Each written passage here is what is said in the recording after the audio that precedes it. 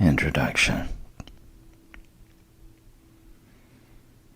Rather more than 100 years ago, in a rotting London warehouse that drooped above the Thames at Hungerford Stairs, an undersized and undernourished wretch of a boy named Charles Dickens was drearily employed in pasting labels on pots of blacking.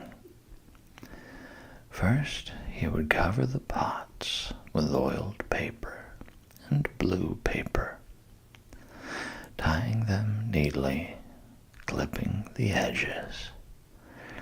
Then he would stick on his labels. The task was monotonous, interminable. The filth and litter of decay surrounded him, and from the cellars of the building rose the constant squeaking and scrabbling of great gray rats. At night, when his work was finished, he would go home to a miserable lodging where he supped on bread and cheese, and every Sunday, without fail, he spent within the gloomy confines of the Marshalsea prison where, according to the quaint custom of the time, his father, who had been committed for debt, was living with his wife, several children, and a visiting maid who served them. The boy was only 10 years old, and it is small wonder he was forlorn. No words can express the secret agony of my soul, he wrote, long afterwards, referring to that time. The deep remembrance of the sense I had of being utterly neglected and hopeless, of the shame I felt in my position, of the misery that it was to my young heart to believe that day by day what I had learned and thought and delighted in, and raised my fancy and my emulation up by, was passing away from me, never to be brought back any more. Cannot be written. Gone was the house at Portsea, with its small front garden, where he had been born on the 7th of February, 1812. Gone was the pleasant house in Chatham, with gardens back and front, to which his father John Dickens, a naval paymaster's clerk, had removed him at a tender age, and gone was the little upstairs room of that house, where he had found the magic library consisting of Roderick Random, Peregrine Pickle, Humphrey Clinker, Tom Jones, the Vicar of Wakefield, Don Quixote, Gil Blas, and Robinson Crusoe, where his imagination had taken wing, and he had felt within himself the first faint stirrings of literary genius and ambition. These things he had lost. He was, in his own phrase, cast away. The future was black, black as the contents of the pots he labeled. The most optimistic and kindest of prophets, watching that child of 10, slaving for his 6 paltry shillings a week, could scarcely have reassured him. What, indeed, had he to live for? Yet, and this is the miracle, within another 15 or 16 years, that same Charles Dickens was to be the most popular author of the English reading world. For 30 years or so, he was to move among men as one of the great ones of the earth. And when he died, in the June of 1870, he was to lie in Westminster Abbey, flanked by the monuments of Shakespeare and Dryden, and confronting the monument of Chaucer. It is a success story to delight a 20th century magazine editor.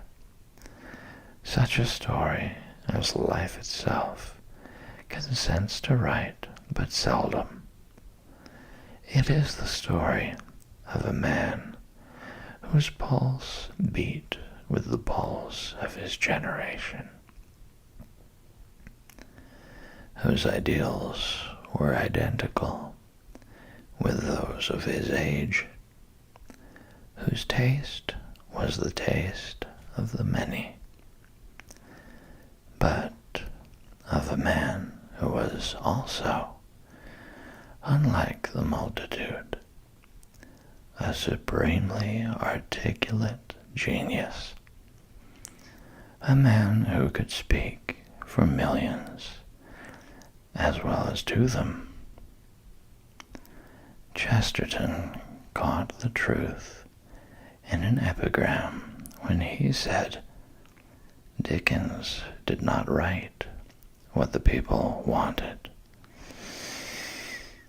Dickens wanted what the people wanted.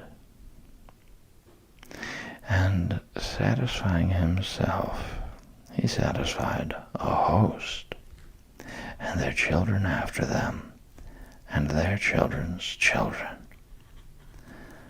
The readers whom he did not and does not satisfy are those with interests aloof from the common interests of mankind, with sentiments unresponsive to stimuli that stir the majority. Nor does he command the suffrage of those to whom ideas are more precious than rubies, of those who delight chiefly in sweet sessions of well-ordered thought. For as one of his votaries, Sir Arthur Quiller Couch, has publicly confessed, Dickens's world was not a world of ideas at all, but a city full of folk. Compared with the world as Carlyle saw it, or Clough, or Martineau, or Newman, or Arnold, it is void of ideas, if not entirely unintellectual. Nor, again, will the connoisseurs who distinguish fine writing from merely efficient prose, and value only the former, turn to Dickens for delectation. He wrote from his heart. not from his brain, from the heart that had almost broken in the blacking warehouse by the Thames. And the manner of his writing was far less to him than the matter of it, so long as his tale was told, so long as it was understood, and moved or amused his readers, as he wished them to be entertained or affected, he was content. It is in such a spirit that all the greatest writers have written. The fine writing of the greatest is always a byproduct. It simply happens that in this byproduct, Dickens was not rich. Nowhere, perhaps, does the man's heart beat more plainly to the public view than in the Christmas books, those little books that he composed in such breathing spaces as his great novels left him. A Christmas Carol was written during those trying days when the comparative failure of the early parts of Chuzzlewit was bothering its author mightily. Much hope attended this first Christmas story, and hope was justified by the sale of 6,000 copies on the day of publication. But Dickens was disappointed by the margin of profit shown. In following years, he would have to do better, and he did.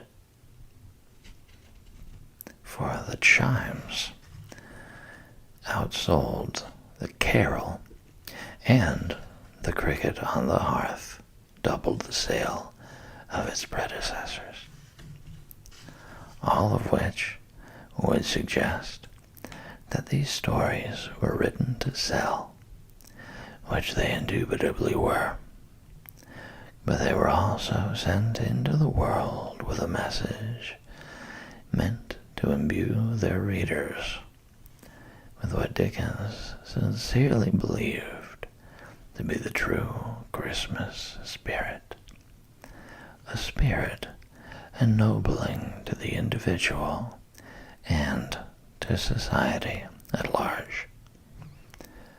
Dickens believed in the mission of these little books, and Geoffrey spoke for a multitude that shared that faith when he told the author of the carol that he should be happy, for you may be sure you have done more good by this little publication, fostered more kindly feelings, and prompted more positive acts of beneficence than can be traced to all the pulpits and confessionals in Christendom since Christmas 1842.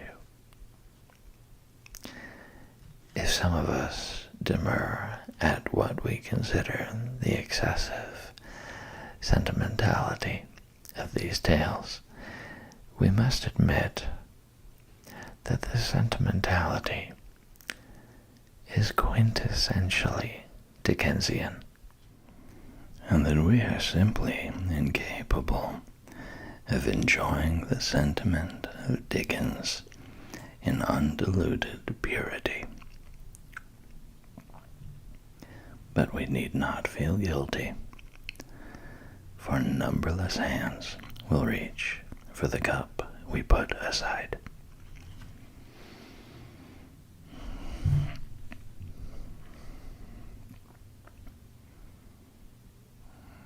Hi everyone, this is Sleepy Reader, And we're coming back to the holiday season.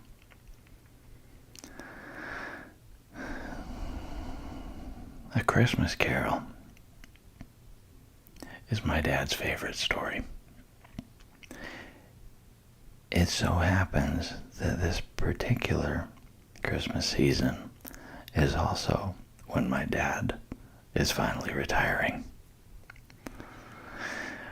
To my knowledge, he has seen every adaptation of the Christmas Carol. Well, Dad, I don't think you've seen it done sleepy before. So this one's for you.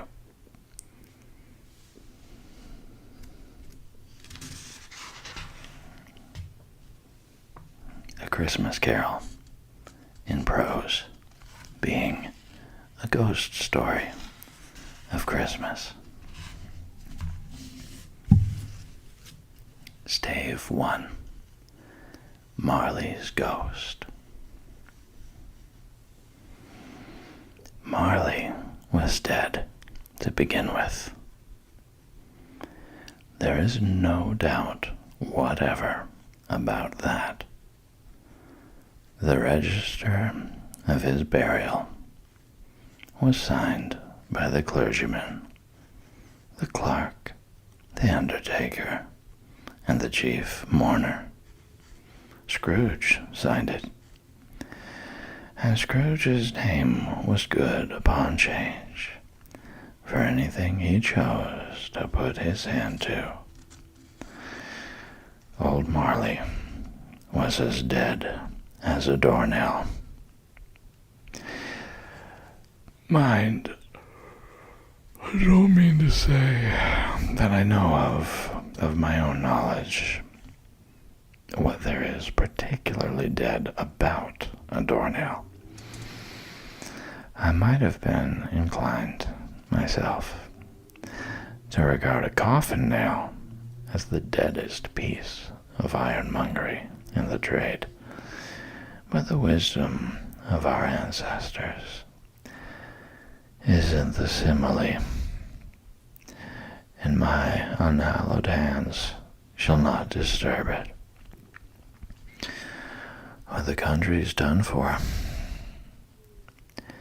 You will therefore permit me to repeat emphatically that Marley was as dead as a doornail.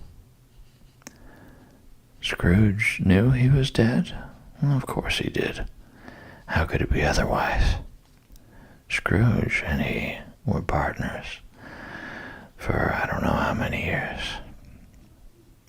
Scrooge was his sole executor, his sole administrator, his sole assign, his sole residuary legatee, his sole friend, and sole mourner. And even Scrooge was not so dreadfully cut up by the sad event, but that he was an excellent man of business on the very day of the funeral, and solemnized it with an undoubted bargain. The mention of Marley's funeral brings me back to the point I started from. There is no doubt that Marley was dead. This must be distinctly understood, or nothing wonderful can come of the story I am going to relate. If we were not perfectly convinced that Hamlet's father died before the play began, there would be nothing more remarkable in his taking a stroll at night in an easterly wind upon his own ramparts than there would be in any other middle-aged gentleman rashly turning out after dark in a breezy spot, say St. Paul's churchyard, for instance, literally to astonish his son's weak mind. Scrooge never painted out old Marley's name. There it stood, years afterwards, above the warehouse door. Scrooge and Marley. The firm was known as Scrooge and Marley. Sometimes people new to the business called Scrooge, and sometimes Marley. But he answered to both names. It was all the same to him. Oh, but he was a tight-fisted hand at the grindstone, Scrooge. A squeezing, wrenching, grasping, scraping, clutching, covetous old sinner, hard and sharp as flint, from which no steel had ever struck out generous fire, secret and self-contained, and solitary as an oyster. The cold within him froze his old features, nipped his pointed nose, shriveled his cheek, stiffened his gait, made his eyes red, his thin lips blue, and spoke out shrewdly in his grating voice. A frosty rime was on his head, and on his eyebrows, and his wiry chin. He carried his own low temperature always about with him. He iced his office in the dog days, and didn't thaw it 1 degree at Christmas. External heat and cold had little influence on Scrooge. No warmth could warm, no wintry weather chill him. No wind that blew was bitterer than he. No falling snow was more intent upon its purpose. No pelting rain less open to entreaty. Foul weather didn't know where to have him. The heaviest rain and snow and hail and sleet could boast of the advantage over him in only one respect.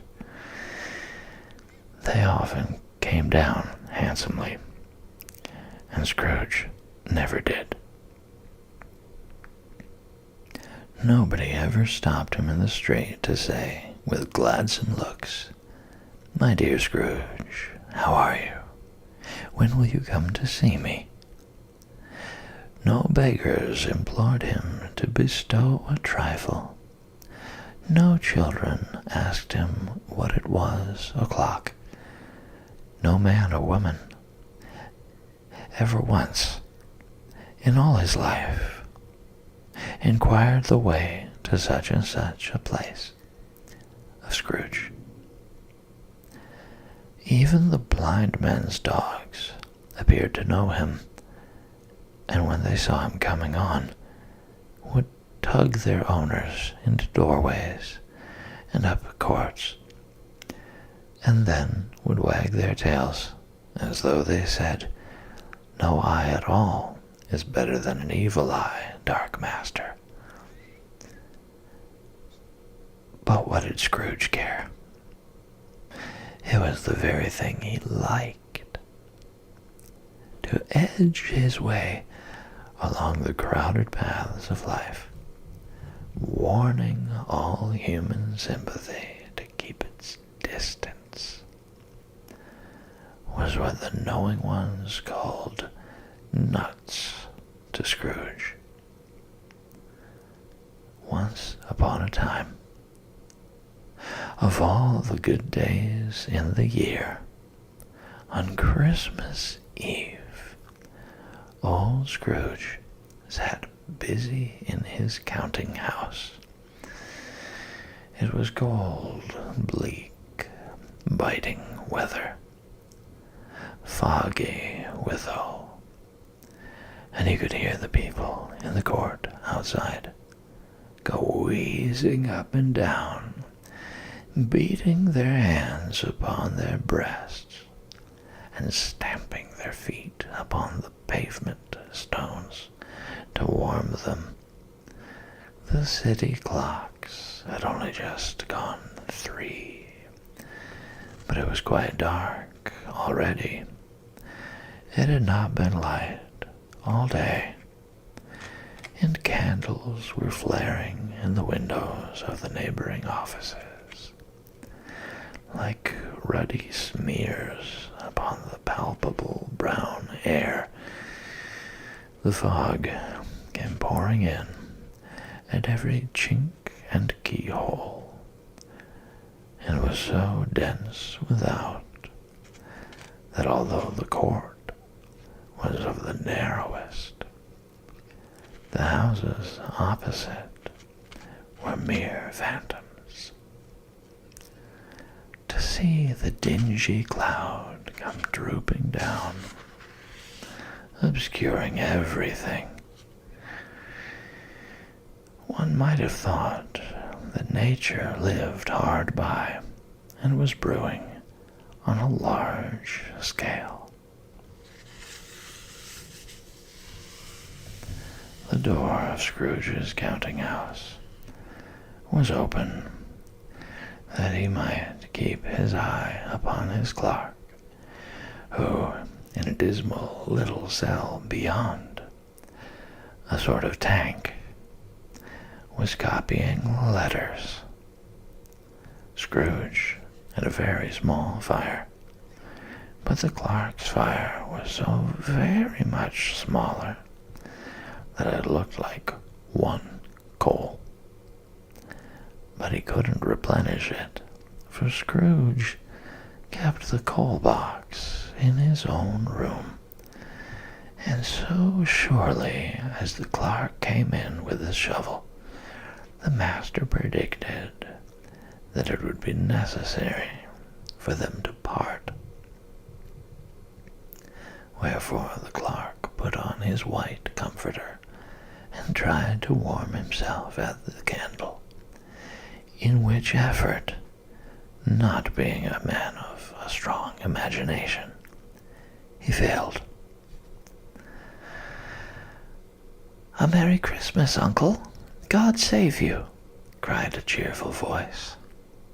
It was the voice of Scrooge's nephew, who came upon him so quickly that this was the first intimation he had of his approach. "Bah!" said Scrooge. "Humbug!" He had so heated himself with rapid walking in the fog and frost, this nephew of Scrooge's, that he was all in a glow. His face was ruddy and handsome, his eyes sparkled, and his breath smoked again. "Christmas a humbug, Uncle," said Scrooge's nephew. "You don't mean that, I'm sure." "I do," said Scrooge. "Merry Christmas! What right have you to be merry? What reason have you to be merry? You're poor enough." "Come then," returned the nephew gaily. "What right have you to be dismal? What right have you to be morose? You're rich enough." Scrooge, having no better answer ready on the spur of the moment, said "Bah!" again, and followed it up with "Humbug." "Don't be cross, Uncle," said the nephew. "What else can I be?" returned the uncle, "when I live in such a world of fools as this? Merry Christmas! Out upon Merry Christmas! What's Christmas time to you? but a time for paying bills without money. A time for finding yourself a year older, but not an hour richer. A time for balancing your books and having every item in them through a round dozen of months presented dead against you. If I could work my will, said Scrooge indignantly, every idiot who goes about with Merry Christmas on his lips should be boiled with his own pudding and buried with a stake of holly through his heart. He should. Uncle, pleaded the nephew. Nephew, returned the uncle sternly. Keep Christmas in your own way, and let me keep it in mine. Keep it, repeated Scrooge's nephew. But you don't keep it. Let me leave it alone, then, said Scrooge. Much good may it do you, much good it has ever done you. There are many things from which I might have derived good, by which I have not profited, I dare say, returned the nephew. Christmas among the rest. But I'm sure I have always thought of Christmas time, when it has come round, apart from the veneration due its sacred name and origin. If anything belonging to it can be, apart from that, as a good time, a kind, forgiving, charitable, pleasant time, the only time I know of in the long calendar of the year, when men and women seem, by one consent, to open their shut-up hearts freely, and to think of people below them as if they really were fellow passengers to the grave, and not another race of creatures bound on other journeys. And therefore, uncle, though it has never put a scrap of gold or silver in my pocket, I believe that it has done me good, and will do me good. And I say, God bless it.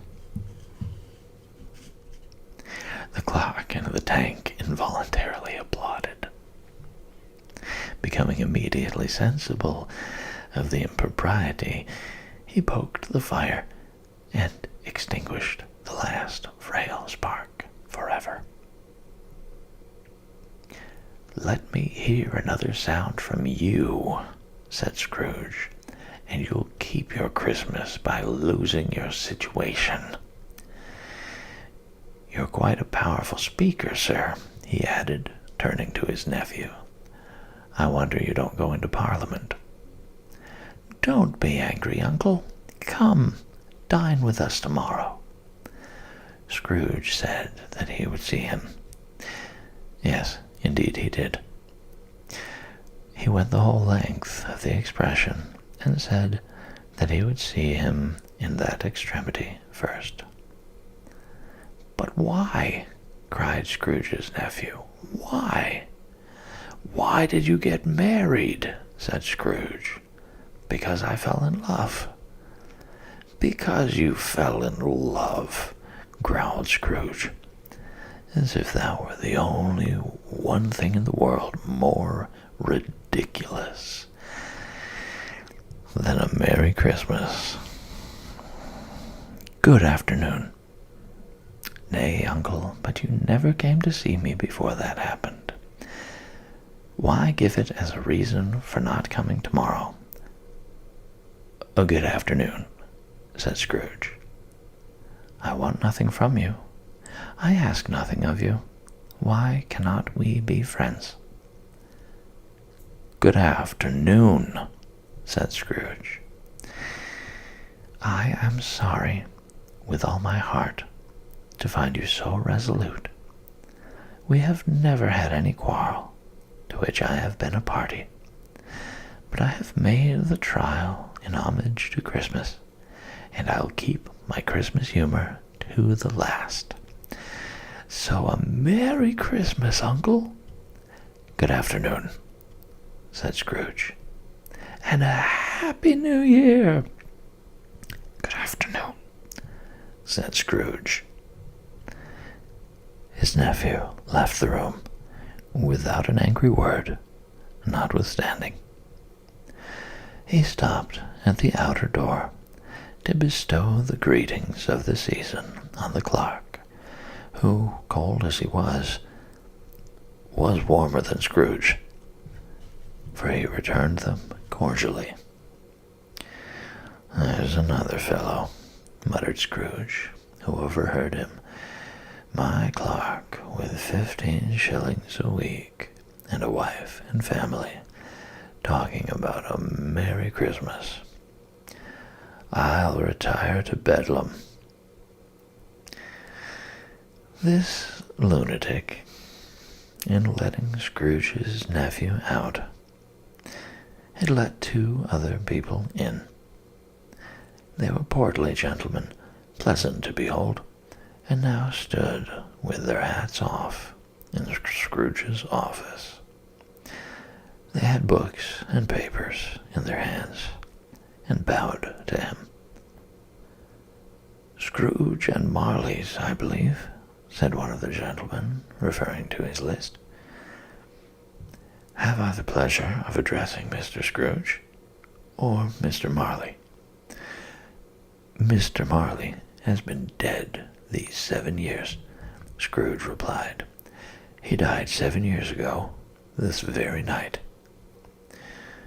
We have no doubt his liberality is well represented by his surviving partner, said the gentleman, presenting his credentials. It certainly was, for they had been 2 kindred spirits. At the ominous word, liberality, Scrooge frowned, shook his head, and handed the credentials back. At this festive season of the year, Mr. Scrooge, said the gentleman, taking up a pen, it is more than usually desirable that we should make some slight provision for the poor and destitute, who suffer greatly at the present time. Many thousands are in want of common necessaries. Hundreds of thousands are in want of common comforts, sir. Are there no prisons? Asked Scrooge. Plenty of prisons, said the gentleman, laying down the pen again. And the union workhouses? Demanded Scrooge. Are they still in operation? They are, still, returned the gentleman. I wish I could say they were not. The treadmill and the poor law are in full vigor, then, said Scrooge. Both very busy, sir. Oh, I was afraid, from what you said at first, that something had occurred to stop them in their useful course, said Scrooge. I'm very glad to hear it. Under the impression that they scarcely furnish Christian cheer of mind or body to the multitude, returned the gentleman, a few of us are endeavoring to raise a fund to buy the poor some meat and drink and means of warmth. We choose this time because it is a time of all others, when want is keenly felt and abundance rejoices. What shall I put you down for? Nothing, Scrooge replied. You wish to be anonymous? I wish to be left alone, said Scrooge. Since you ask me what I wish, gentlemen, that is my answer. I don't make merry myself at Christmas, and I can't afford to make idle people merry. I help to support the establishments I have mentioned. They cost enough. and those who are badly off must go there. Many can't go there, and many would rather die. If they would rather die, said Scrooge, they had better do it and decrease the surplus population. Besides, excuse me, I don't know that. But you might know it, observed the gentleman. It's not my business, Scrooge returned. It's enough for a man to understand his own business, and not to interfere with other people's. Mine occupies me constantly. Good afternoon, gentlemen. Seeing clearly that it would be useless to pursue their point, the gentlemen withdrew. Scrooge resumed his labors with an improved opinion of himself, and in a more facetious temper than was usual with him. Meanwhile, the fog and darkness thickened so that people ran about with flaring links, proffering their services to go before horses and carriages, and conduct them on their way. The ancient tower of a church, whose gruff old bell was always peeping slyly down at Scrooge out of a Gothic window in the wall, became invisible and struck the hours and quarters in the clouds with tremulous vibrations afterwards, as if its teeth were chattering in its frozen head up there. The cold became intense. In the main street, at the corner of the court, some laborers were repairing the gas pipes, and had lighted a great fire in a brazier, round which a party of ragged men and boys were gathered, warming their hands and winking their eyes before the blaze in rapture. The water plug being left in solitude, its overflowings sullenly congealed and turned to misanthropic ice. The brightness of the shops, where holly sprigs and berries crackled in the lamp heat of the windows, made pale faces ruddy as they passed. Poulterers' and grocers' trays became a splendid joke, a glorious pageant, with which it was next to impossible to believe that such dull principles as bargain and sale had anything to do. The Lord Mayor, in the stronghold of the mighty mansion house, gave orders to his 50 cooks and butlers to keep Christmas as a Lord Mayor's household should, and even the little tailor, whom he had fined 5 shillings on the previous Monday for being drunk and bloodthirsty in the streets, stirred up tomorrow's pudding in his garret, while his lean wife and the baby sallied out to buy the beef. Foggier yet, and colder, piercing, searching, biting cold.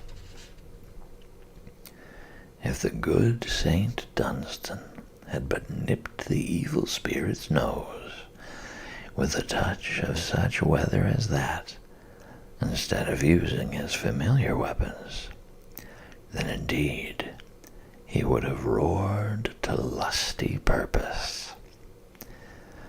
The owner of one scant young nose, gnawed and mumbled by the hungry cold, as bones are gnawed by dogs, stooped down at Scrooge's keyhole to regale him with a Christmas carol. But at the first sound of "God bless you, merry gentlemen, may nothing you dismay," Scrooge seized the ruler with such energy of action that the singer fled in terror, leaving the keyhole to the fog and even more congenial frost.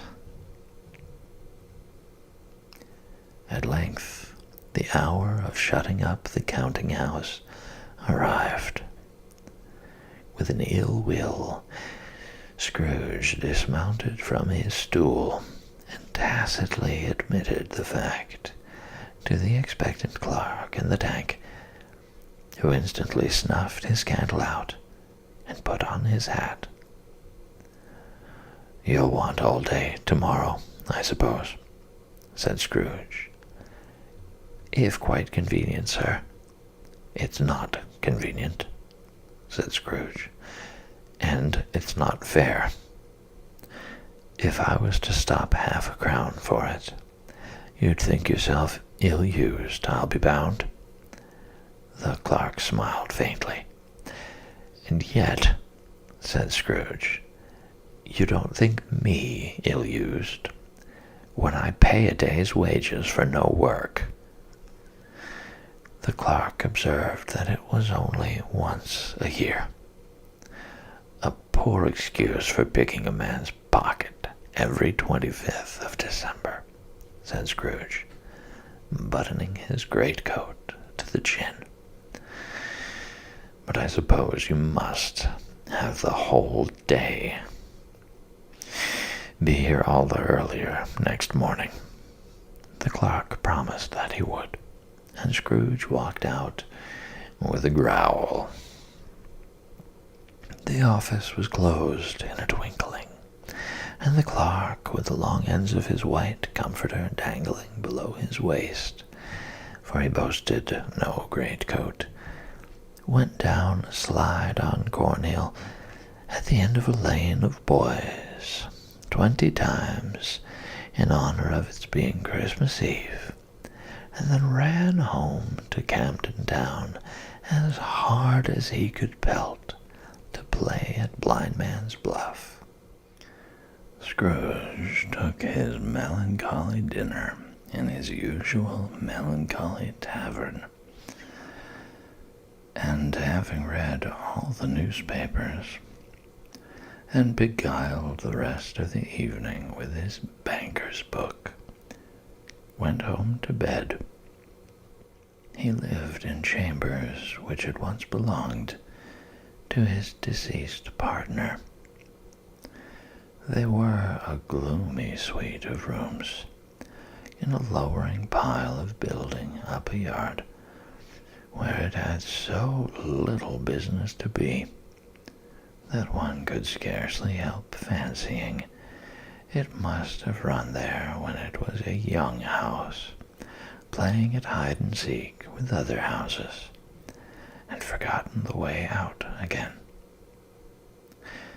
It was old enough now, and dreary enough, for nobody lived in it but Scrooge, the other rooms being all let out as offices. The yard was so dark that even Scrooge, who knew its every stone, was fain to grope with his hands. The fog and frost so hung about the black old gateway of the house that it seemed as if the genius of the weather sat in mournful meditation on the threshold. Now, it is a fact that there was nothing at all particular about the knocker on the door, except that it was very large. It is also a fact that Scrooge had seen it night and morning, during his whole residence in that place. Also that Scrooge had as little of what is called fancy about him as any man in the city of London, even including, which is a bold word, the corporation, alderman, and livery. Let it also be borne in mind that Scrooge had not bestowed one thought on Marley since his last mention of his 7 years dead partner that afternoon. And then let any man explain to me, if he can, how it happened that Scrooge, having his key in the lock of the door, saw in the knocker, without its undergoing any intermediate process of change, not a knocker, but Marley's face. Marley's face. It was not in impenetrable shadow as the other objects in the yard were, but had a dismal light about it, like a bad lobster in a dark cellar. It was not angry or ferocious, but looked at Scrooge as Marley used to look, with ghostly spectacles turned up on its ghostly forehead. The hair was curiously stirred, as if by breath or hot air, and though the eyes were wide open, they were perfectly motionless. That and its livid color made it horrible. But its horror seemed to be in spite of the face, and beyond its control, rather than a part of its own expression. As Scrooge looked fixedly at this phenomenon, it was a knocker again. To say that he was not startled, or that his blood was not conscious of a terrible sensation to which it had been a stranger from infancy, would be untrue.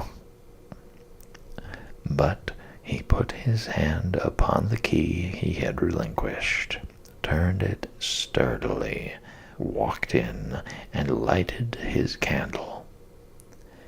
He did pause, with a moment's irresolution, before he shut the door, and he did look cautiously behind it first, as if he half expected to be terrified with the sight of Marley's pigtails sticking out into the hall. But there was nothing on the back of the door, except the screws and nuts that held the knocker on, so he said, "Pooh, pooh," and closed it with a bang. The sound resounded through the house like thunder. Every room above and every cask in the wine merchant's cellar below appeared to have a separate peal of echoes of its own. Scrooge was not a man to be frightened by echoes. He fastened the door and walked across the hall and up the stairs, slowly too, trimming his candle as he went.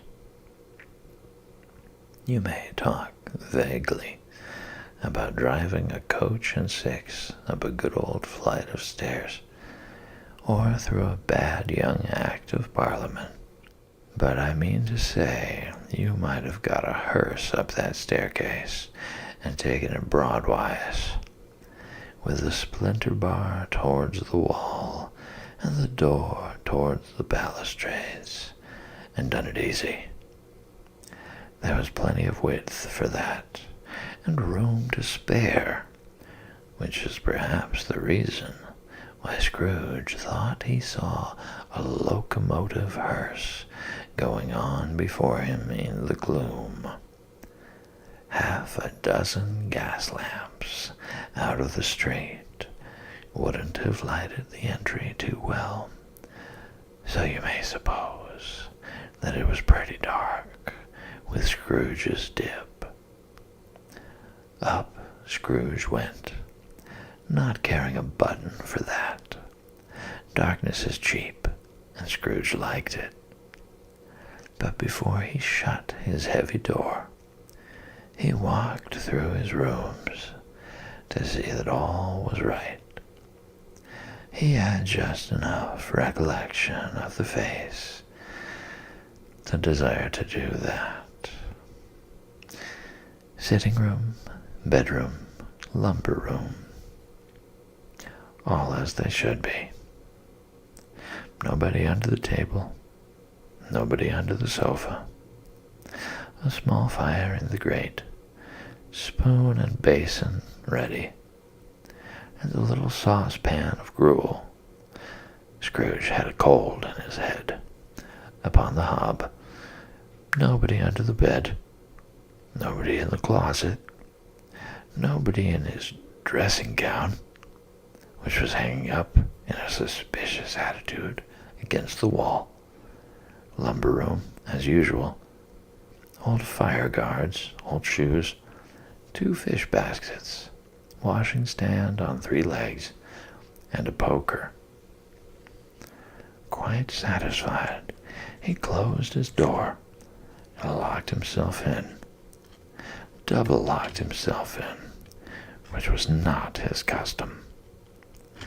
Thus secured against surprise, he took off his cravat, put on his dressing gown and slippers, and his nightcap, and sat down before the fire to take his gruel. It was a very low fire indeed. Nothing on such a bitter night. He was obliged to sit close to it and brood over it before he could extract the least sensation of warmth from such a handful of fuel. The fireplace was an old one, built by some Dutch merchant long ago, and paved all around with quaint Dutch tiles, designed to illustrate the scriptures. There were Cain's and Abel's, Pharaoh's daughters, queens of Sheba, angelic messengers descending through the air on clouds like feather beds, Abraham's, Belshazzar's, apostles putting off to sea in butter boats, hundreds of figures to attract his thoughts, and yet that face of Marley, 7 years dead, came like the ancient prophet's rod and swallowed up the whole. If each smooth tile had been a blank at first, with power to shape some picture on its surface from the disjointed fragments of his thoughts, there would have been a copy of old Marley's head on every one. "Humbug," said Scrooge, and walked across the room. After several turns, he sat down again. As he threw his head back in the chair, his glance happened to rest upon a bell, a disused bell that hung in the room, and communicated, for some purpose now forgotten, with a chamber in the highest story of the building. It was with great astonishment, and with a strange, inexplicable dread, that as he looked, he saw this bell begin to swing. It swung so softly in the outset that it scarcely made a sound. But soon it rang out loudly, and so did every bell in the house. This might have lasted half a minute, or a minute, but it seemed an hour. The bells ceased as they had begun, together. They were succeeded by a clanking noise, deep down below, as if some person were dragging a heavy chain over the casks in the wine merchant's cellar. Scrooge then remembered to have heard that ghosts in haunted houses were described as dragging chains. The cellar door flew open with a booming sound, and then he heard the noise much louder on the floors below, then coming up the stairs, then coming straight towards his door. "It's a humbug still," said Scrooge. "I won't believe it." His color changed, though, when, without a pause, it came on through the heavy door and passed into the room before his eyes.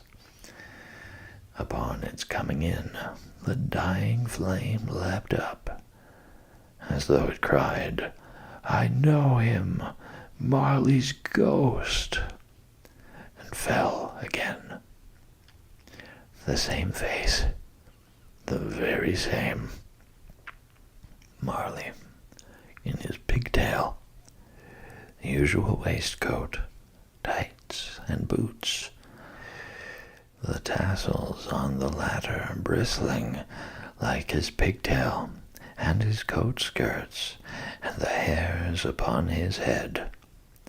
The chain he drew was clasped about his middle.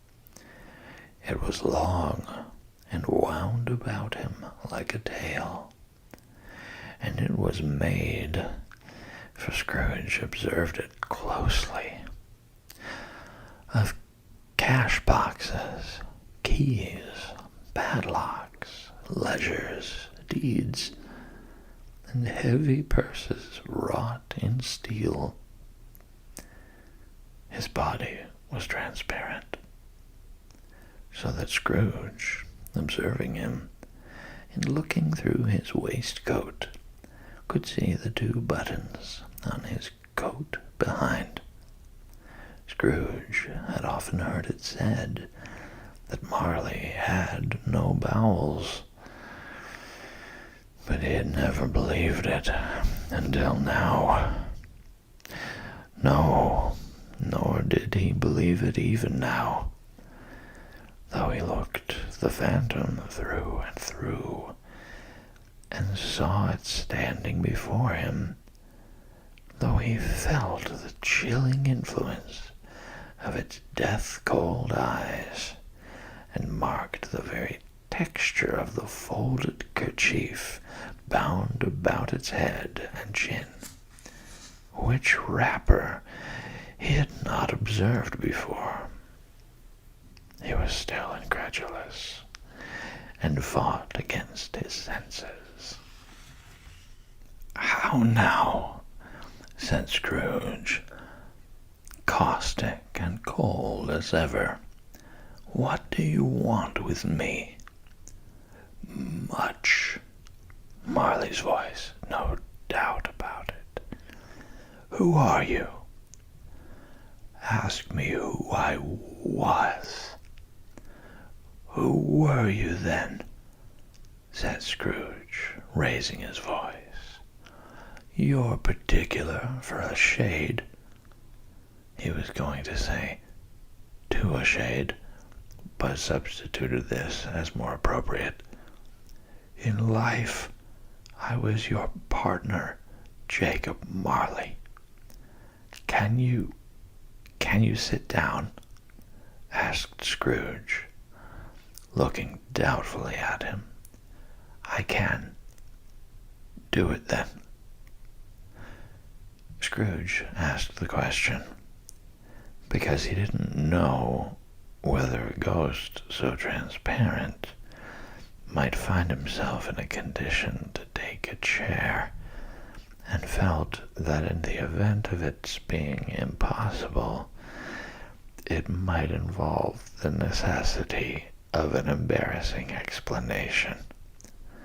But the ghost sat down on the opposite side of the fireplace, as if he were quite used to it. You don't believe in me, observed the ghost. I don't, said Scrooge. What evidence would you have of my reality beyond that of your senses? I don't know, said Scrooge. Why do you doubt your senses? Because, said Scrooge, a little thing affects them. A slight disorder of the stomach makes them cheats. You may be an undigested bit of beef, a blot of mustard, a crumb of cheese, a fragment of an underdone potato. There's more of gravy than of grave about you, whatever you are. Scrooge was not much in the habit of cracking jokes, nor did he feel in his heart by any means waggish then. The truth is that he tried to be smart as a means of distracting his own attention and keeping down his terror, for the spectre's voice disturbed the very marrow in his bones. To sit staring at those fixed, glazed eyes in silence for a moment without play, Scrooge felt the very deuce with him.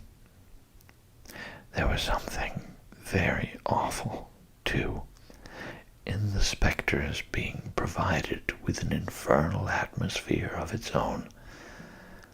Scrooge could not feel it himself, but this was clearly the case, for though the ghost sat perfectly motionless, its hair and skirts and tassels were still agitated as by the hot vapor from an oven. You see this toothpick, said Scrooge, returning quickly to the charge for the reason just assigned, and wishing, though it were only for a second, to divert the vision's stony gaze from himself. I do, replied the ghost. You are not looking at it, said Scrooge. But I see it, said the ghost, notwithstanding. Well, returned Scrooge, I have but to swallow this, and be for the rest of my days persecuted by a legion of goblins, all of my own creation. Humbug, I tell you, humbug. At this, the spirit raised a frightful cry, and shook its chain with such a dismal and appalling noise that Scrooge held on tight to his chair to save himself from falling in a swoon.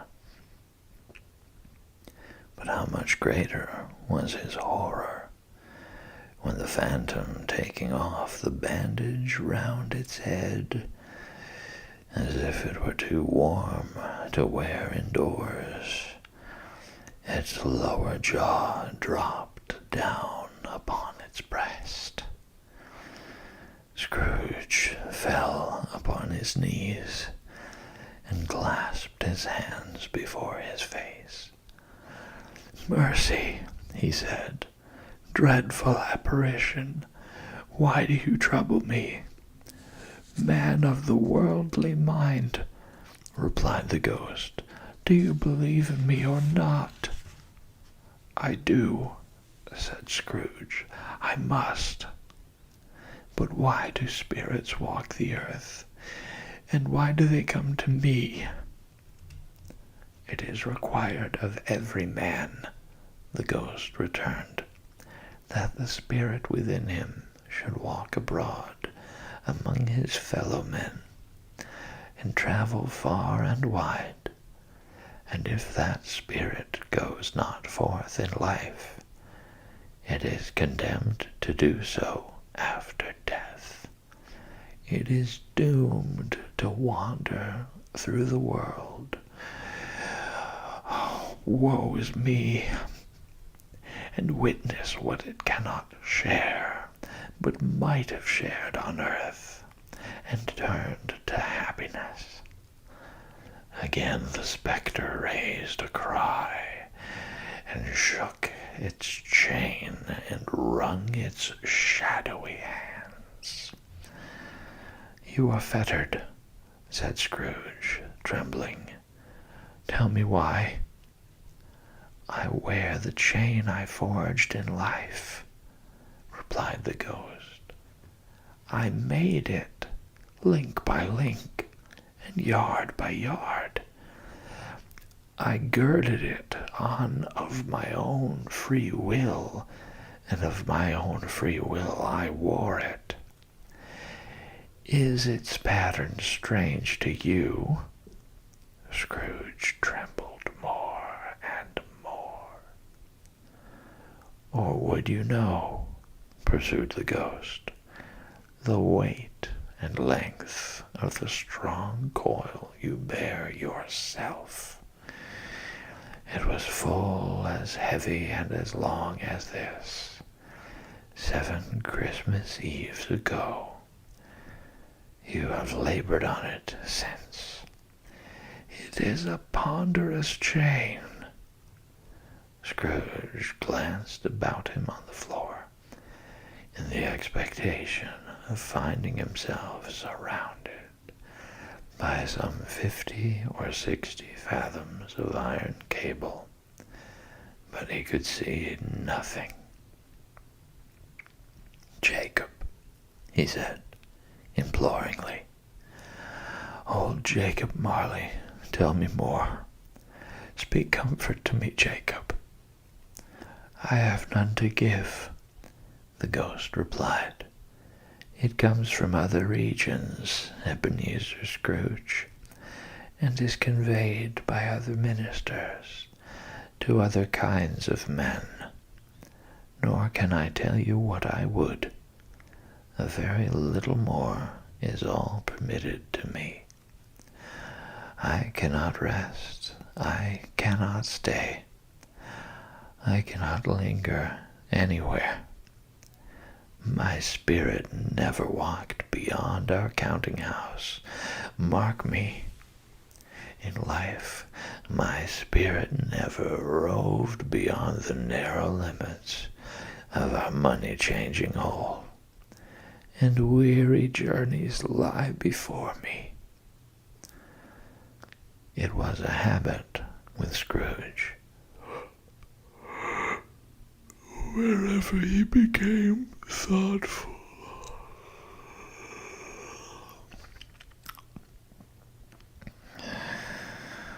to put his hands in his breeches pockets, pondering on what the ghost had said.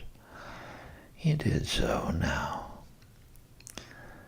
but without lifting up his eyes or getting off his knees. "You must have been very slow about it, Jacob," Scrooge observed. in a business-like manner.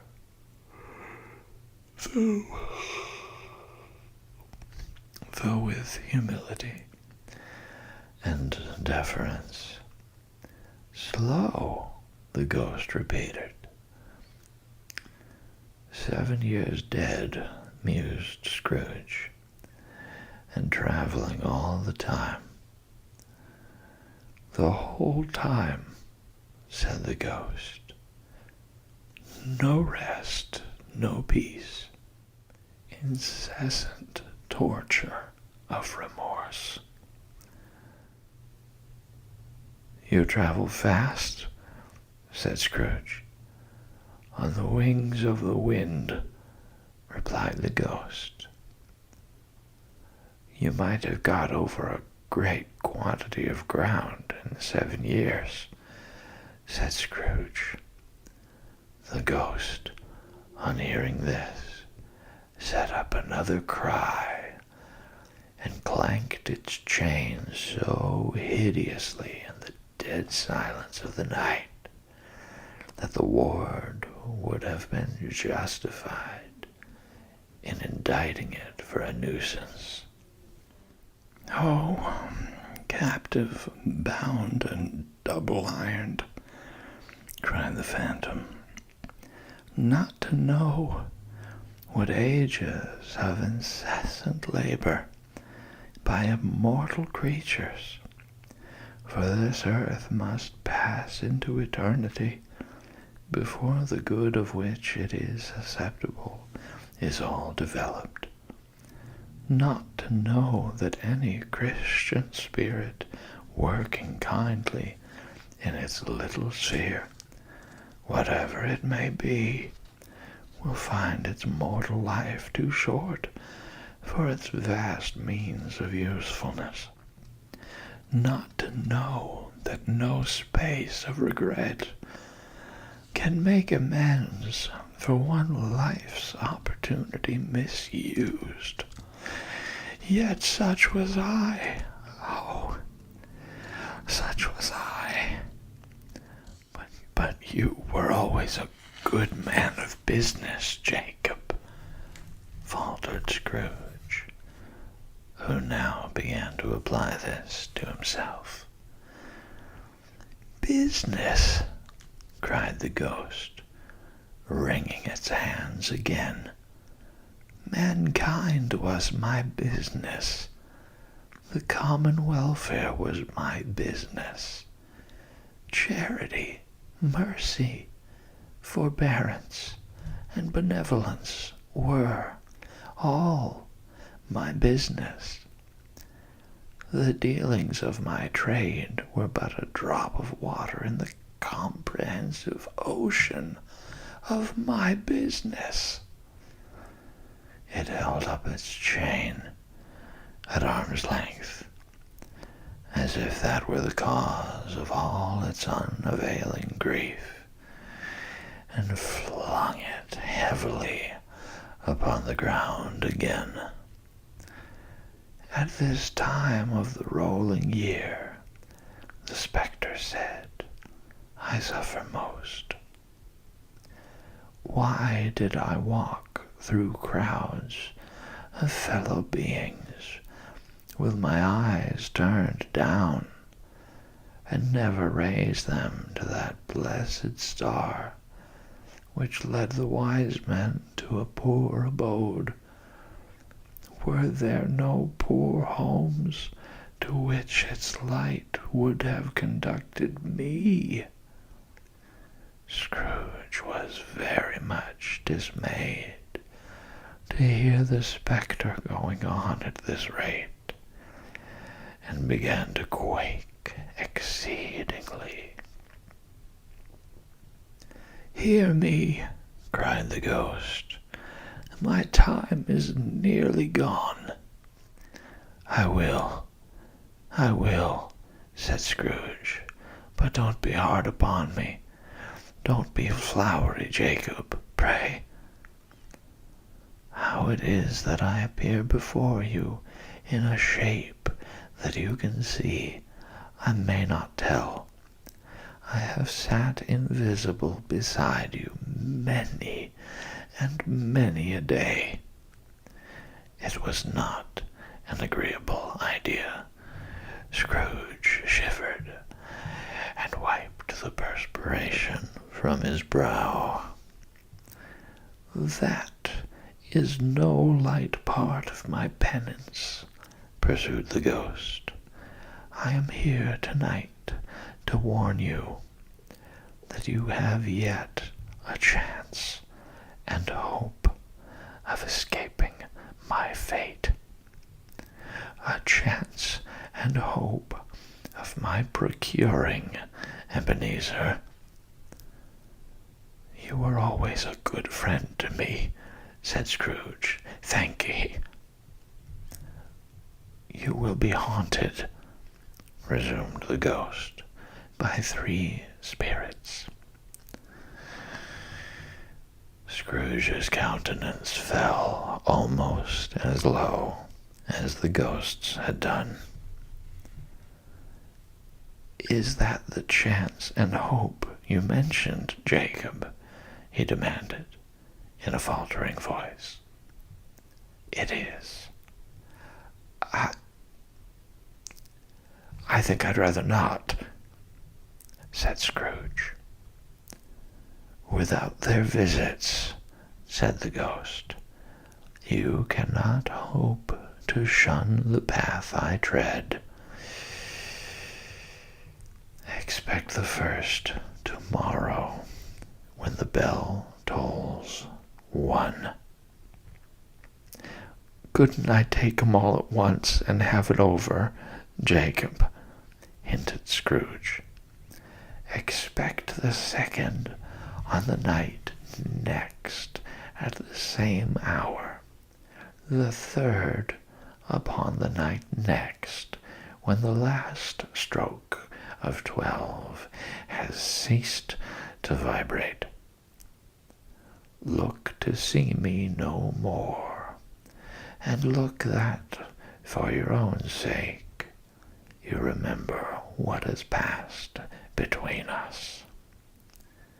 When it had said these words, the spectre took its wrapper from the table and bound it round its head as before. Scrooge knew this by the smart sound its teeth made when the jaws were brought together by the bandage. He ventured to raise his eyes again, and found his supernatural visitor confronting him in an erect attitude, with its chain wound over and about its arm. The apparition walked backward from him, and at every step it took, the window raised itself a little, so that when the spectre reached it, it was wide open. It beckoned Scrooge to approach, which he did. When they were within 2 paces of each other, Marley's ghost held up its hand, warning him to come no nearer. Scrooge stopped, not so much in obedience as in surprise and fear, for on the raising of the hand he became sensible of confused noises in the air, incoherent sounds of lamentation and regret, wailings inexpressibly sorrowful and self-accusatory. The spectre, after listening for a moment, joined in the mournful dirge and floated out upon the bleak, dark night. Scrooge followed to the window Desperate in his curiosity, he looked out. The air was filled with phantoms, wandering hither and thither in restless haste, and moaning as they went. Every one of them wore chains like Marley's ghost. Some few, they might be guilty governments, were linked together. None were free. Many had been personally known to Scrooge in their lives. He had been quite familiar with one old ghost in a white waistcoat, with a monstrous iron safe attached to its ankle, who cried piteously at being unable to assist a wretched woman with an infant, whom it saw below upon a doorstep. The misery with them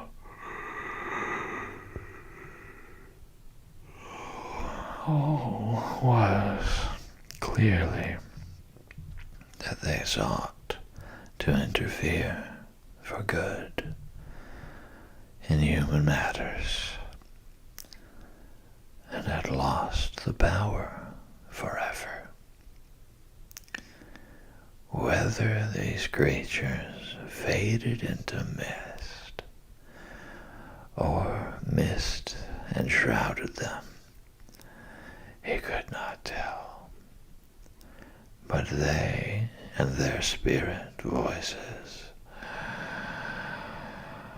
faded together, and the night became as it had been when he walked home. Scrooge closed the window and examined the door by which the ghost had entered. It was double locked, as he had locked it with his own hands, and the bolts were undisturbed. He tried to say humbug, but stopped at the first syllable. And being, from the emotion he had undergone, or the fatigues of the day, or his glimpse of the invisible world, or the dull conversation of the ghost, or the lateness of the hour, much in need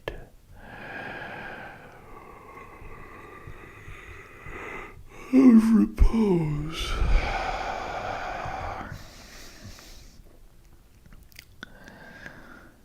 went straight to bed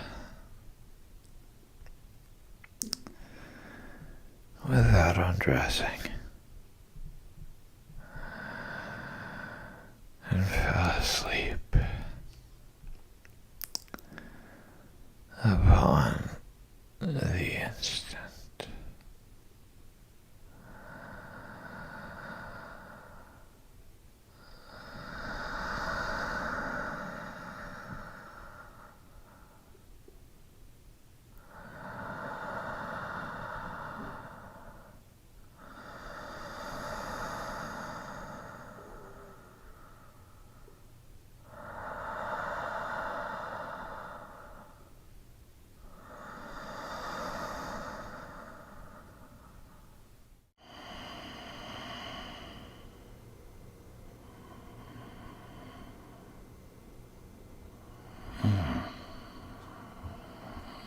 Where was I?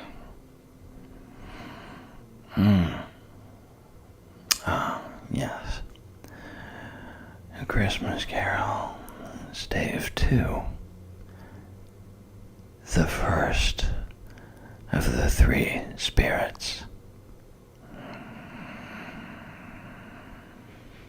When Scrooge awoke, it was so dark that looking out of bed, he could scarcely distinguish the transparent window from the opaque walls of his chamber. He was endeavoring to pierce the darkness with his ferret eyes when the chimes of a neighboring church struck the 4 quarters. So he listened for the hour. To his great astonishment, the heavy bell went on from 6 to 7, and from 7 to 8, and regularly up to 12, then stopped. 12. It was past 2 when he went to bed. The clock was wrong. An icicle must have got into the works. 12.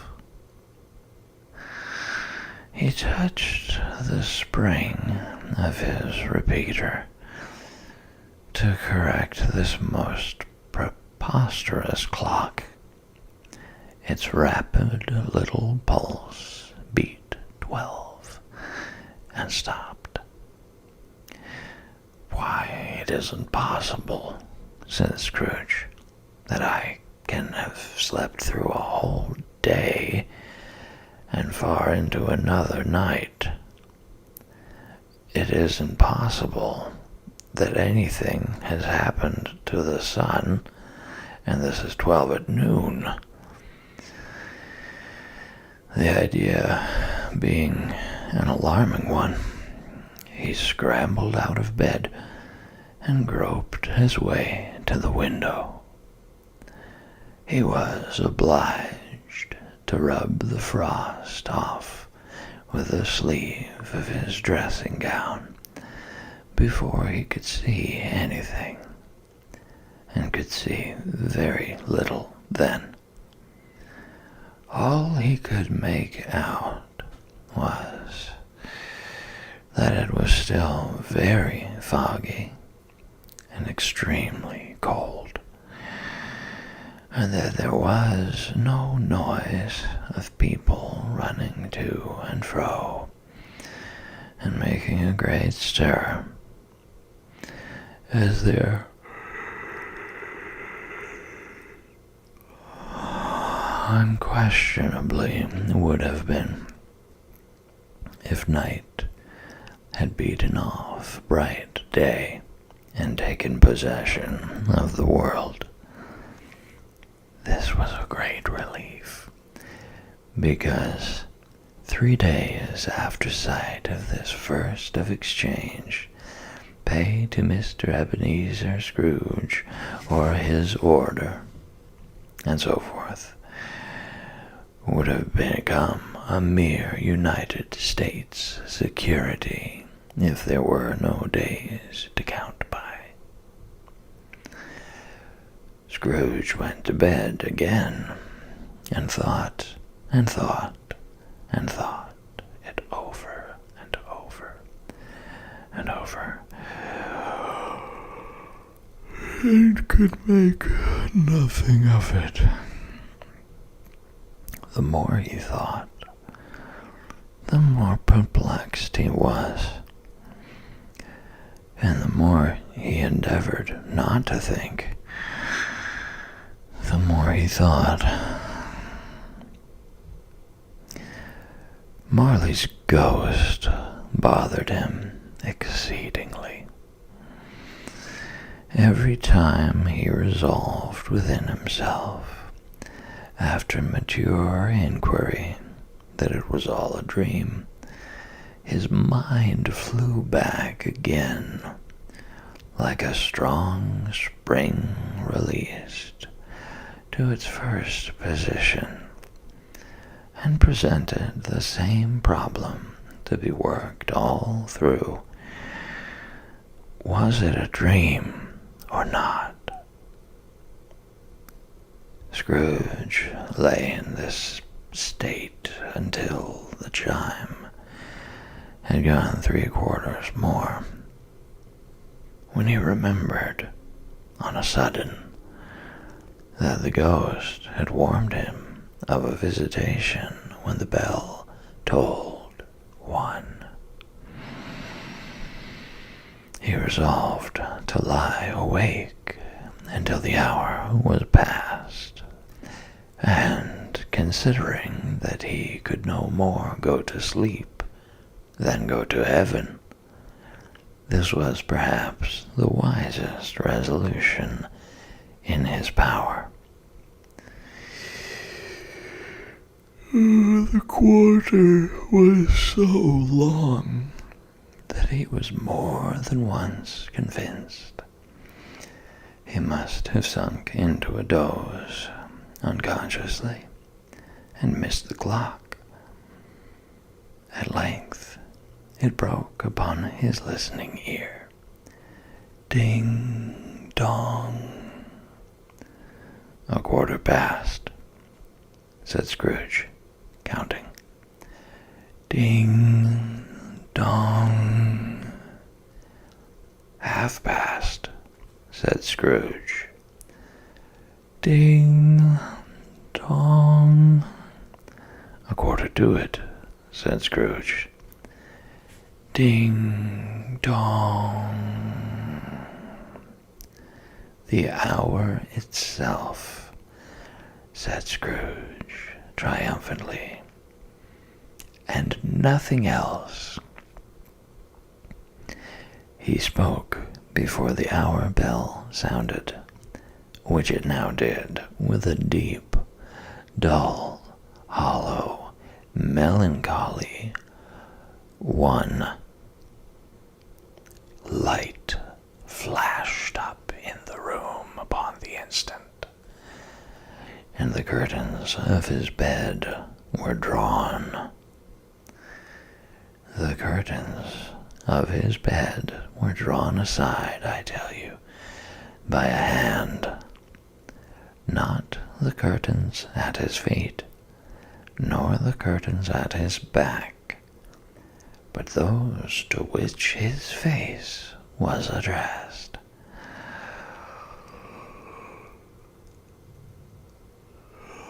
The curtains of his bed were drawn aside, and Scrooge, starting up into a half-recumbent attitude, found himself face to face with the unearthly visitor who drew them, as close to it as I am now to you, and I am standing in the spirit at your elbow.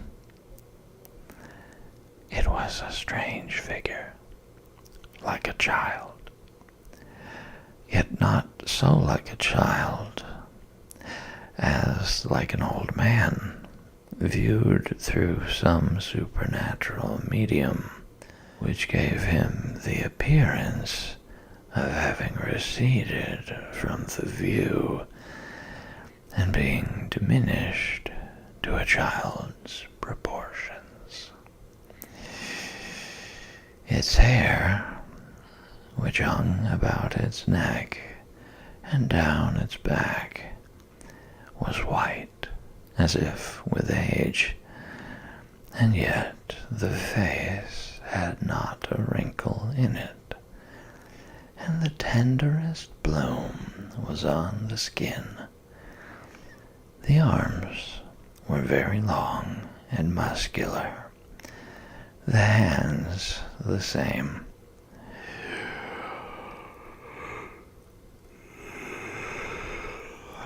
As if its hold were of uncommon strength. Its legs and feet most delicately formed, were, like those upper members, bare. It wore a tunic of the purest white, and round its waist was bound a lustrous belt, the sheen of which was beautiful. It held a branch of fresh green holly in its hand, and in singular contradiction of that wintry emblem, had its dress trimmed with summer flowers. But the strangest thing about it was that from the crown of its head there sprung a bright, clear jet of light, by which all this was visible, and which was doubtless the occasion of its using, in its duller moments, a great extinguisher for a cap, which it now held under its arm. Even this, though, when Scrooge looked at it with increasing steadiness, was not its strangest quality. For as its belt sparkled and glittered now in one part, and now in another, and what was light one instant, at another time was dark, so the figure itself fluctuated in its distinctness,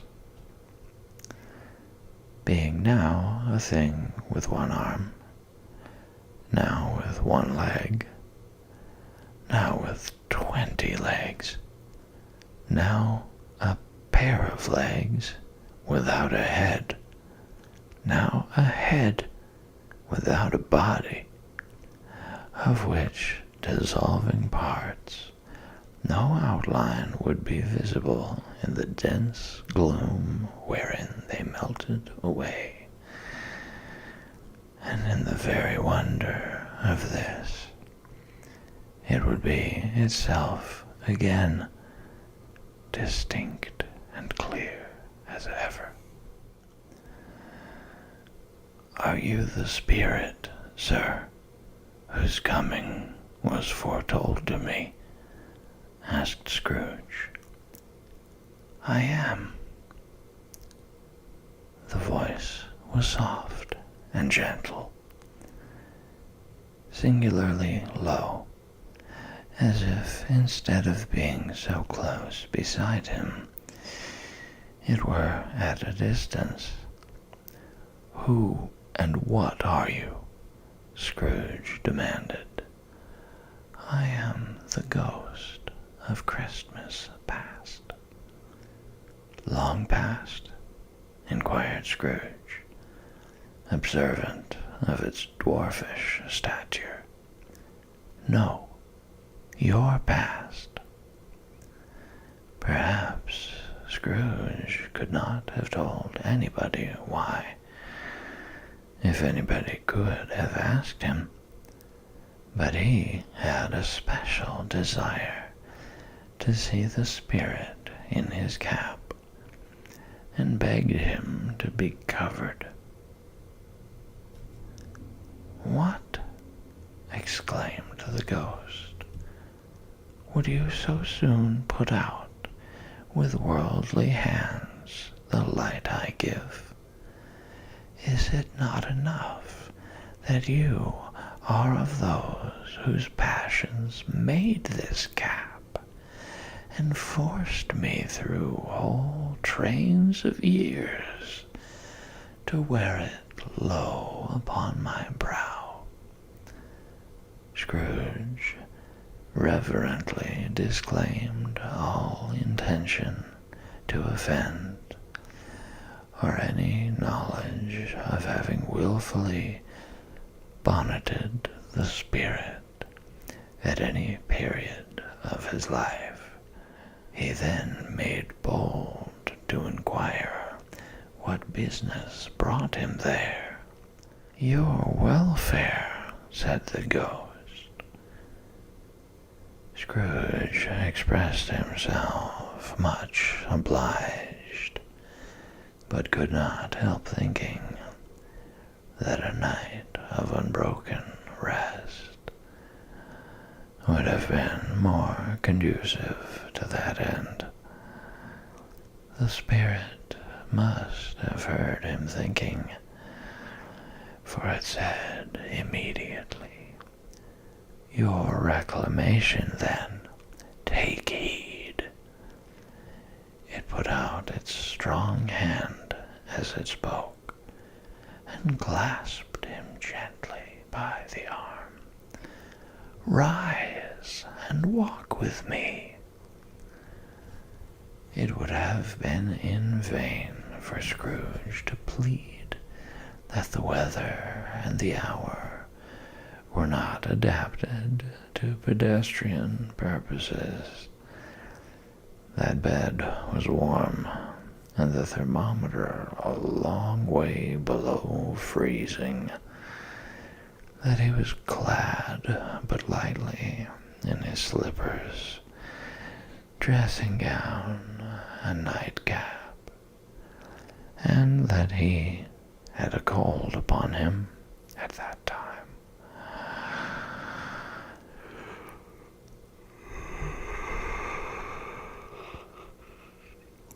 The grasp, though gentle as a woman's hand, was not to be resisted. He rose, but finding that the spirit made towards the window, clasped his robe in supplication. "I am a mortal," Scrooge remonstrated, "and liable to fall. Bear but a touch of my hand there," said the spirit, laying it upon his heart, "and you shall be upheld in more than this." As the words were spoken, they passed through the wall, and stood upon an open country road, with fields on either hand.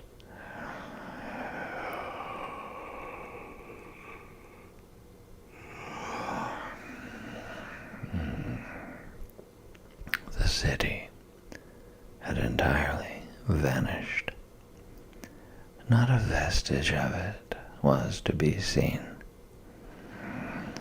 The darkness and the mist had vanished with it, for it was a clear, cold winter day, with snow upon the ground.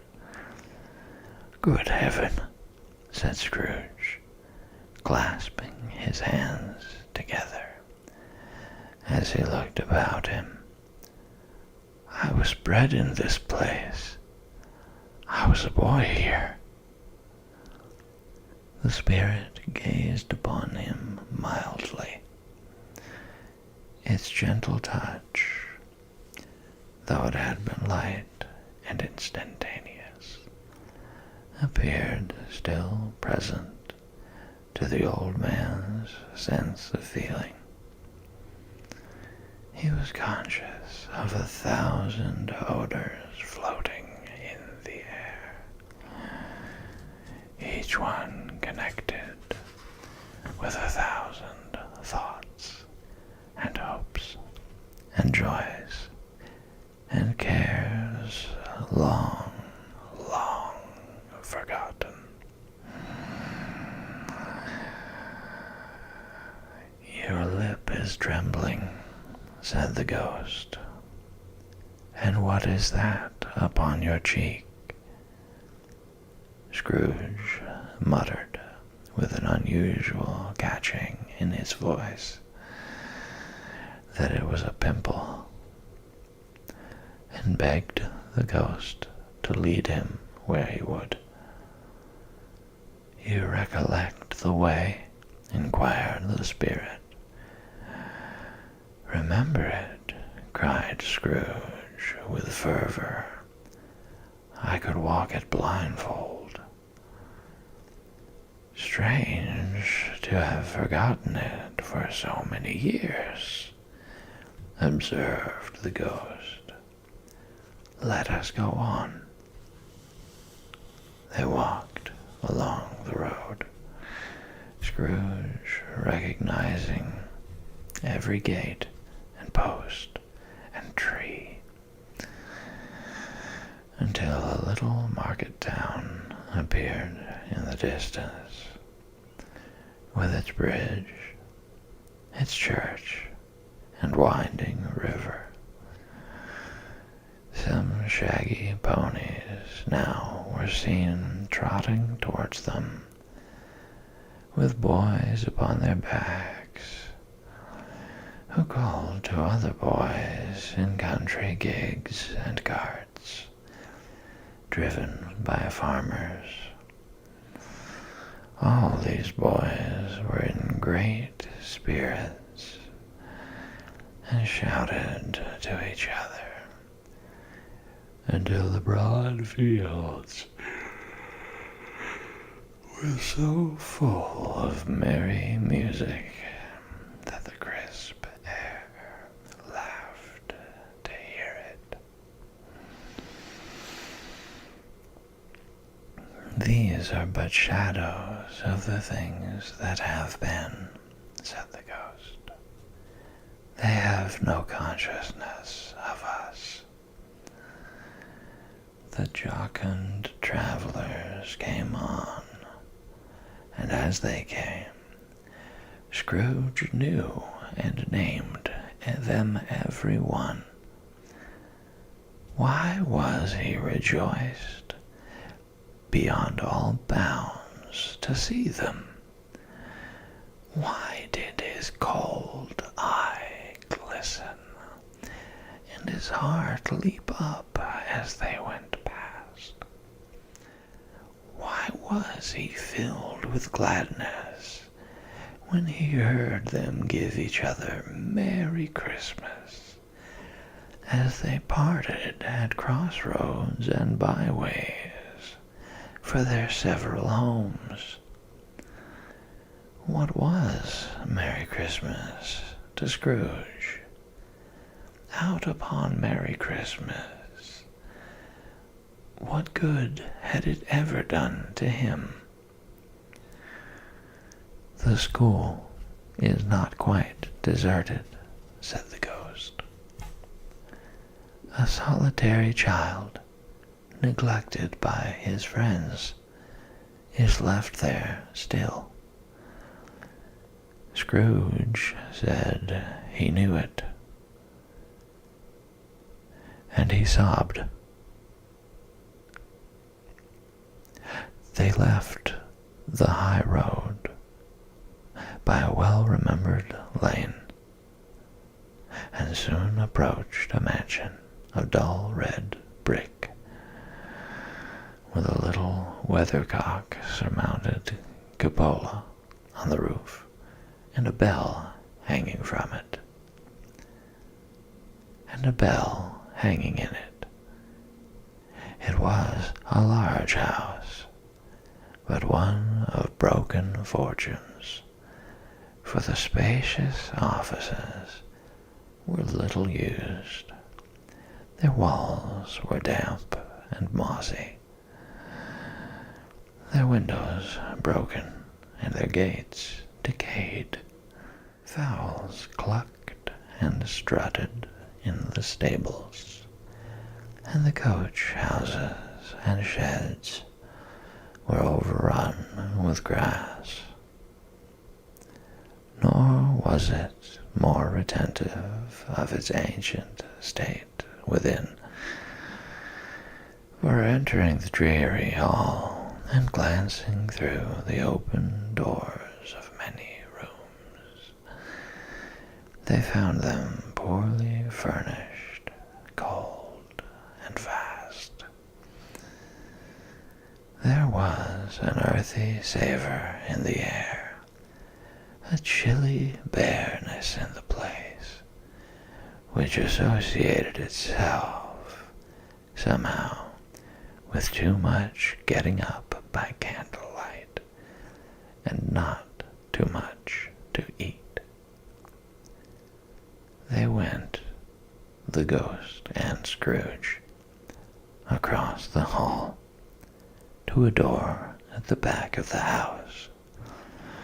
It opened before them and disclosed a long, bare, melancholy room,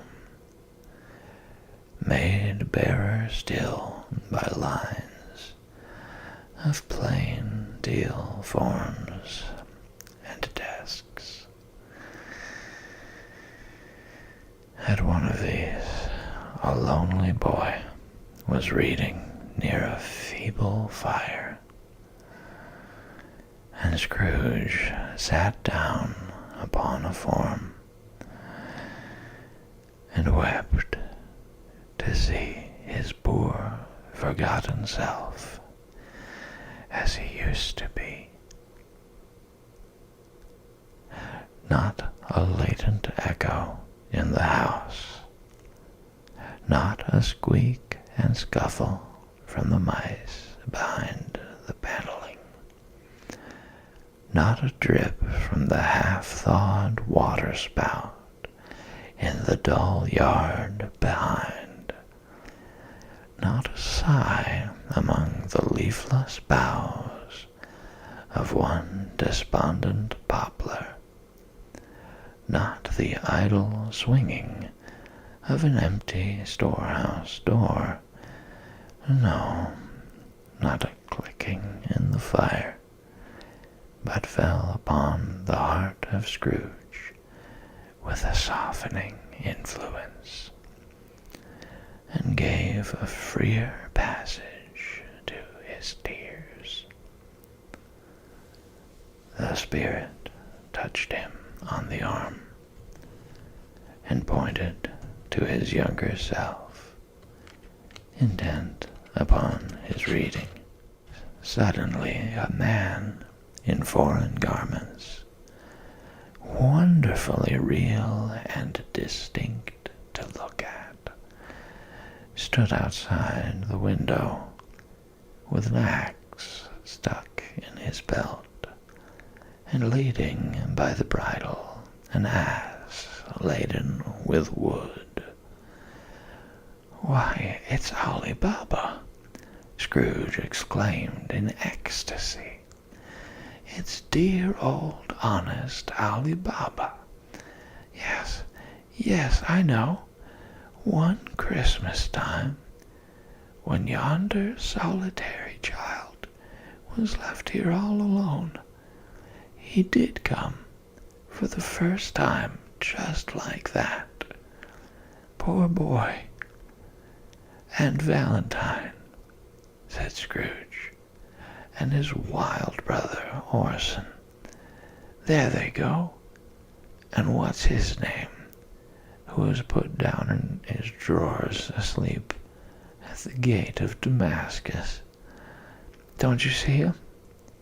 And the Sultan's groom, turned upside down by the genie.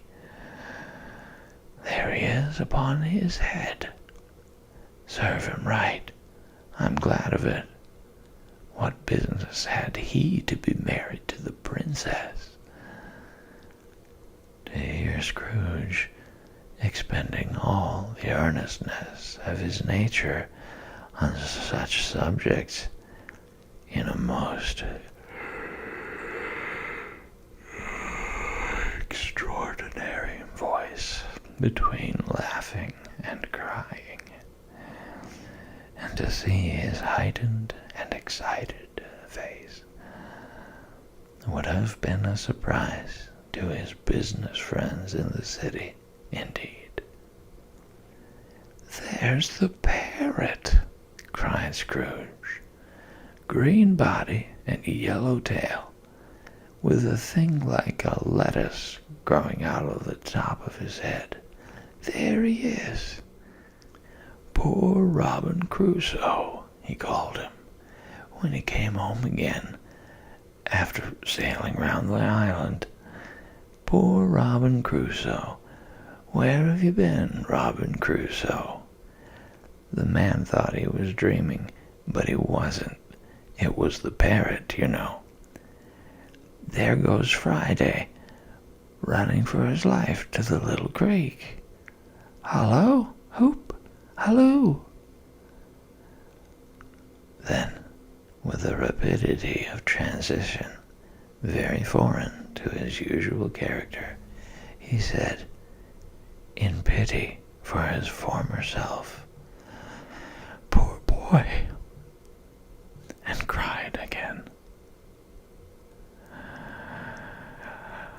"I wish," Scrooge muttered, putting his hand in his pocket and looking about him, after drying his eyes with his cuff. "But it's too late now." "What is the matter?" asked the spirit. "Nothing," said Scrooge. "Nothing. Nothing. There was a boy singing a Christmas carol at my door last night. I should like to have given him something, that's all."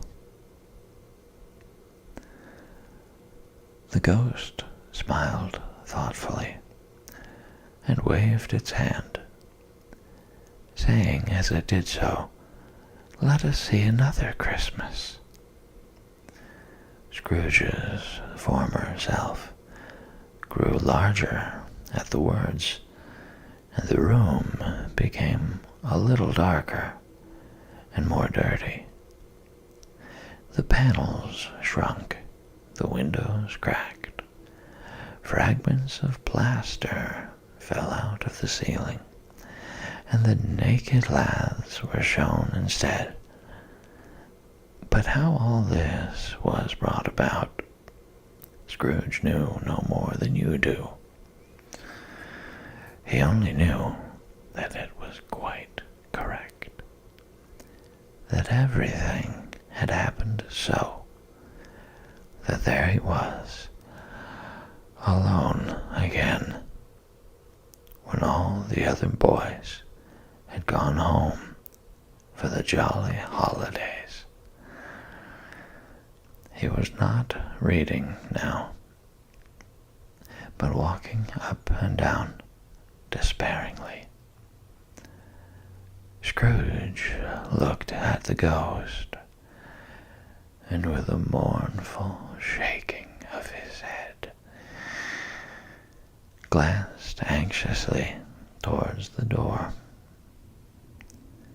It opened, and a little girl, much younger than the boy, came darting in, and putting her arms about his neck, and often kissing him, addressed him as her dear, dear brother. "I have come to bring you home, dear brother," said the child, clapping her tiny hands and bending down to laugh. "To bring you home, home, home." "Home, little Fan?" returned the boy.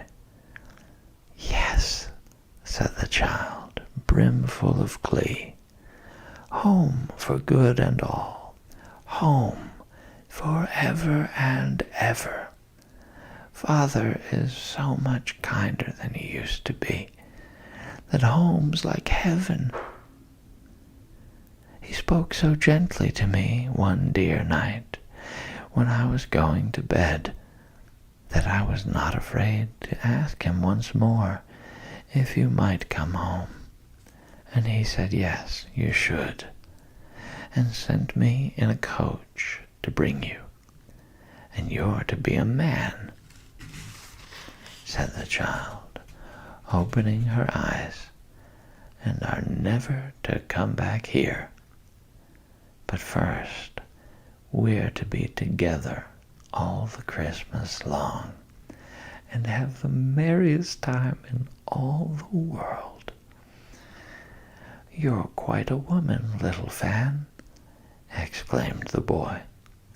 She clapped her hands and laughed, and tried to touch his head, but being too little, laughed again and stood on tiptoe to embrace him. Then she began to drag him in her childish eagerness towards the door, and he, nothing loth to go, accompanied her. A terrible voice in the hall cried, "Bring down Master Scrooge's box there." And in the hall appeared the schoolmaster himself, who glared on Master Scrooge with a ferocious condescension, and threw him into a dreadful state of mind by shaking hands with him.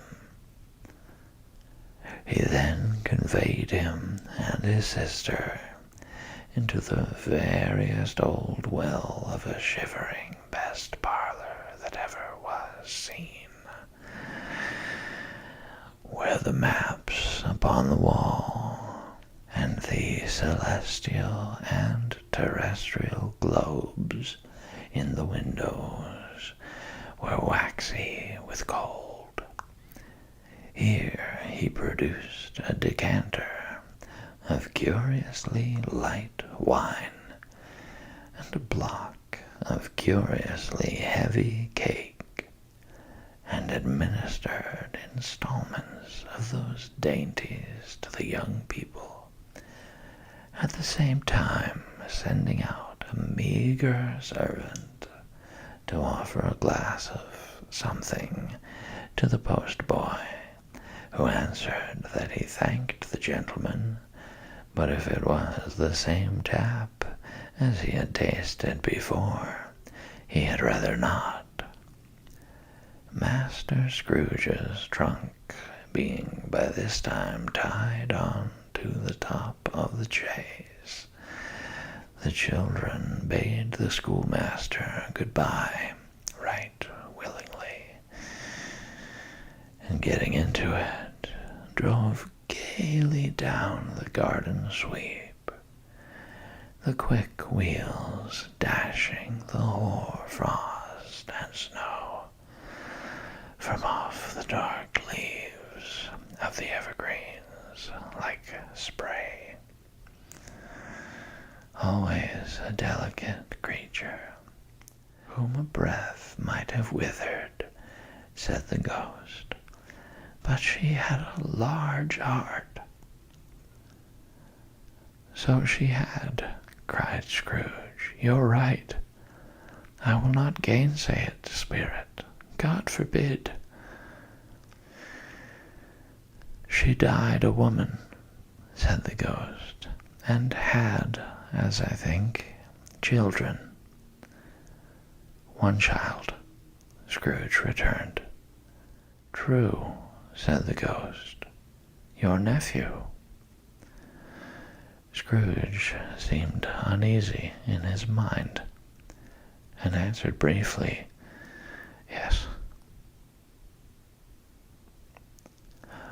Although they had but that moment left the school behind them, they were now in the busy thoroughfares of a city, where shadowy passengers passed and repassed, where shadowy carts and coaches battled for the way, and all the strife and tumult of a real city were.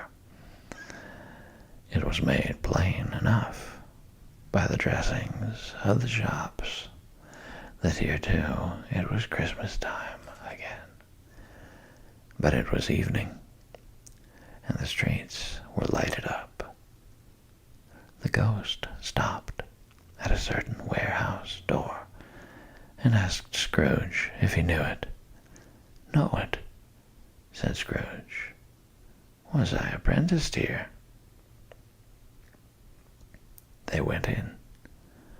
At sight of an old gentleman in a Welsh wig sitting behind such a high desk that if he had been 2 inches taller, he must have knocked his head against the ceiling, Scrooge cried in great excitement, "Why, it's old Fezziwig! Bless his heart, it's Fezziwig alive again!" Old Fezziwig laid down his pen and looked up at the clock, which pointed to the hour of 7. He rubbed his hands, adjusted his capacious waistcoat, laughed all over himself, from his shoes to his organ of benevolence, and called out in a comfortable, oily, rich, fat, jovial voice, "Yo-ho there, Ebenezer, Dick." Scrooge's former self, now grown a young man, came briskly in, accompanied by his fellow apprentice. "Dick Wilkins, to be sure," said Scrooge to the ghost. "Bless me, yes, there he is. He was very much attached to me, was Dick. Poor Dick. Dear, dear." "Yo-ho, my boys," said Fezziwig. "No more work tonight. Christmas Eve, Dick. Christmas, Ebenezer. Let's have the shutters up," cried old Fezziwig, with a sharp clap of his hands, before a man could say Jack Robinson. You wouldn't believe how those 2 fellows went at it. They charged into the street with the shutters. 1, 2, 3. Had 'em up in their places. 4, 5, 6. Barred 'em and pinned 'em. 7, 8, 9. And came back before you could have got to 12, panting like racehorses. "Hilly-ho!" cried old Fezziwig, skipping down from the high desk with wonderful agility. "Clear away, my lads, and let's have lots of room here. Hilly-ho, Dick! Chirrup, Ebenezer!" Clear away. There was nothing they wouldn't have cleared away, or couldn't have cleared away, with old Fezziwig looking on. It was done in a minute. Every movable was packed off, as if it were dismissed from public life for evermore. The floor was swept and watered. The lamps were trimmed. Fuel was heaped upon the fire, and the warehouse was as snug and warm and dry and bright a ballroom as you would desire to see upon a winter's night. In came a fiddler with a music book, and went up to the lofty desk, and made an orchestra of it, and tuned like 50 stomach aches. In came Mrs. Fezziwig, one vast, substantial smile. In came the 3 Miss Fezziwigs, beaming and lovable. In came the 6 young followers, whose hearts they broke. In came all the young men and women employed in the business. In came the housemaid, with her cousin, the baker. In came the cook, with her brother's particular friend, the milkman. In came the boy from over the way, who was suspected of not having board enough from his master, trying to hide himself behind the girl from next door but one, who was proved to have had her ears pulled by her mistress. In they all came, one after another, some shyly, some boldly, some gracefully, some awkwardly, some pushing, some pulling. In they all came, anyhow and everyhow. Away they all went, 20 couple at once, hands half round and back again the other way, down the middle and up again, round and round in various stages of affectionate grouping. Old top couple always turning up in the wrong place. New top couple starting off again as soon as they got there. All top couples at last, and not a bottom one to help them. When this result was brought about, old Fezziwig, clapping his hands to stop the dance, cried out, "Well done!" and the fiddler plunged his hot face into a pot of porter, especially provided for that purpose. But scorning rest, upon his reappearance, he instantly began again, though there were no dancers yet, as if the other fiddler had been carried home, exhausted, on a shutter, and he were a brand new man resolved to beat him out of sight or perish. There were more dances, and there were forfeits, and more dances, and there was cake, and there was negus, and there was a great piece of cold roast, and there was a great piece of cold boiled, and there were mince pies, and plenty of beer. But the great effect of the evening came after the roast and boiled, when the fiddler, an artful dog, mind, the sort of man who knew his business better than you and I could have told it him, struck up Sir Roger de Coverley. Then old Fezziwig stood out to dance with Mrs. Fezziwig, top couple too, with a good stiff piece of work cut out for them, 3 or 4 and 20 pair of partners, people who were not to be trifled with, people who would dance and had no notion of walking. But if they had been twice as many, 4 times, old Fezziwig would have been a match for them, and so would Mrs. Fezziwig. As to her, she was worthy to be his partner in every sense of the term. If that's not high praise, tell me higher, and I'll use it. A positive light appeared to issue from Fezziwig's calves. They shone in every part of the dance like moons. You couldn't have predicted at any given time what would have become of them next. And when old Fezziwig and Mrs. Fezziwig had gone all through the dance, advance and retire, both hands to your partner, bow and curtsy, corkscrew, thread the needle, and back again to your place. Fezziwig cut so deftly that he appeared to wink with his legs, and came upon his feet again without a stagger. When the clock struck 11, this domestic ball broke up. Mr. and Mrs. Fezziwig took their stations, one on either side of the door, and shaking hands with every person individually as he or she went out, wished him or her a Merry Christmas.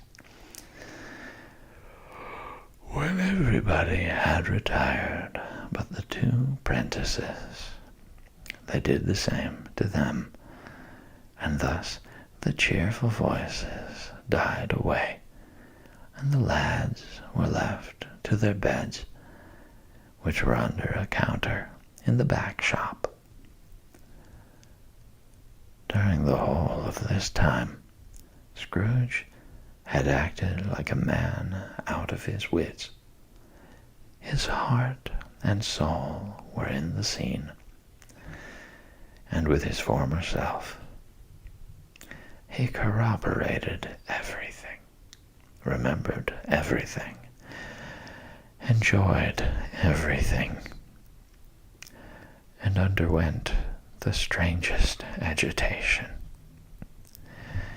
It was not until now, when the bright faces of his former self and Dick were turned from them, that he remembered the ghost, and became conscious that it was looking full upon him, while the light upon its head burnt very clear. "A small matter," said the ghost, "to make these silly folks so full of gratitude." "Small," echoed Scrooge.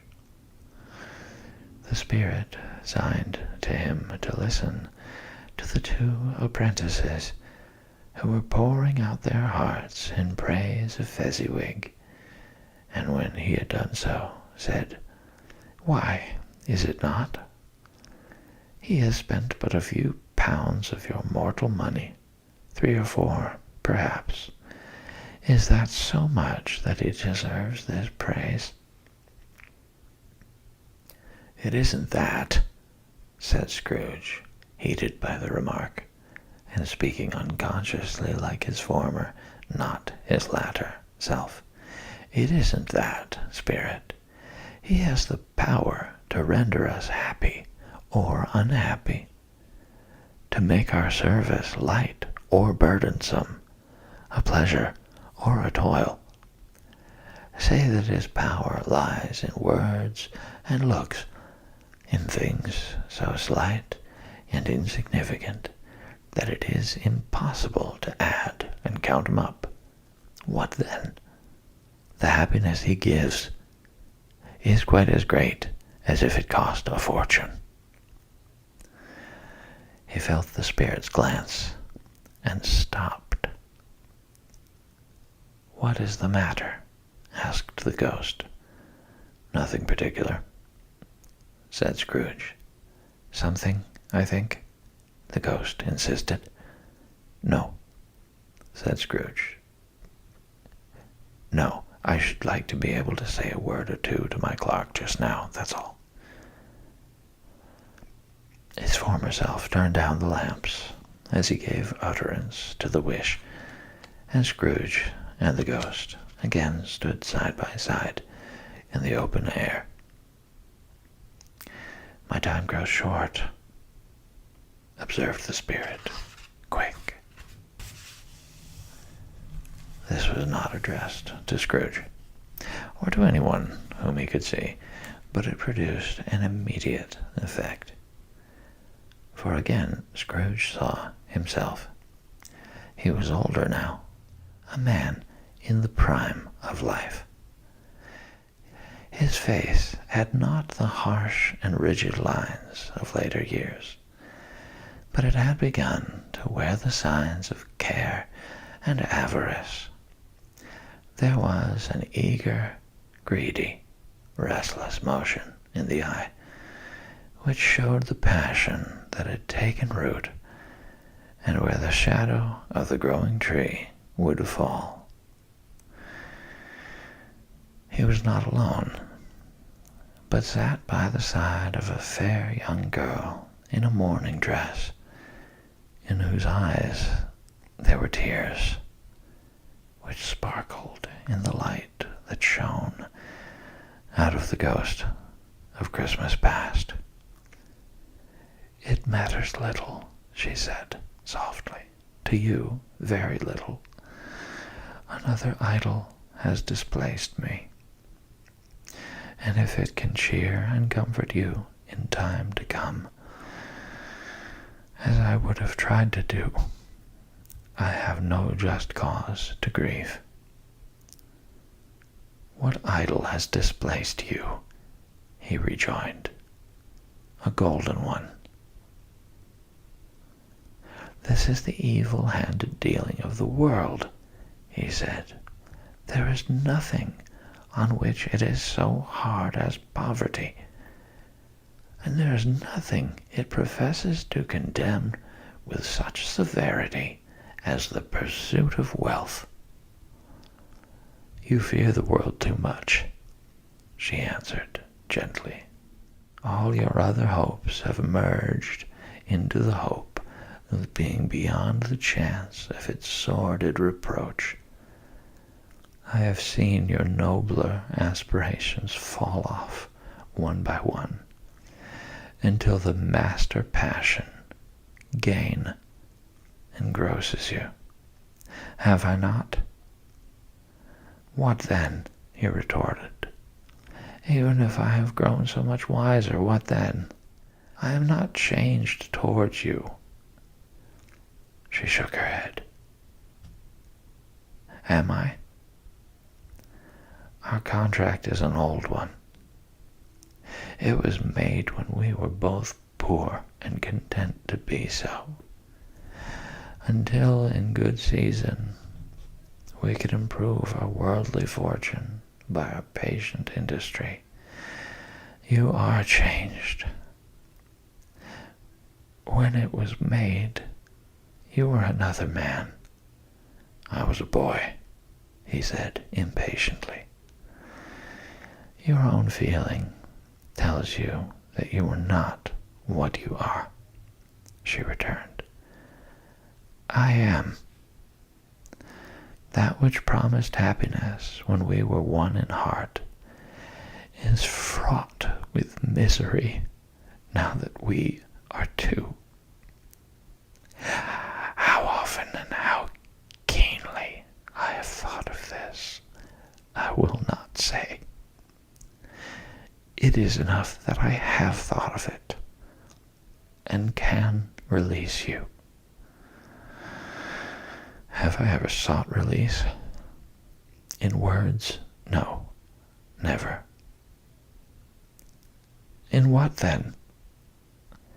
In a changed nature, in an altered spirit, in another atmosphere of life, another hope as its great end, in everything that made my love of any worth or value in your sight.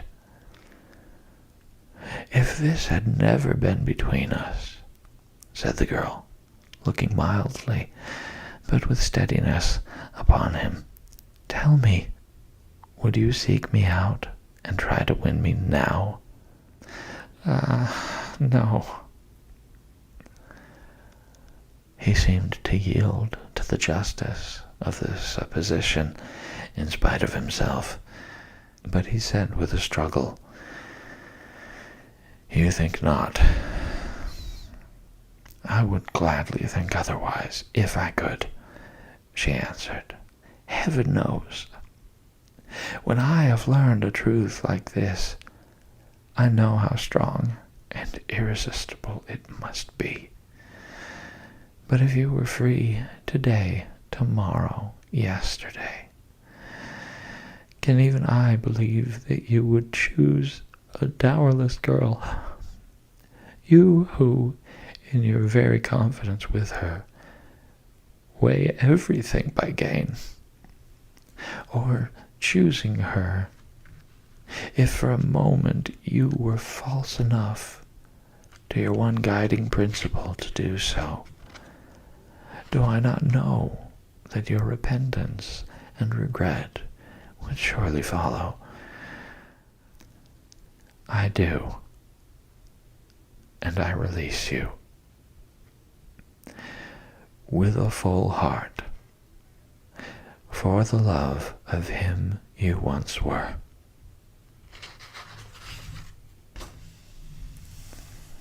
He was about to speak but with her head turned from him, she resumed. You may, the memory of what is past half makes me hope you will, have pain in this. A very, very brief time, and you will dismiss the recollection of it gladly as an unprofitable dream from which it happened well that you awoke.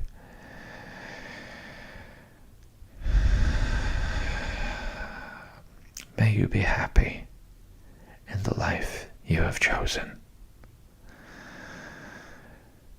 She left him, and they parted. Spirit, said Scrooge, show me no more. Conduct me home. Why do you delight to torture me? One shadow more, exclaimed the ghost. No more, cried Scrooge. No more. I don't wish to see it. Show me no more. But the relentless ghost pinioned him in both his arms and forced him to observe what happened next.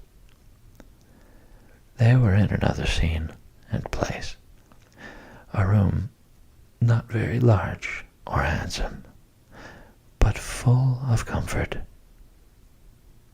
Near to the winter fire sat a beautiful young girl, so like that last that Scrooge believed it was the same, until he saw her, now a comely matron, sitting opposite her daughter.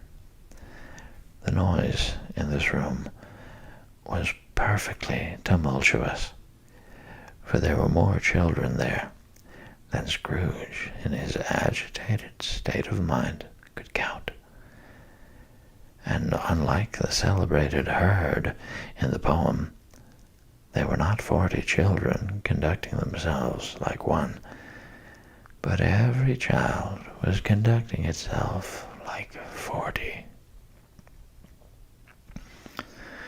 The consequences were uproarious beyond belief, but no one seemed to care.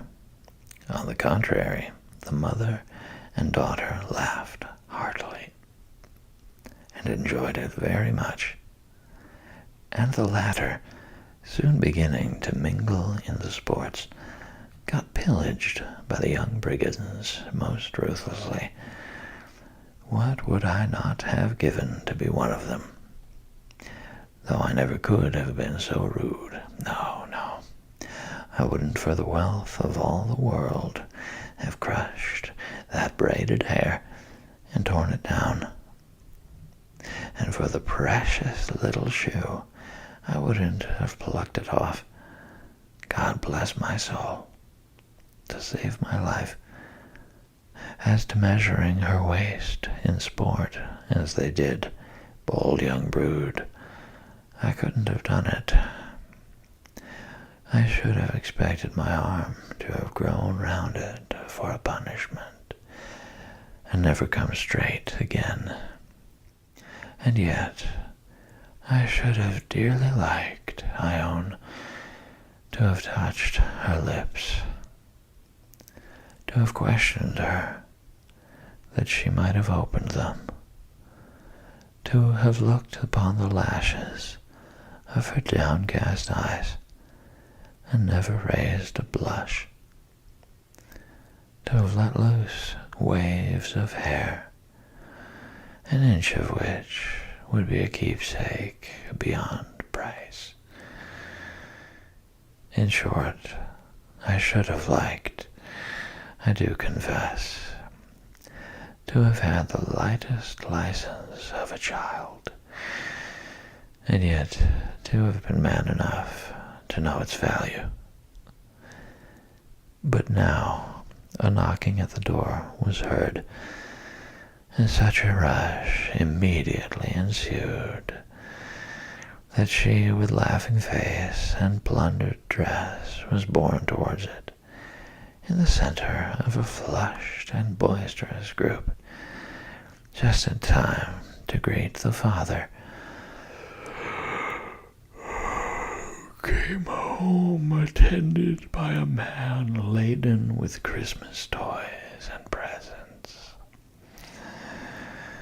Then the shouting and the struggling and the onslaught that was made on the defenseless porter, the scaling him with chairs for ladders to drive into his pockets, despoil him of brown paper parcels, hold on tight by his cravat, hug him round his neck, pommel his back, and kick his legs in irrepressible affection.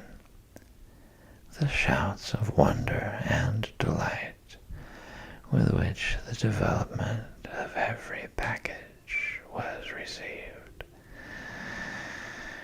The terrible announcement that the baby had been taken in the act of putting a doll's frying pan into its mouth, and was more than suspected of having swallowed a fictitious turkey glued on a wooden platter. The immense relief of finding this a false alarm, the joy and gratitude and ecstasy, they are all indescribable alike.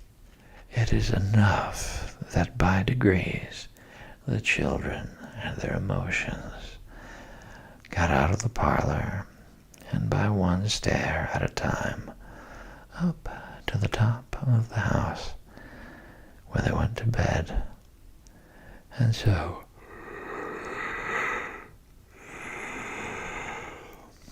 subsided. And now Scrooge looked on more attentively than ever when the master of the house, having his daughter leaning fondly on him, sat down with her and her mother at his own fireside. And when he thought that such another creature, quite as graceful and as full of promise,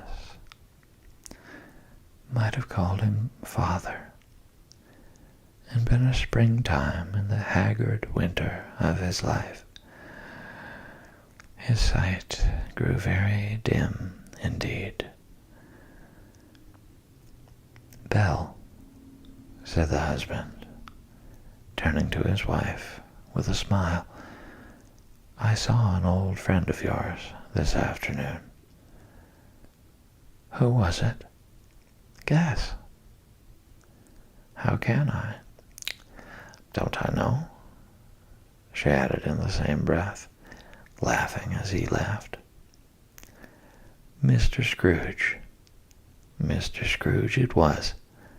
I passed his office window, and as it was not shut up, and he had a candle inside, I could scarcely help seeing him.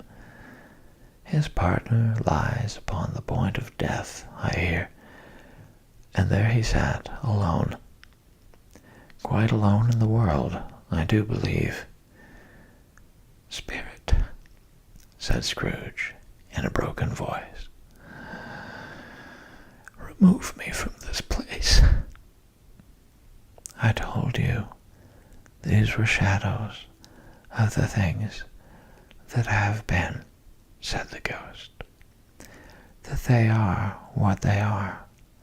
Do not blame me." "Remove me," Scrooge exclaimed. "I cannot bear it." He turned upon the ghost, and seeing that it looked upon him with a face in which, in some strange way, there were fragments of all the faces it had shown him, wrestled with it, Leave me. Take me back. Haunt me no longer. In the struggle, if that can be called a struggle, in which the ghost, with no visible resistance on its own part, was undisturbed by any effort of its adversary, Scrooge observed that its light was burning high and bright, and dimly connecting that with its influence over him, he seized the extinguisher cap, and by a sudden action pressed it down upon its head. The spirit dropped beneath it, so that the extinguisher covered its whole form. But though Scrooge pressed it down with all his force, he could not hide the light which streamed from under it in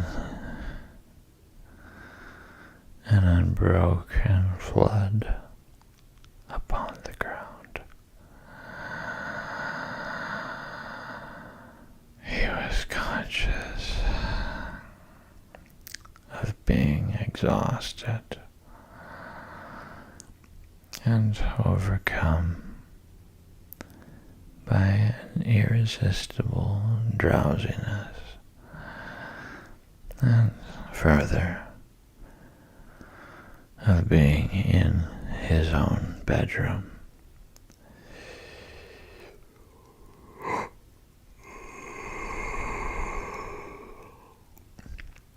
He gave the cap a parting squeeze, in which his hand relaxed, and had barely time to reel to bed before he sank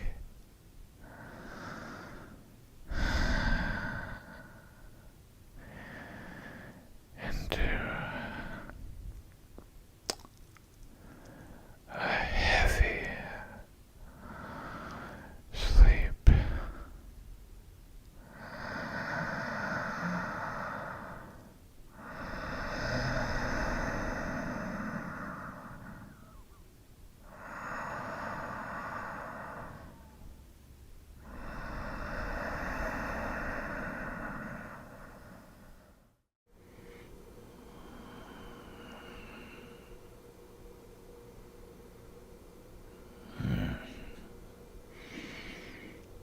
Hello again.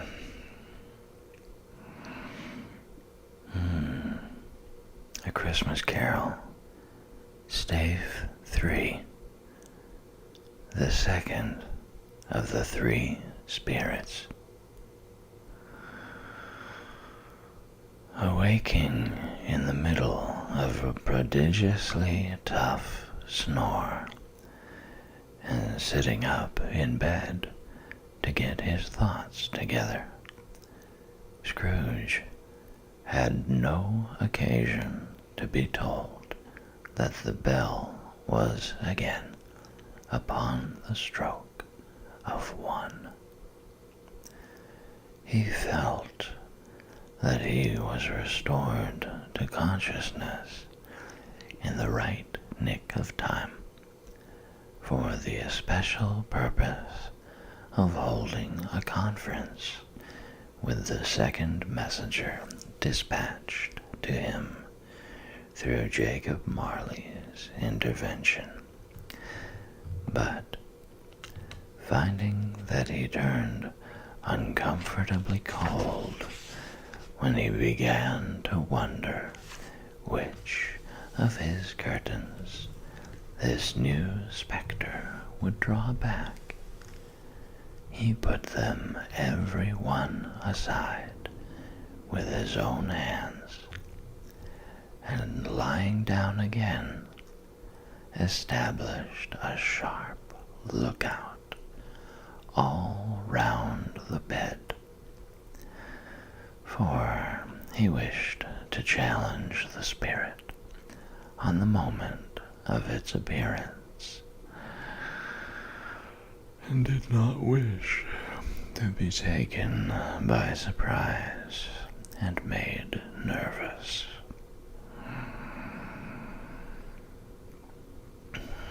Gentlemen of the free and easy sort, who plume themselves on being acquainted with a move or two,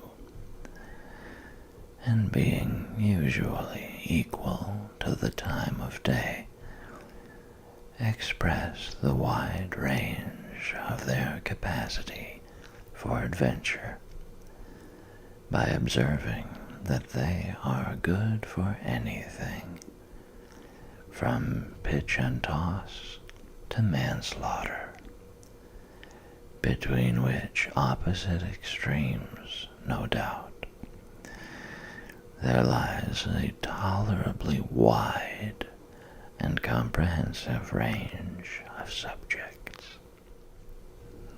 Without venturing for Scrooge quite as heartily as this, I don't mind calling on you to believe that he was ready for a good broad field of strange appearances, and that nothing between a baby and rhinoceros would have astonished him very much.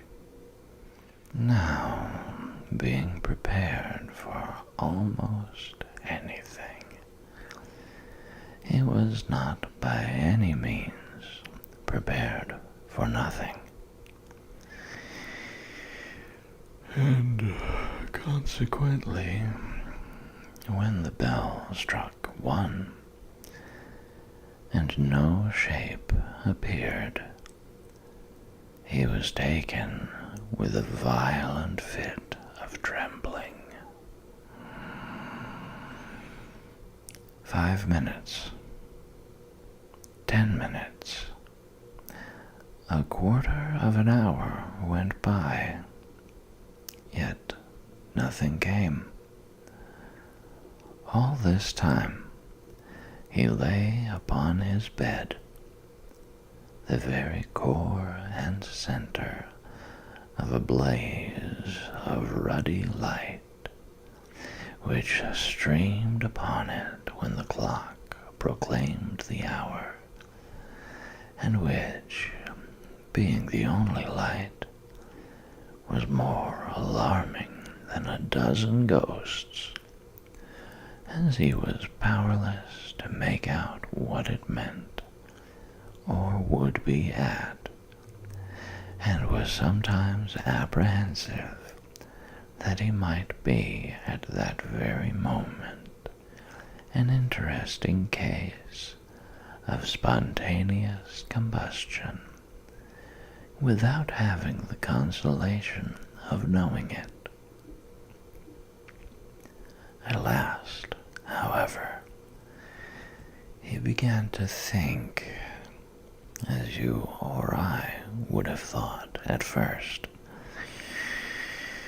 for it is always the person not in the predicament who knows what ought to have been done in it, and would unquestionably have done it too. At last, I say, he began to think that the source and secret of this ghostly light might be in the adjoining room, from whence, on further tracing it, it seemed to shine. This idea taking full possession of his mind. He got up softly and shuffled in his slippers to the door. The moment Scrooge's hand was on the lock, a strange voice called him by his name and bade him enter. He obeyed. It was his own room. There was no doubt about that. But it had undergone a surprising transformation. The walls and ceiling were so hung with living green that it looked a perfect grove, from every part of which bright gleaming berries glistened. The crisp leaves of holly, mistletoe, and ivy reflected back the light as if so many little mirrors had been scattered there, and such a mighty blaze went roaring up the chimney as that dull petrifaction of a hearth had never known in Scrooge's time, or Marley's, or for many and many a winter season gone.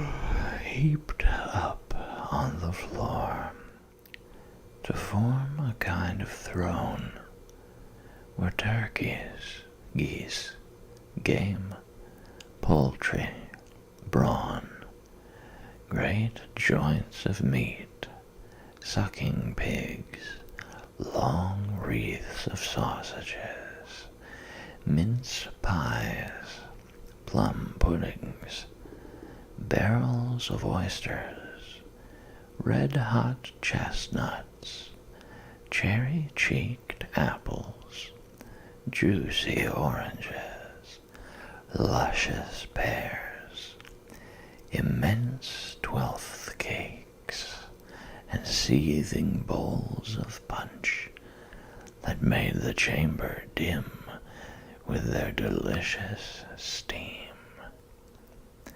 In easy state upon this couch there sat a jolly giant, glorious to see, who bore a glowing torch, in shape not unlike Plenty's horn, and held it up, high up, to shed its light on Scrooge as he came peeping round the door. "Come in," exclaimed the ghost. "Come in and know me better, man." Scrooge entered timidly and hung his head before this spirit. He was not the dogged Scrooge he had been, and though the spirit's eyes were clear and kind, he did not like to meet them. "I am the ghost of Christmas Present," said the spirit. "Look upon me." Scrooge reverently did so. It was clothed in one simple green robe, or mantle, bordered with white fur. This garment hung so loosely on the figure that its capacious breast was bare, as if disdaining to be warded or concealed by any artifice.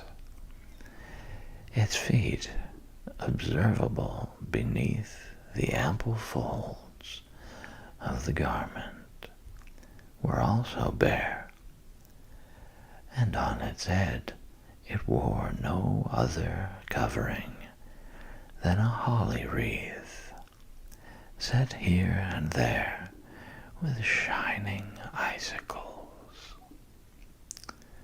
Its dark brown curls were long and free, free as its genial face, its sparkling eye, its open hand, its cheery voice, its unconstrained demeanor, and its joyful air.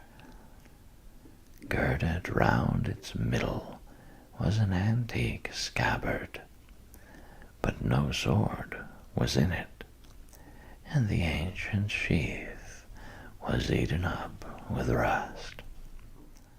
"You have never seen the like of me before," exclaimed the spirit. "Never," Scrooge made answer to it. "Never walked forth with the younger members of my family, meaning, for I am very young, my elder brothers born in these later years," pursued the phantom.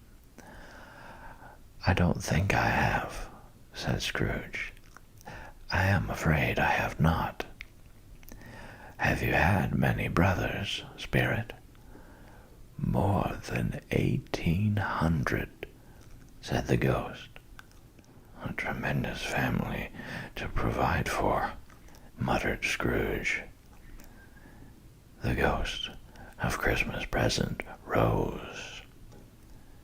"Spirit," said Scrooge submissively, "conduct me where you will. I went forth last night on compulsion, and I learnt a lesson which is working now. Tonight, if you have aught to teach me, let me profit by it. Touch my robe." Scrooge did as he was told, and held it fast. Holly, mistletoe, red berries, ivy, turkeys, geese, game, poultry, brawn, meat, pigs, sausages, oysters, pies, puddings, fruit, and punch, all vanished instantly.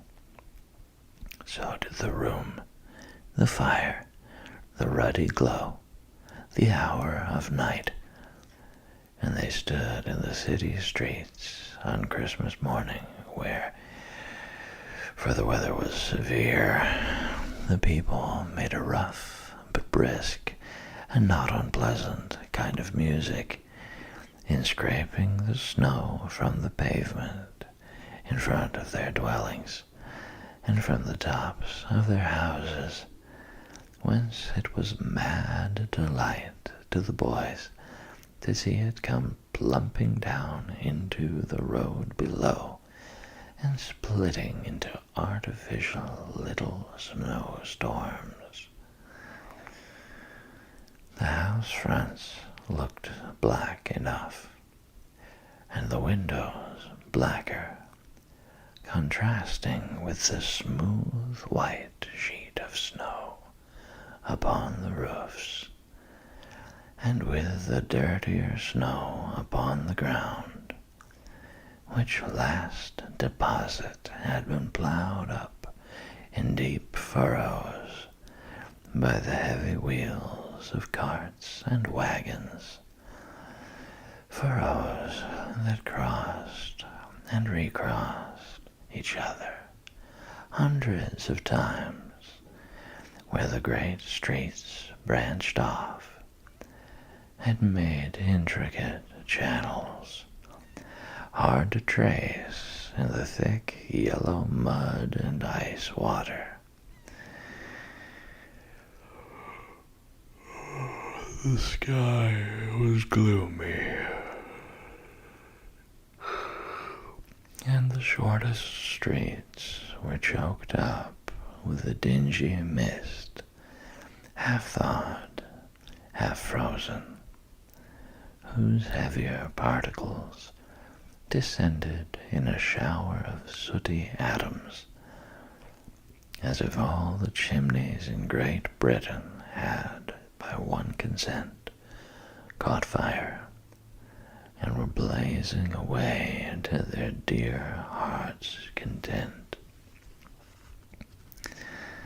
There was nothing very cheerful in the climate or the town, and yet was there an air of cheerfulness abroad that the clearest summer air and brightest summer sun might have endeavored to diffuse in vain. For the people were shoveling away on the housetops, were jovial and full of glee, calling out to one another from the parapets, and now and then exchanging a facetious snowball, better-natured missile far than many a wordy jest, laughing heartily if it went right, and not less heartily if it went wrong. The poulterers' shops were still half open, and the fruiterers were radiant in their glory.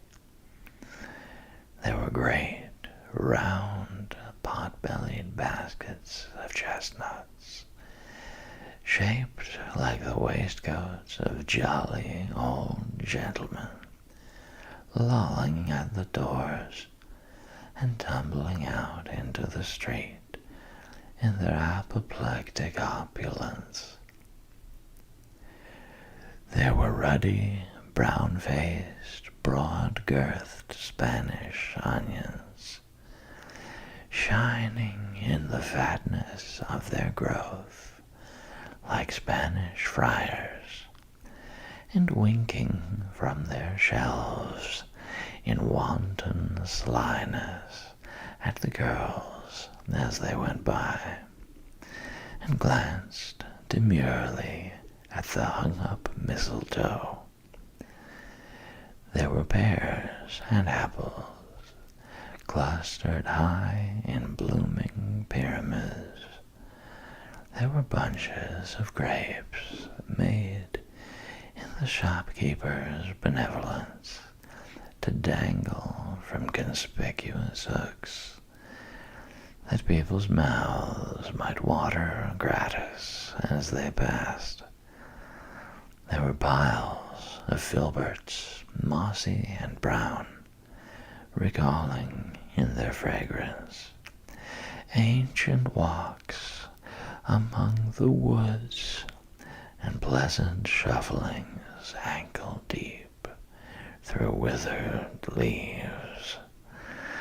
There were Norfolk biffins, squab and swarthy, setting off the yellow of the oranges and lemons, and in the great compactness of their juicy persons, urgently entreating and beseeching to be carried home in paper bags and eaten after dinner.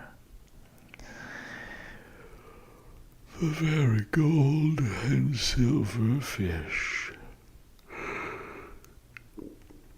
set forth among these choice fruits in a bowl, though members of a dull and stagnant-blooded race, appeared to know that there was something going on, and to a fish went gasping round and round their little world in slow and passionless excitement.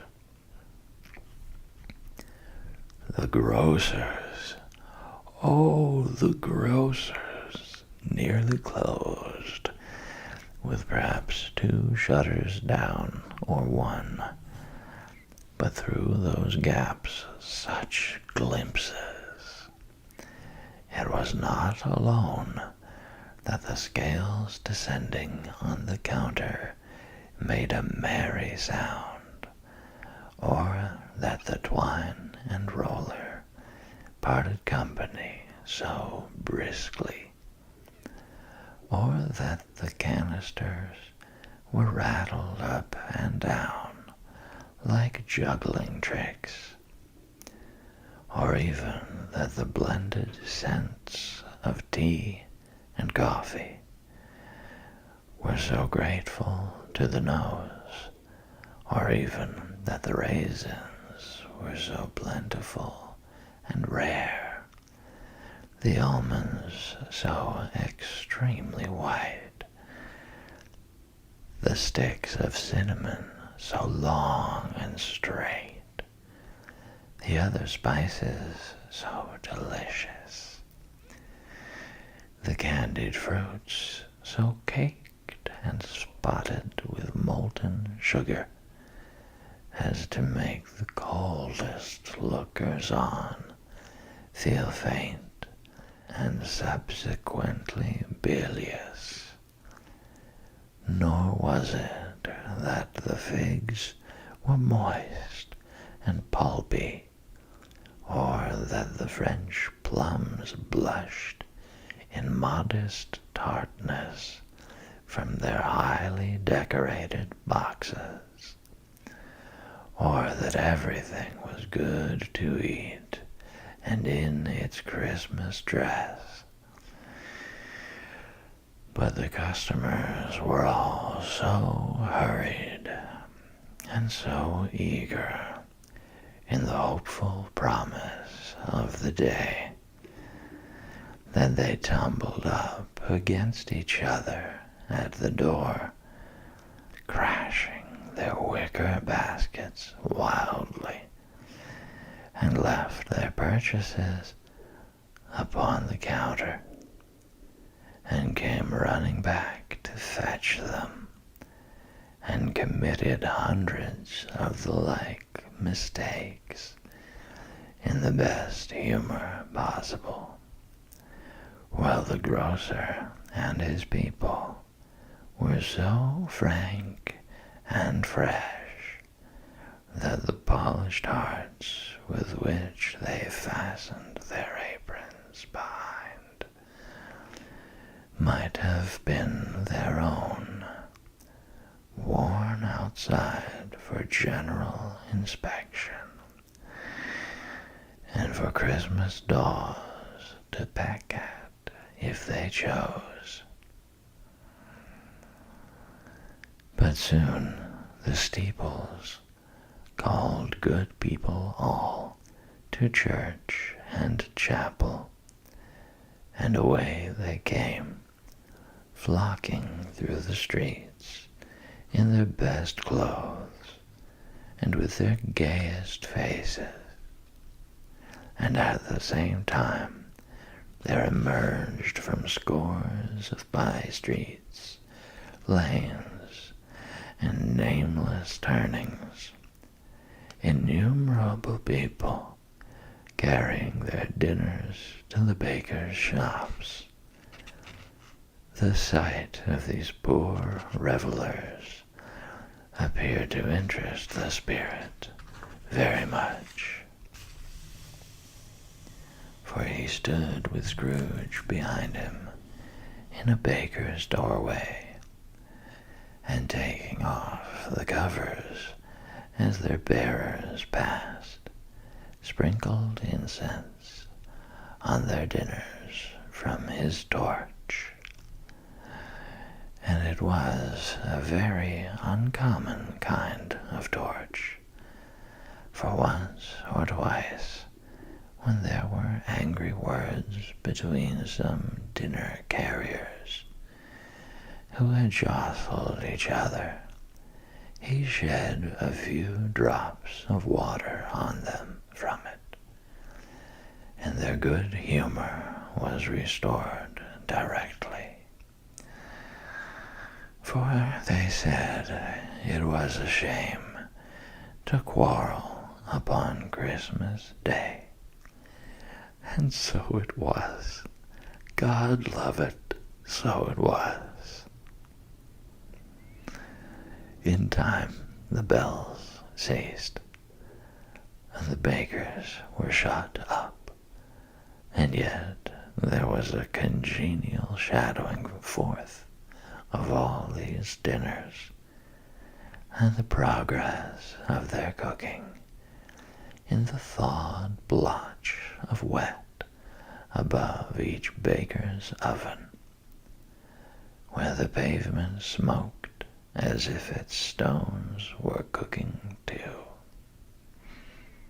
Is there a peculiar flavor in what you sprinkle from your torch? Asked Scrooge. There is. My own. Would it apply to any kind of dinner on this day? Asked Scrooge. To any kindly given, to a poor one most. Why to a poor one most? Asked Scrooge. Because it needs it most. Spirit, said Scrooge, after a moment's thought, I wonder you, of all the beings in the many worlds about us, should desire to cramp these people's opportunities of innocent enjoyment. Aye, cried the Spirit, you would deprive them of their means of dining every seventh day, often the only day on which they can be said to dine at all, said Scrooge. Wouldn't you? Aye, cried the Spirit. You seek to close these places on the seventh day, said Scrooge, and it comes to the same thing. I seek, exclaimed the Spirit. Forgive me if I am wrong. It has been done in your name, or at least in that of your family, said Scrooge.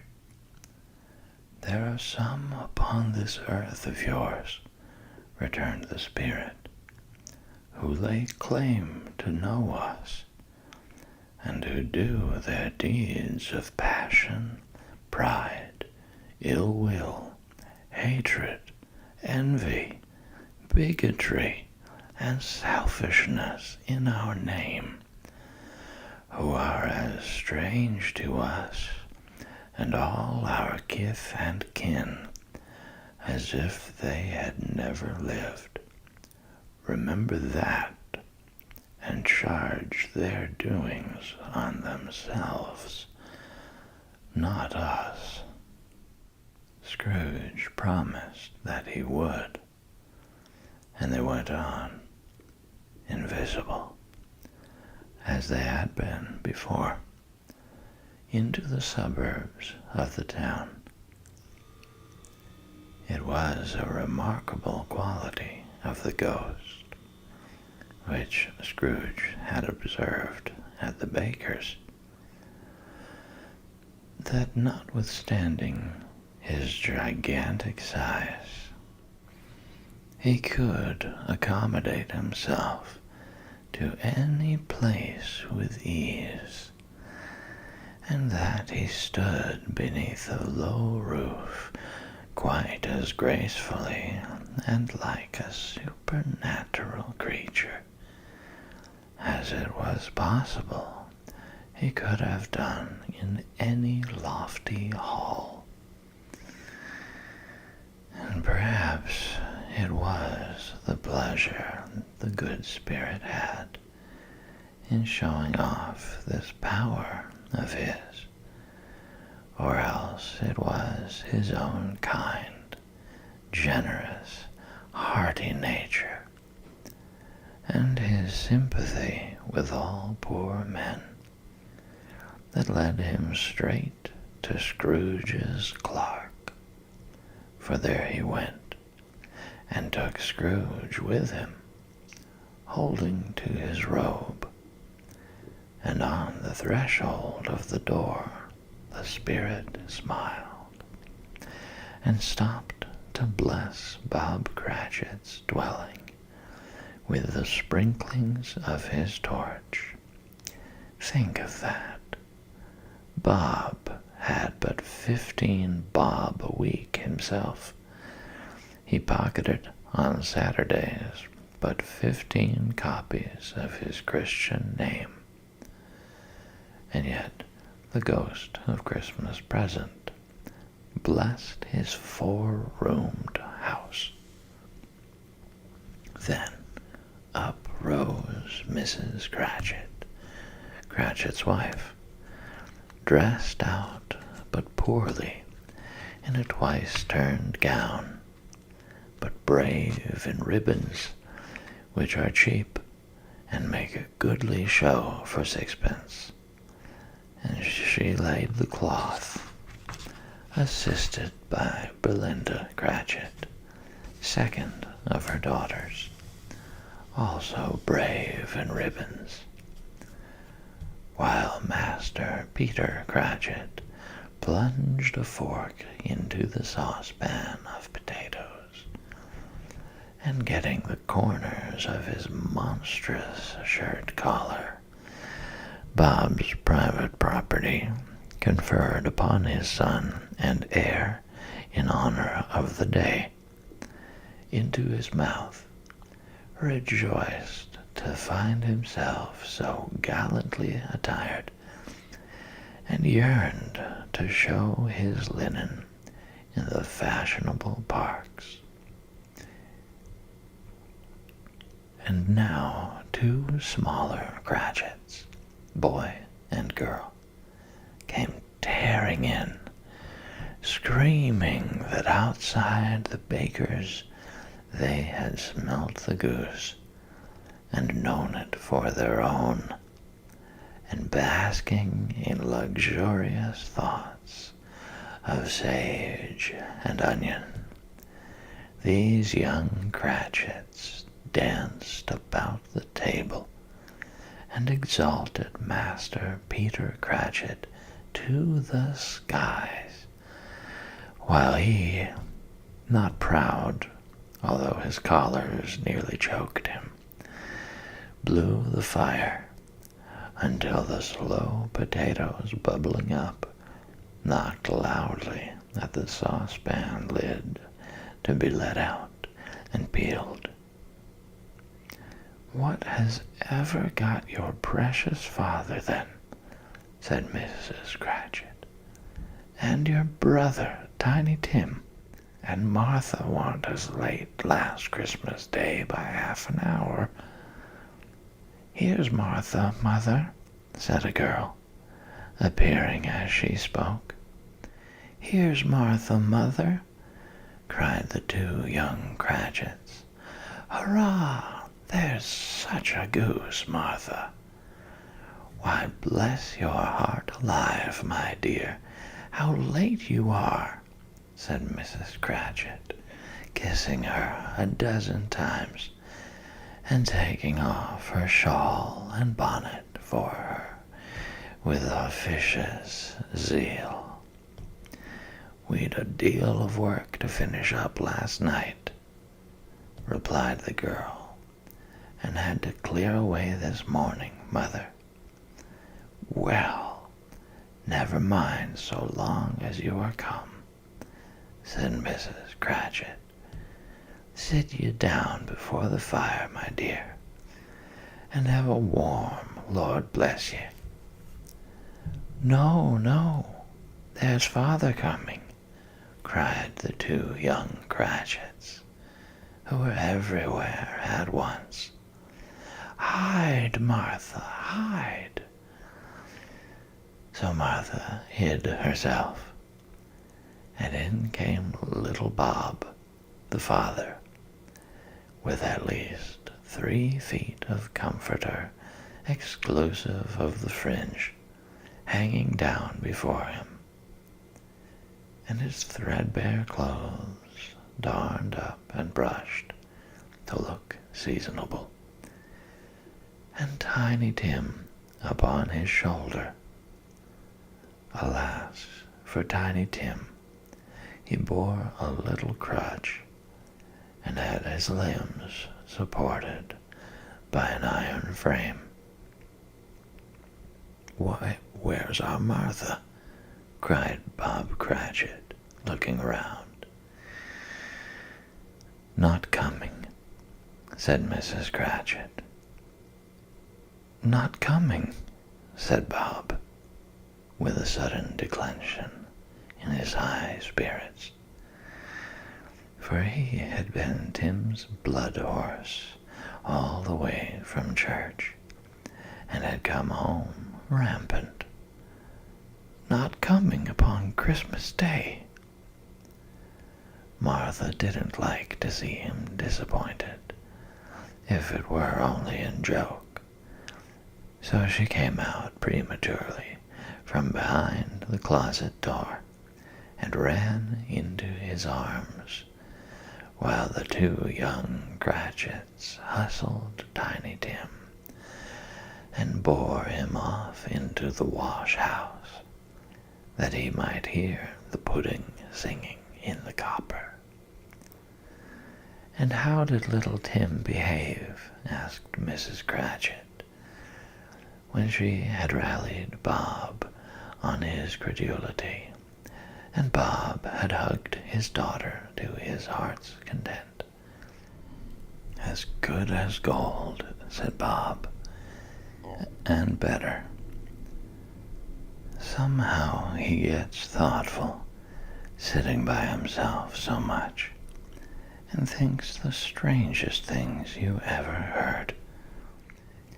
He told me, coming home, that he hoped the people saw him in the church, because he was a cripple, and it might be pleasant to them to remember upon Christmas Day, who made lame beggars walk and blind men see." Bob's voice was tremulous when he told them this, and trembled more when he said that Tiny Tim was growing strong and hearty. His active little crutch was heard upon the floor, and back came Tiny Tim before another word was spoken, escorted by his brother and sister to his stool before the fire. And while Bob, turning up his cuffs, as if, poor fellow, they were capable of being made more shabby, compounded some hot mixture in a jug with gin and lemons, and stirred it round and round, and put it on the hob to simmer, Master Peter and the two ubiquitous young Cratchits went to fetch the goose, with which they soon returned in high procession. Such a bustle ensued that you might have thought a goose the rarest of all birds, a feathered phenomenon, to which a black swan was a matter of course. And in truth, it was something very like it in that house. Mrs. Cratchit made the gravy, ready beforehand in a little saucepan, hissing hot. Master Peter mashed the potatoes with incredible vigor. Miss Belinda sweetened up the applesauce. Martha dusted the hot plates. Bob took Tiny Tim beside him in a tiny corner at the table. The two young Cratchits set chairs for everybody, not forgetting themselves, and mounting guard upon their posts, crammed spoons into their mouths, lest they should shriek for goose before their turn came to be helped.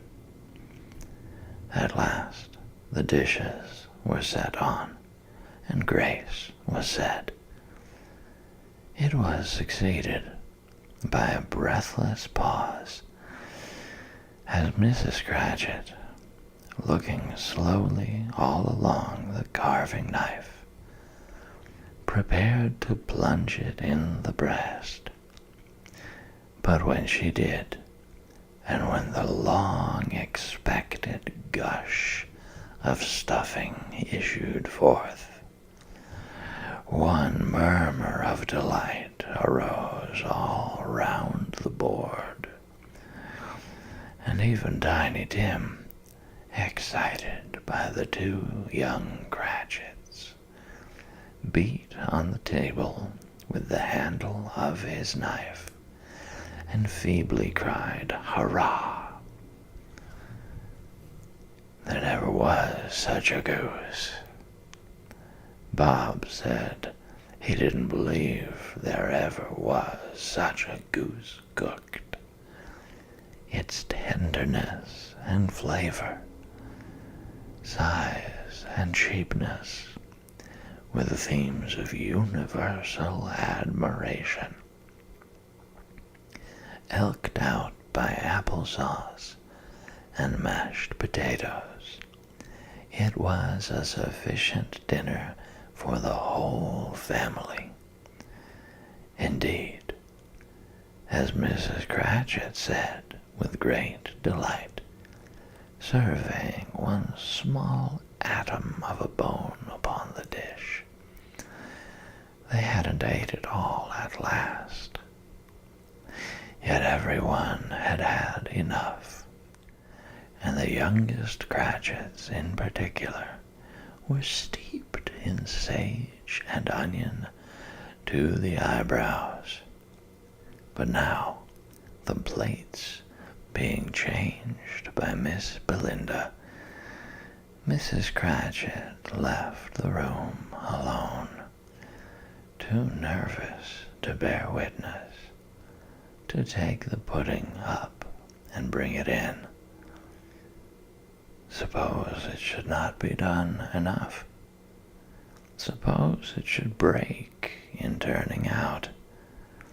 Suppose somebody should have got over the wall of the backyard and stolen it while they were merry with the goose, a supposition at which the two young Cratchits became livid. All sorts of horrors were supposed. Hallo! A great deal of steam. The pudding was out of the copper. A smell like a washing day. That was the cloth. A smell like an eating house, and a pastry cook's next door to each other, with a laundress's next door to that. That was the pudding. In half a minute, Mrs. Cratchit entered, flushed, but smiling proudly, with the pudding, like a speckled cannonball, so hard and firm, blazing in half a quartern of ignited brandy, and bedight with Christmas holly stuck into the top. Oh, a wonderful pudding, Bob Cratchit said, and calmly too, that he regarded it as the greatest success achieved by Mrs. Cratchit since their marriage. Mrs. Cratchit said that now the weight was off her mind, she would confess she had had her doubts about the quantity of flour. Everybody had something to say about it, but nobody said or thought it was at all a small pudding for a large family. It would have been flat heresy to do so. Any Cratchit would have blushed to hint at such a thing. At last the dinner was all done. The cloth was cleared, the hearth swept, and the fire made up. The compound in the jug being tasted and considered perfect, apples and oranges were put upon the table, and a shovelful of chestnuts on the fire. Then all the Cratchit family drew round the hearth in what Bob Cratchit called a circle, meaning half a one, and at Bob Cratchit's elbow stood the family display of glass, 2 tumblers, and a custard cup without a handle. These held the hot stuff from the jug, however, as well as golden goblets would have done, and Bob served it out with beaming looks, while the chestnuts on the fire sputtered and cracked noisily. Then Bob proposed, "A Merry Christmas to us all, my dears. God bless us," which all the family re-echoed. "God bless us, everyone," said Tiny Tim, the last of all. He sat very close to his father's side upon his little stool. Bob held his withered little hand in his, as if he loved the child and wished to keep him by his side, and dreaded that he might be taken from him. "Spirit," said Scrooge, with an interest he had never felt before, "tell me if Tiny Tim will live."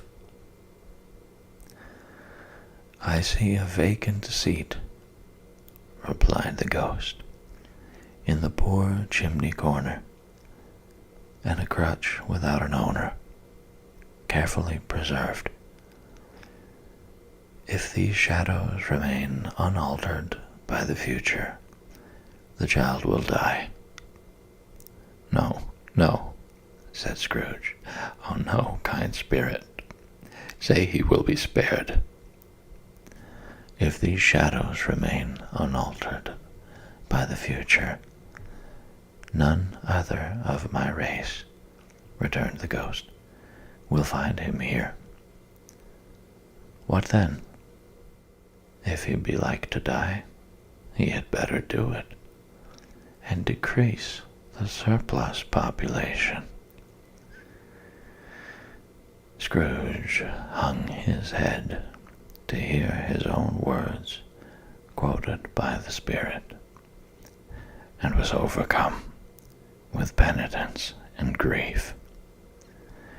"Man," said the ghost, "if man you be in heart, not adamant, forbear that wicked cant until you have discovered what the surplus is, and where it is.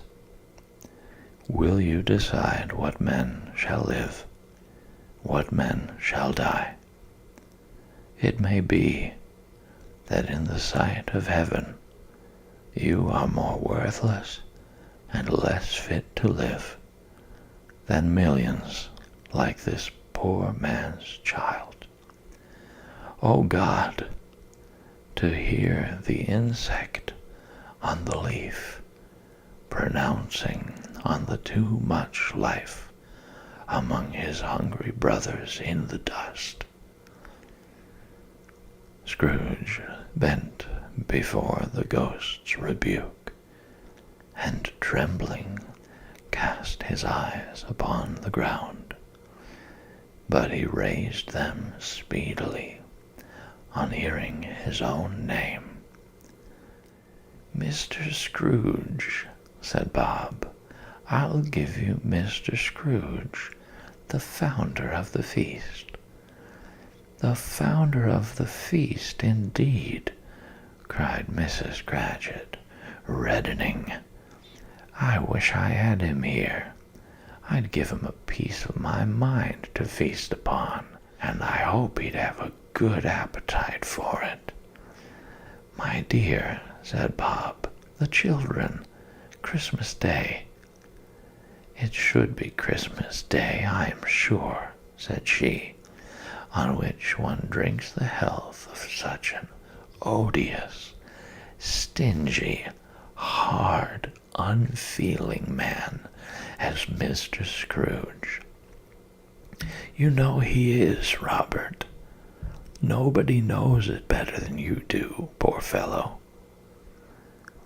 "My dear," was Bob's mild answer, "Christmas Day." "I'll drink his health for your sake, and the day's," said Mrs. Cratchit, "not for his. Long life to him, a Merry Christmas, and a Happy New Year. He'll be very merry and very happy, I have no doubt." The children drank the toast after her. It was the first of their proceedings, which had no heartiness.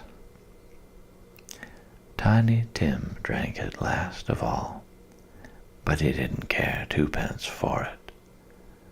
Scrooge was the ogre of the family.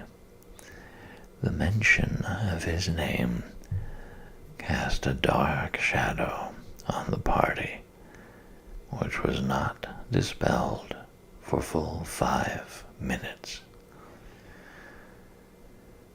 After it had passed away, they were 10 times merrier than before, from the mere relief of Scrooge the Baleful being done with. Bob Cratchit told them how he had a situation in his eye for Master Peter, which would bring in, if obtained, full 5 and 6pence weekly. The 2 young Cratchits laughed tremendously at the idea of Peter's being a man of business, and Peter himself looked thoughtfully at the fire from between his collars, as if he were deliberating what particular investments he should favor when he came into the receipt of that bewildering income. Martha, who was a poor apprentice at a milliner's, then told them what kind of work she had to do, and how many hours she worked at a stretch, and how she meant to lie abed tomorrow morning for a good long rest. Tomorrow being a holiday she passed at home, and how she had seen a countess and a lord some days before, and how the lord was much about as tall as Peter, at which Peter pulled up his collars so high that you couldn't have seen his head if you had been there.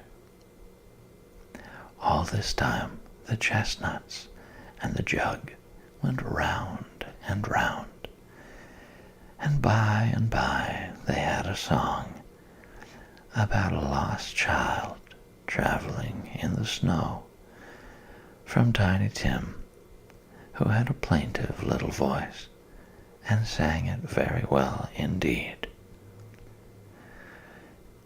There was nothing of high mark in this. They were not a handsome family. They were not well dressed. Their shoes were far from being waterproof. Their clothes were scanty, and Peter might have known, and very likely did, the inside of a pawnbroker's. But they were happy, grateful, pleased with one another, and contented with the time. And when they faded, and looked happier yet in the bright sprinklings of the Spirit's torch at parting, Scrooge had his eye upon them, and especially on Tiny Tim, until the last. By this time it was getting dark, and snowing pretty heavily, and as Scrooge and the Spirit went along the streets, the brightness of the roaring fires in the kitchens, parlors, and all sorts of rooms was wonderful. Here the flickering of the blaze showed preparations for a cozy dinner, with hot plates baking through and through before the fire, and deep red curtains ready to be drawn to shut out cold and darkness.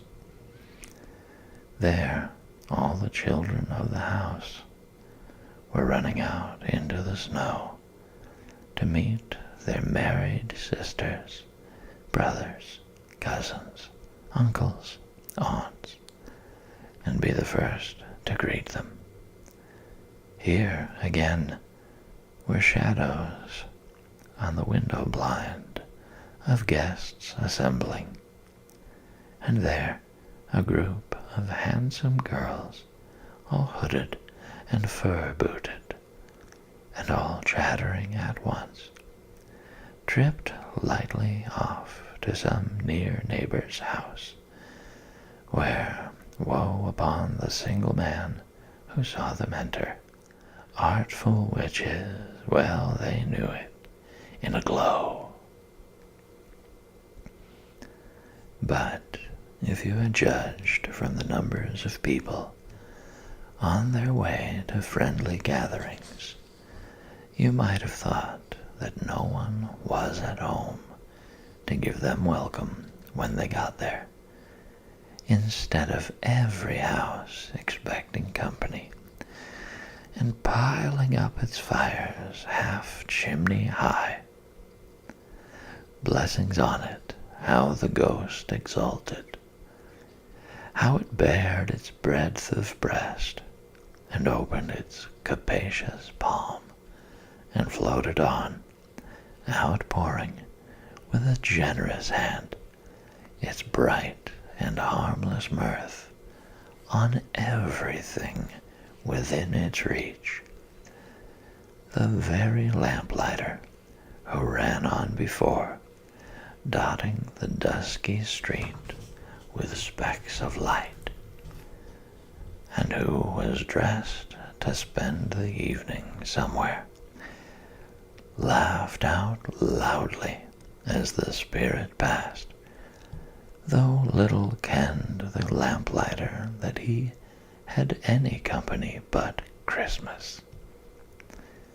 And now, without a word of warning from the ghost, they stood upon a bleak and desert moor, where monstrous masses of rude stone were cast about, as though it were the burial place of giants, and water spread itself wheresoever it listed, or would have done so, but for the frost that held it prisoner, and nothing grew but moss and furze, and coarse rank grass.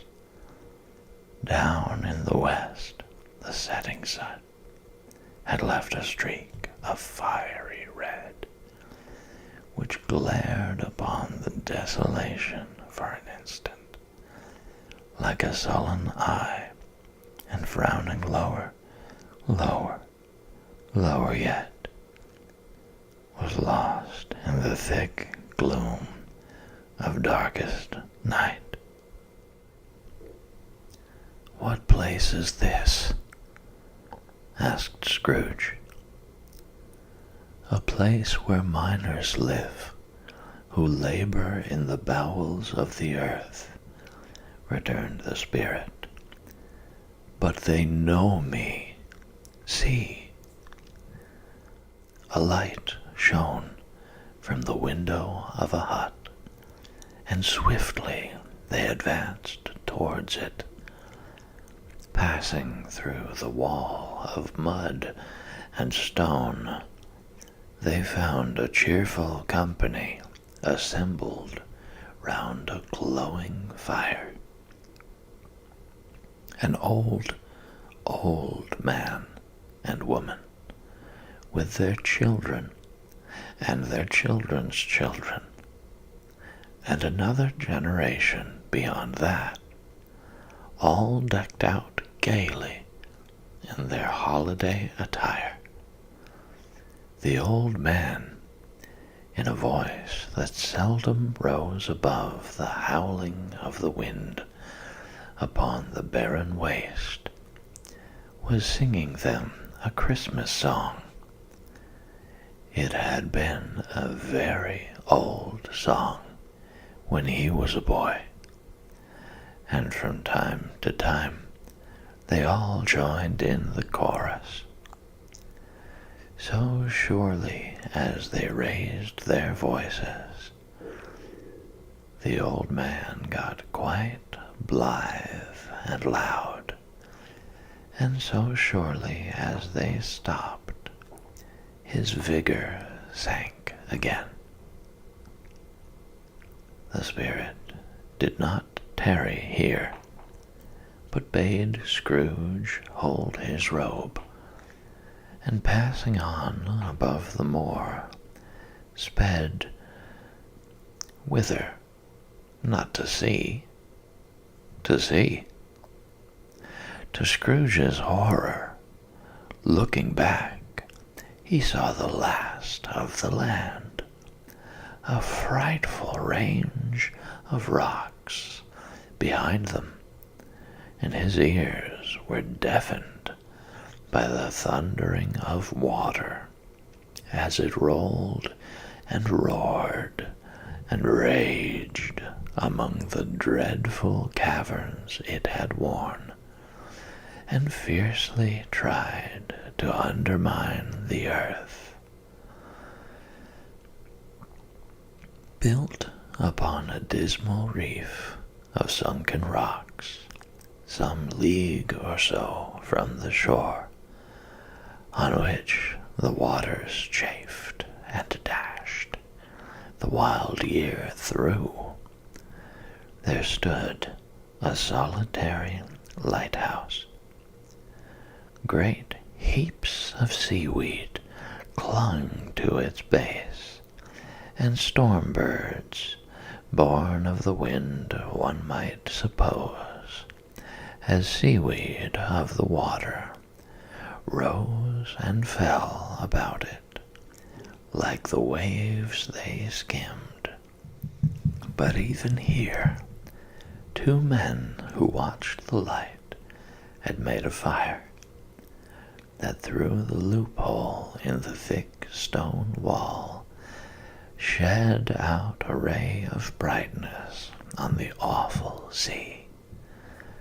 Joining their horny hands over the rough table at which they sat, they wished each other Merry Christmas in their can of grog, and one of them, the elder too, with his face all damaged and scarred with hard weather, as the figurehead of an old ship might be, struck up a sturdy song that was like a gale in itself. Again the ghost sped on, above the black and heaving sea, on, until being far away, as he told Scrooge, from any shore. They lighted on a ship. They stood beside the helmsman at the wheel, the lookout in the bow, the officers who had the watch, dark, ghostly figures in their several stations. But every man among them hummed a Christmas tune, or had a Christmas thought, or spoke below his breath to his companion of some bygone Christmas day, with homeward hopes belonging to it. And every man on board, waking or sleeping, good or bad, had had a kinder word for another on that day than on any day in the year, and had shared to some extent in its festivities, and had remembered those he cared for at a distance, and had known that they delighted to remember him. It was a great surprise to Scrooge, while listening to the moaning of the wind, and thinking what a solemn thing it was to move on through the lonely darkness over an unknown abyss, whose depths were secrets as profound as death. It was a great surprise to Scrooge, while thus engaged, to hear a hearty laugh. It was a much greater surprise to Scrooge to recognize it as his own nephew's, and to find himself in a bright, dry, gleaming room, with the Spirit standing smiling by his side, and looking at that same nephew with approving affability. "Ha! Ha!" laughed Scrooge's nephew. "Ha! Ha! Ha! If you should happen, by any unlikely chance, to know a man more blessed in a laugh than Scrooge's nephew, all I can say is, I should like to know him too. Introduce him to me, and I'll cultivate his acquaintance." It is a fair, even-handed, noble adjustment of things, that while there is infection in disease and sorrow, there is nothing in the world so irresistibly contagious as laughter and good humor. When Scrooge's nephew laughed in this way, holding his sides, rolling his head, and twisting his face into the most extravagant contortions, Scrooge's niece, by marriage, laughed as heartily as he, and their assembled friends, being not a bit behindhand, roared out lustily, "Ha! Ha! Ha! Ha! Ha! Ha! He said that Christmas was a humbug, as I live," cried Scrooge's nephew. "He believed it, too." "More shame for him, Fred," said Scrooge's niece indignantly. "Bless those women, they never do anything by halves. They are always in earnest." She was very pretty, exceedingly pretty, with a dimpled, surprised-looking, capital face, a ripe little mouth that seemed made to be kissed, as no doubt it was. All kinds of good little dots about her chin that melted into one another when she laughed, and the sunniest pair of eyes you ever saw in any little creature's head. Altogether, she was what you would have called provoking, you know, but satisfactory, too. Oh, perfectly satisfactory. "He's a comical old fellow," said Scrooge's nephew. "That's the truth, and not so pleasant as he might be. However, his offenses carry their own punishment, and I have nothing to say against him." "I'm sure he is very rich, Fred," hinted Scrooge's niece. "At least you always tell me so." "What of that, my dear?" said Scrooge's nephew. "His wealth is of no use to him. He don't do any good with it. He don't make himself comfortable with it. He hasn't the satisfaction of thinking that he is ever going to benefit us with it." "I have no patience with him," observed Scrooge's niece. Scrooge's nieces, sisters, and all the other ladies expressed the same opinion. "Oh, I have," said Scrooge's nephew. "I'm sorry for him. I couldn't be angry with him if I tried. Who suffers by his ill whims? Himself. Always. Here, he takes it into his head to dislike us, and he won't come and dine with us. What's the consequence? He don't lose much of a dinner. Indeed, I think he loses a very good dinner," interrupted Scrooge's niece. Everybody else said the same, and they must be allowed to have been competent judges, because they had just had dinner, and, with the dessert upon the table, were clustered round the fire by lamplight. "Well, I'm very glad to hear it," said Scrooge's nephew, "because I haven't great faith in these young housekeepers. What do you say, Topper?" Topper had clearly got his eye upon one of Scrooge's niece's sisters, for he answered that a bachelor was a wretched outcast who had no right to express an opinion on the subject. Whereat Scrooge's niece's sister, the plump one with the lace tucker, not the one with the roses, blushed. "Do go on, Fred," said Scrooge's niece, clapping her hands. "He never finishes what he begins to say.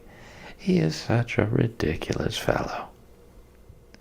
Scrooge's nephew revelled in another laugh, and as it was impossible to keep the infection off, though the plump sister tried hard to do it with aromatic vinegar, his example was unanimously followed.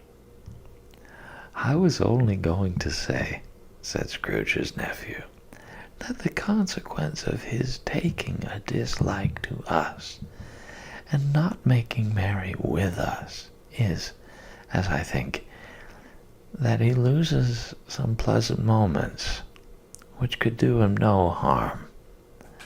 I am sure he loses pleasanter companions than he can find in his own thoughts, either in his mouldy old office or his dusty chambers. I mean to give him the same chance every year, whether he likes it or not, for I pity him. He may rail at Christmas till he dies, but he can't help thinking better of it. I defy him. If he finds me going there in good temper year after year and saying, "Uncle Scrooge, how are you?" If it only puts him in the vein to leave his poor clerk £50, that's something. And I think I shook him yesterday. It was their turn to laugh now at the notion of his shaking Scrooge, but being thoroughly good-natured and not much caring what they laughed at, so that they laughed at any rate, he encouraged them in their merriment, and passed the bottle joyously. After tea, they had some music, for they were a musical family, and knew what they were about when they sung a glee or catch, I can assure you. Especially Topper, who could growl away in the bass like a good one, and never swell the large veins in his forehead, or get red in the face over it. Scrooge's niece played well upon the harp, and played among other tunes a simple little air, a mere nothing. You might learn to whistle it in 2 minutes, which had been familiar to the child who fetched Scrooge from the boarding school, as he had been reminded by the ghost of Christmas past.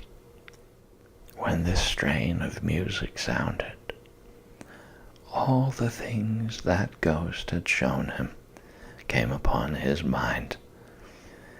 He softened more and more, and thought that if he could have listened to it often, years ago, he might have cultivated the kindnesses of life for his own happiness with his own hands, without resorting to the sexton's spade that buried Jacob Marley. But they didn't devote the whole evening to music. After a while they played at forfeits, for it is good to be children sometimes, and never better than at Christmas, when its mighty founder was a child himself. Stop! There was first a game at Blind Man's Buff. Of course there was. And I no more believe Topper was really blind than I believe he had eyes in his boots. My opinion is that it was a done thing between him and Scrooge's nephew, and that the ghost of Christmas present knew it. The way he went after that plump sister in the lace tucker was an outrage on the credulity of human nature. Knocking down the fire irons, tumbling over the chairs, bumping against the piano, smothering himself among the curtains. Wherever she went, there went he. He always knew where the plump sister was. He wouldn't catch anybody else. If you had fallen up against him, as some of them did, on purpose, he would have made a feint of endeavoring to seize you, which would have been an affront to your understanding, and would instantly have sidled off in the direction of the plump sister. She often cried out that it wasn't fair, and it really was not. But when, at last, he caught her, when, in spite of all her silken rustlings and her rapid flutterings past him, he got her into a corner, whence there was no escape. Then his conduct was the most execrable.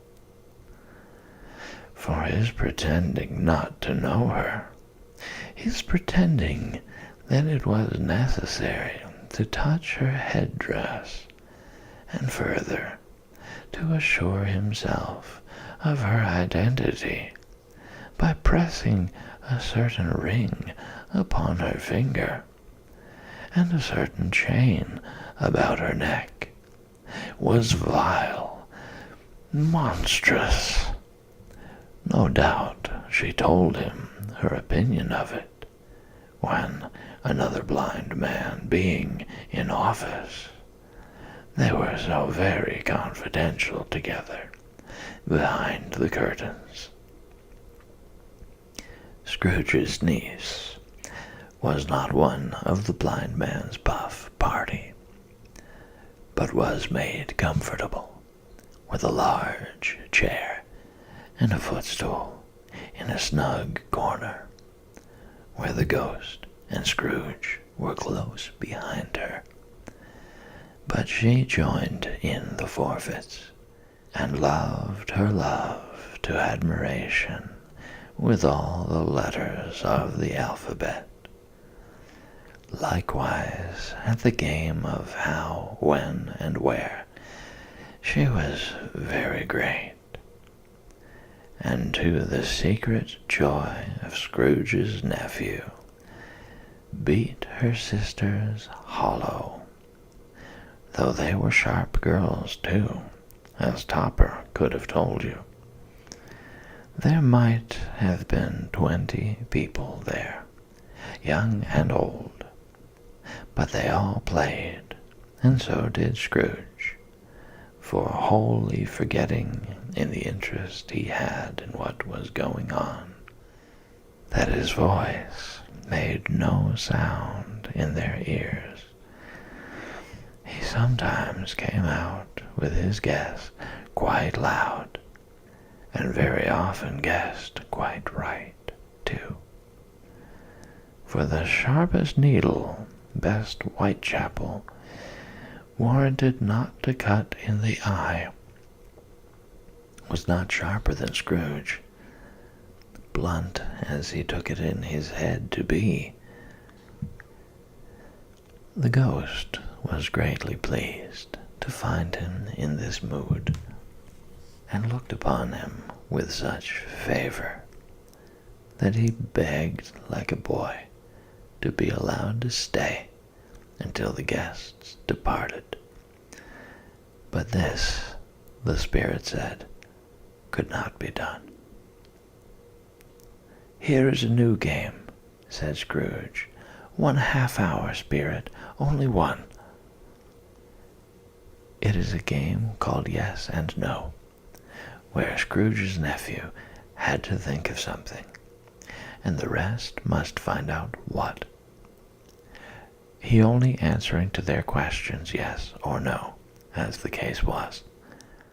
The brisk fire of questioning to which he was exposed elicited from him that he was thinking of an animal, a live animal, rather a disagreeable animal, a savage animal, an animal that growled and grunted sometimes, and talked sometimes, and lived in London, and walked about the streets, and wasn't made a show of, and wasn't led by anybody, and didn't live in a menagerie, and was never killed in a market, and was not a horse, or an ass, or a cow, or a bull, or a tiger, or a dog, or a pig, or a cat, or a bear.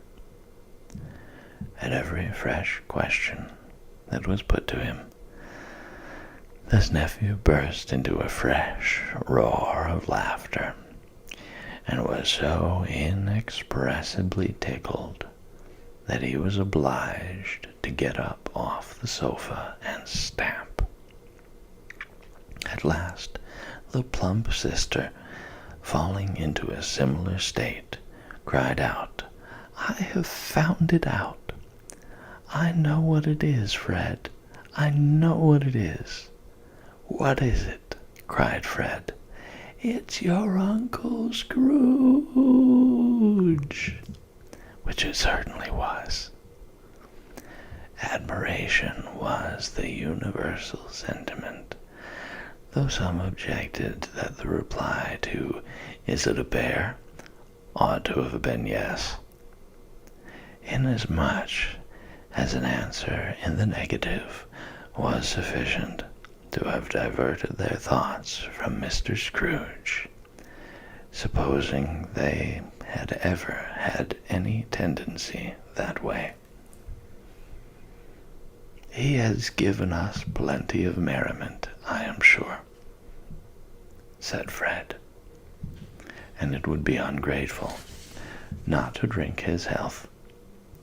Here is a glass of mulled wine ready to our hand at the moment, and I say, Uncle Scrooge." "Well, Uncle Scrooge," they cried, "a Merry Christmas and a Happy New Year to the old man, whatever he is," said Scrooge's nephew. "He wouldn't take it from me, but may he have it, nevertheless. Uncle Scrooge." Uncle Scrooge had imperceptibly become so gay and light of heart that he would have pledged the unconscious company in return, and thanked them in an inaudible speech, if the ghost had given him time. But the whole scene passed off in the breath of the last word spoken by his nephew, and he and the spirit were again upon their travels. Much they saw, and far they went, and many homes they visited, but always with a happy end. The spirit stood beside sick beds, and they were cheerful. On foreign lands, and they were close at home. By struggling men, and they were patient in their greater hope. By poverty, and it was rich. In almshouse, hospital, and jail. In misery's every refuge, where vain man, in his little brief authority, had not made fast the door and barred the spirit out, he left his blessing and taught Scrooge his precepts. It was a long night, if it were only a night, but Scrooge had his doubts of this, because the Christmas holidays appeared to be condensed into the space of time they passed together. It was strange, too, that while Scrooge remained unaltered in his outward form, the ghost grew older, clearly older. Scrooge had observed this change, but never spoke of it, until they left a children's 12th night party, when, looking at the spirit as they stood together in an open place, he noticed that its hair was gray. "Are spirits' lives so short?" asked Scrooge. "My life upon this globe is very brief," replied the ghost. "It ends tonight." "Tonight?" cried Scrooge. "Tonight at midnight. Hark! The time is drawing near."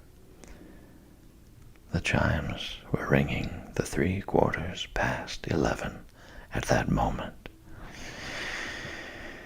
"Forgive me if I am not justified in what I ask," said Scrooge, looking intently at the spirit's robe. "But I see something strange, and not belonging to yourself, protruding from your skirts. Is it a foot or a claw?"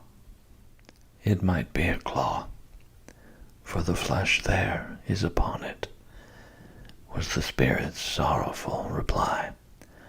"Look here."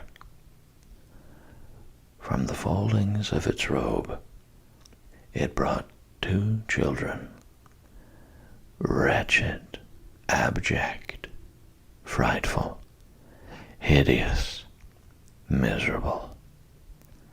They knelt down at its feet and clung upon the outside of its garment. "Oh, man, look here! Look down here!" exclaimed the ghost. They were a boy and girl, yellow, meager, ragged, scowling, wolfish, but prostrate, too, in their humility. Where graceful youth should have filled their features out, and touched them with its freshest tints, a stale and shriveled hand, like that of age, had pinched and twisted them, and pulled them into shreds. Where angels might have sat enthroned, devils lurked and glared out menacing. No change, no degradation, no perversion of humanity in any grade, through all the mysteries of wonderful creation, as monsters half so horrible and dread. Scrooge started back, appalled.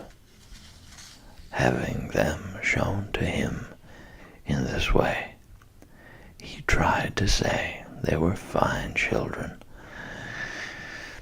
but the words choked themselves, rather than be parties to a lie of such enormous magnitude.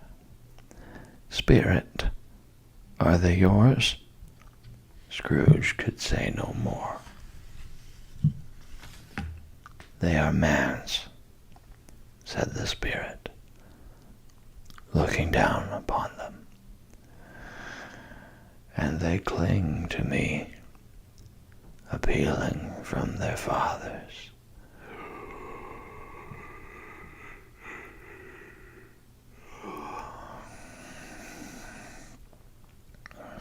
This boy is ignorance. This girl is want. Beware them both, and all of their degree, but most of all, beware this boy, for on his brow I see that written which is doom, unless the writing be erased." "Deny it," cried the spirit, stretching out its hand towards the city. "Slander those who tell it ye. Admit it for your factious purposes, and make it worse, and abide the end." "Have they no refuge or resource?" cried Scrooge. "Are there no prisons?" said the spirit, turning on him for the last time with his own words. "Are there no workhouses?"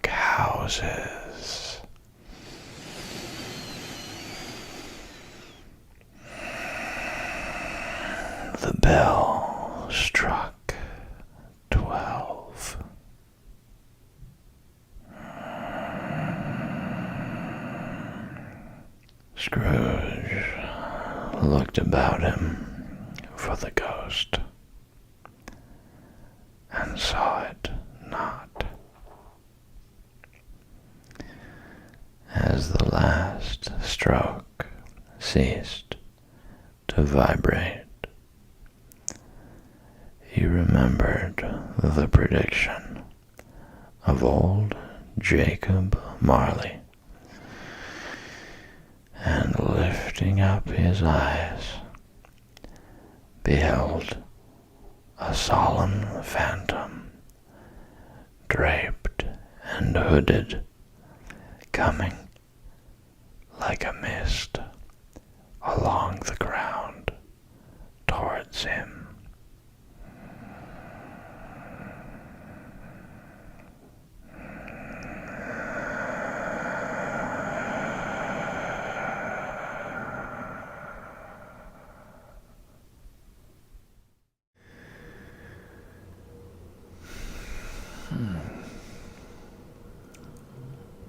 Now we'll pick back up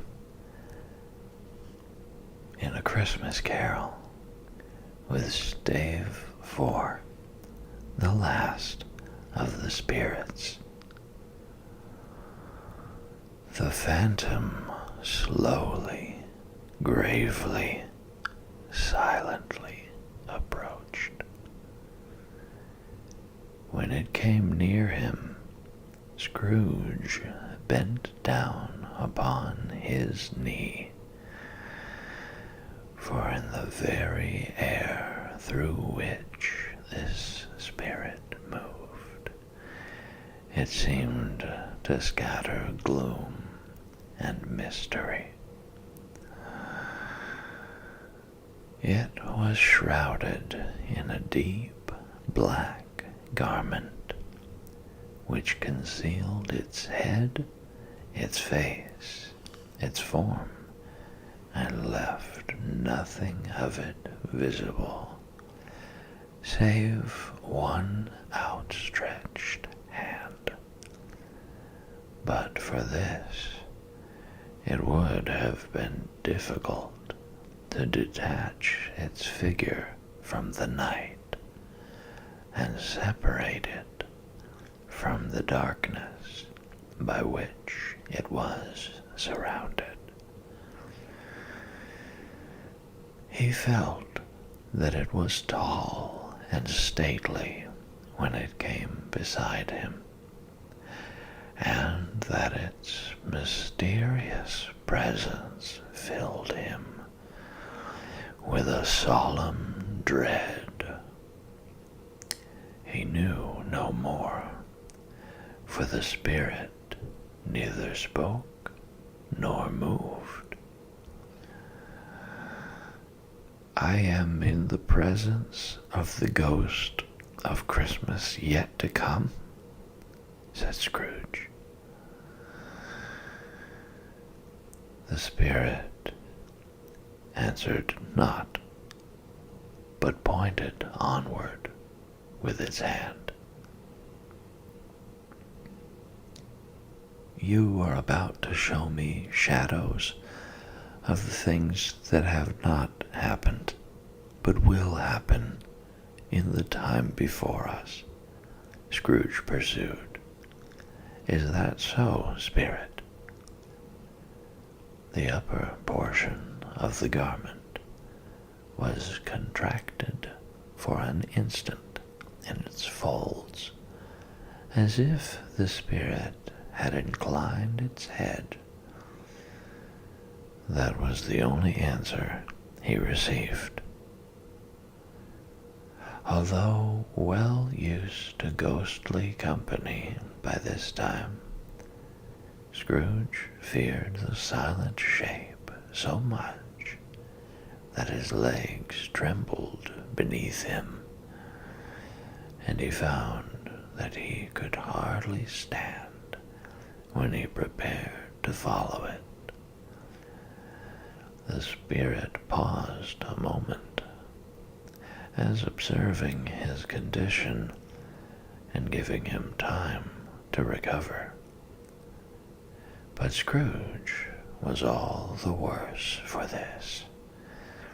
It thrilled him with a vague, uncertain horror to know that behind the dusky shroud there were ghostly eyes intently fixed upon him, while he, though he stretched his own to the utmost, could see nothing but a spectral hand and one great heap of black.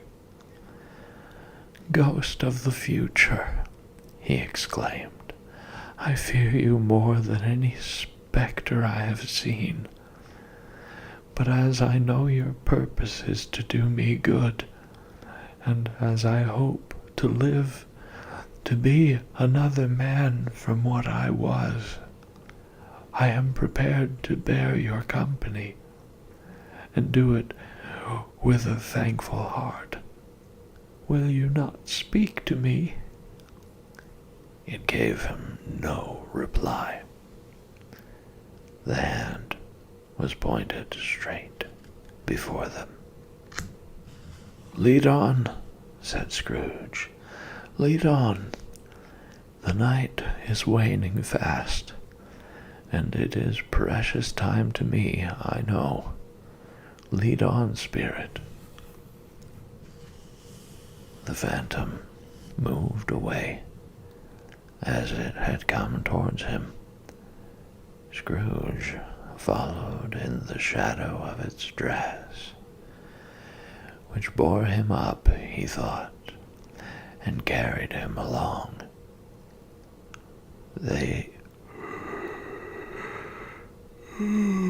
scarcely seemed to enter the city, for the city rather seemed to spring up about them and encompass them of its own act. But there they were, in the heart of it, on 'change amongst the merchants, who hurried up and down and chinked the money in their pockets and conversed in groups, and looked at their watches and trifled thoughtfully with their great gold seals, and so forth, as Scrooge had seen them often. The spirit stopped beside one little knot of businessmen. Observing that the hand was pointed to them, Scrooge advanced to listen to their talk. "No," said a great fat man with a monstrous chin. "I don't know much about it either way. I only know he's dead." "When did he die?" inquired another. "Last night, I believe." "Why, what was the matter with him?" asked a third, taking a vast quantity of snuff out of a very large snuff-box. "I thought he'd never die." "God knows," said the first, with a yawn.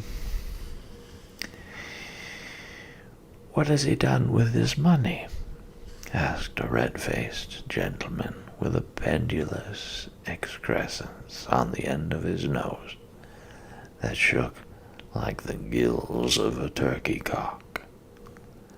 "I haven't heard," said the man with the large chin, yawning again.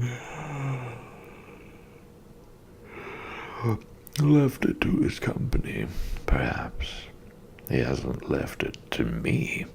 That's all I know." This pleasantry was received with a general laugh.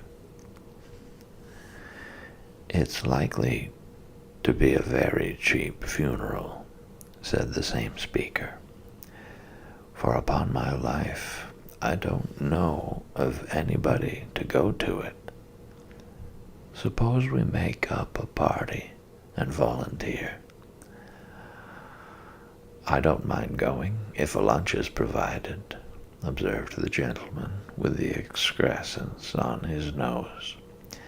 "But I must be fed if I make one." Another laugh. "Well, I am the most disinterested among you, after all," said the first speaker, "for I never wear black gloves, and I never eat lunch. But I'll offer to go, if anybody else will. When I come to think of it, I'm not at all sure that I wasn't his most particular friend, for we used to stop and speak whenever we met. Bye-bye." Speakers and listeners strolled away and mixed with other groups. Scrooge knew the men, and looked towards the spirit for an explanation. The phantom glided on into a street. Its finger pointed to two persons meeting. Scrooge listened again, thinking that the explanation might lie here. He knew these men also perfectly. They were men of business, very wealthy, and of great importance. He had made a point always of standing well in their esteem, in a business point of view, that is, strictly in a business point of view. "How are you?" said one. "How are you?"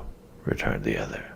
"Well," said the first, "Old Scratch has got his own at last, eh?"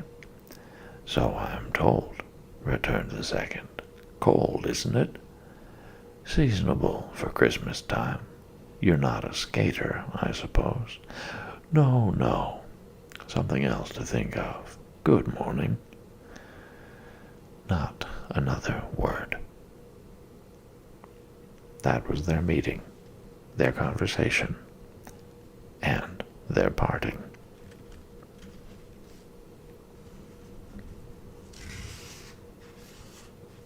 Scrooge was at first inclined to be surprised that the spirit should attach importance to conversations apparently so trivial. But feeling assured that they must have some hidden purpose, he set himself to consider what it was likely to be. They could scarcely be supposed to have any bearing on the death of Jacob, his old partner, for that was past, and this ghost's province was the future. Nor could he think of any one immediately connected with himself, to whom he could apply them, but nothing doubting that to whomsoever they applied, they had some latent moral for his own improvement. He resolved to treasure up every word he heard, and everything he saw, and especially to observe the shadow of himself when it appeared, for he had an expectation that the conduct of his future self would give him the clue he missed, and would render the solution of these riddles easy. He looked about in that very place for his own image, but another man stood in his accustomed corner, and though the clock pointed to his usual time of day for being there, he saw no likeness of himself among the multitudes that poured in through the porch. It gave him little surprise, however, for he had been revolving in his mind a change of life, and thought and hoped he saw his newborn resolutions carried out in this. Quiet and dark beside him stood the phantom, with its outstretched hand. When he roused himself from his thoughtful quest, he fancied from the turn of the hand and its situation in reference to himself that the unseen eyes were looking at him keenly. It made him shudder and feel very cold. They left the busy scene and went into an obscure part of the town where Scrooge had never penetrated before, although he recognized its situation and its bad repute. The ways were foul and narrow, the shops and houses wretched, the people half-naked, drunken, slipshod, ugly. Alleys and archways, like so many cesspools, disgorged their offenses of smell and dirt and life upon the straggling streets, and the whole quarter reeked with crime, with filth and misery. Far in this den of infamous resort, there was a low-browed, beetling shop below a penthouse roof, where iron, old rags, bottles, bones, and greasy offal were bought. Upon the floor within were piled up heaps of rusty keys, nails, chains, hinges, files, scales, weights, and refuse iron of all kinds. Secrets that few would like to scrutinize were bred and hidden in mountains of unseemly rags, masses of corrupted fat, and sepulchres of bones. Sitting in among the wares he dealt in, by a charcoal stove made of old bricks, was a gray-haired rascal, nearly 70 years of age, who had screened himself from the cold air without by a frowsy curtaining of miscellaneous tatters hung upon a line, and smoked his pipe in all the luxury of calm retirement.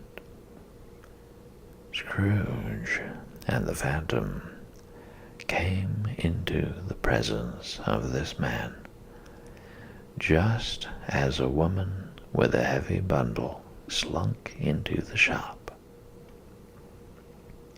But she had scarcely entered when another woman, similarly laden, came in too, and she was closely followed by a man in faded black, who was no less startled by the sight of them than they had been upon the recognition of each other. After a short period of blank astonishment, in which the old man with the pipe had joined them, They all three burst into a laugh. "Let the charwoman alone be the first," cried she who had entered first. "Let the laundress alone to be the second, and let the undertaker's man alone to be the third. Look here, old Joe, here's a chance. If we haven't all three met here without meaning it, you couldn't have met in a better place," said old Joe, removing his pipe from his mouth. "Come into the parlor. You were made free of it long ago, you know, and the other two ain't strangers. Stop till I shut the door of the shop. How it shrieks! There ain't such a rusty bit of metal in the place as its own hinges, I believe, and I'm sure there's no such old bones here as mine. We're all suitable to our calling. We're well matched. Come into the parlor. Come into the parlor." The parlor was the space behind the screen of rags. The old man raked the fire together with an old stair rod, and having trimmed his smoky lamp, for it was night, with the stem of his pipe, put it in his mouth again. While he did this, the woman who had already spoken threw her bundle on the floor and sat down in a flaunting manner on a stool, crossing her elbows on her knees and looking with a bold defiance at the other two. "What odds, then? What odds, Mrs. Dilber?" said the woman. "Every person has a right to take care of themselves. He always did." "That's true indeed," said the laundress. "No man more so." "Why, then, don't stand staring as if you was afraid, woman. Who's the wiser? We're not going to pick holes in each other's coats, I suppose?" "No, indeed," said Mrs. Dilber and the man together. "We should hope not." "Very well, then," cried the woman. "That's enough. Who's the worse for a loss of a few things like these? Not a dead man, I suppose?" "No, indeed," said Mrs. Dilber, laughing. "If he wanted to keep him after he was dead, a wicked old screw," pursued the woman. "Why wasn't he natural in his lifetime? If he had been, he'd have had somebody to look after him when he was struck with death, instead of lying gasping out his last there, alone by himself. It's the truest word that ever was spoke," said Mrs. Dilber. "It's a judgment on him." "I wish it was a little heavier judgment," replied the woman. "And it should have been, you may depend upon it, if I could have laid my hands on anything else. Open that bundle, old Joe, and let me know the value of it. Speak out plain. I'm not afraid to be the first, nor afraid for them to see it. We knew pretty well that we were helping ourselves before we met here, I believe. It's no sin. Open the bundle, Joe." But the gallantry of her friends would not allow of this, and the man in faded black, mounting the breach first, produced his plunder. It was not extensive. A seal or two, a pencil case, a pair of sleeve buttons, and a brooch of no great value, were all. They were severally examined and appraised by old Joe, who chalked the sums he was disposed to give for each upon the wall, and added them up into a total when he found there was nothing more to come. "That's your account," said Joe, "and I wouldn't give another sixpence if I was to be boiled for not doing it. Who's next?" Mrs. Dilber was next. Sheets and towels, a little wearing apparel, 2 old-fashioned silver teaspoons, a pair of sugar tongs, and a few boots. Her account was stated on the wall in the same manner. "I always give too much to ladies. It's a weakness of mine, and that's the way I ruin myself," said old Joe. "That's your account. If you asked me for another penny and made it an open question, I'd repent of being so liberal and knock off half a crown." "And now undo my bundle, Joe," said the first woman. Joe went down on his knees for the greater convenience of opening it, and having unfastened a great many knots, dragged out a large and heavy roll of some dark stuff. "What do you call this?" said Joe. "Bed curtains." "Ah," returned the woman, laughing and leaning forward on her crossed arms. "Bed curtains. You don't mean to say you took 'em down, rings and all, with him lying there?" said Joe. "Yes, I do," replied the woman. "Why not?" "You were born to make your fortune," said Joe, "and you'll certainly do it. I certainly shan't hold my hand when I can get anything in it by reaching it out for the sake of such a man as he was. I promise you, Joe," returned the woman coolly. "Don't drop that oil upon the blankets now." "His blankets?" asked Joe.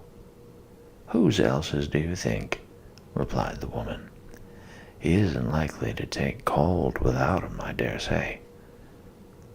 "I hope he didn't die of anything catching, eh?" said old Joe, stopping in his work and looking up. "Don't you be afraid of that," returned the woman. "I ain't so fond of his company that I'd loiter about him for such things, if he did.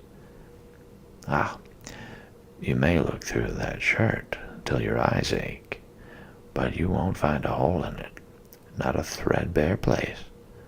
It's the best he had, and a fine one, too. They'd have wasted it if it hadn't been for me." "What do you call wasting of it?" asked old Joe. "Putting it on him to be buried in, to be sure," replied the woman with a laugh. "Somebody was fool enough to do it, but I took it off again. If calico ain't good enough for such a purpose, it isn't good enough for anything. It's quite as becoming to the body. He can't look uglier than he did in that one."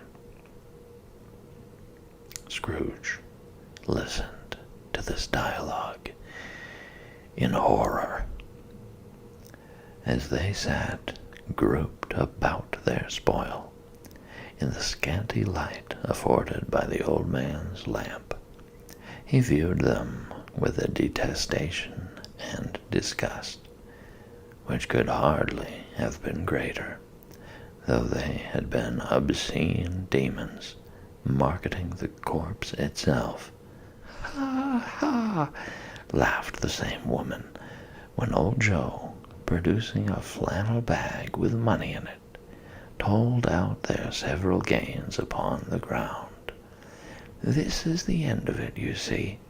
He frightened every one away from him when he was alive, to profit us when he was dead. Ha, ha, ha!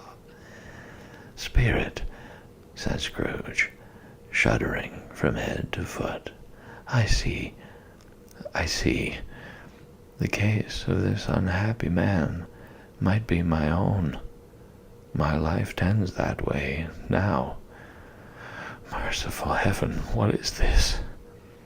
He recoiled in terror, for the scene had changed, and now he almost touched a bed, a bare, uncurtained bed, on which, beneath a ragged sheet, there lay something covered up, which, though it was dumb, announced itself in awful language.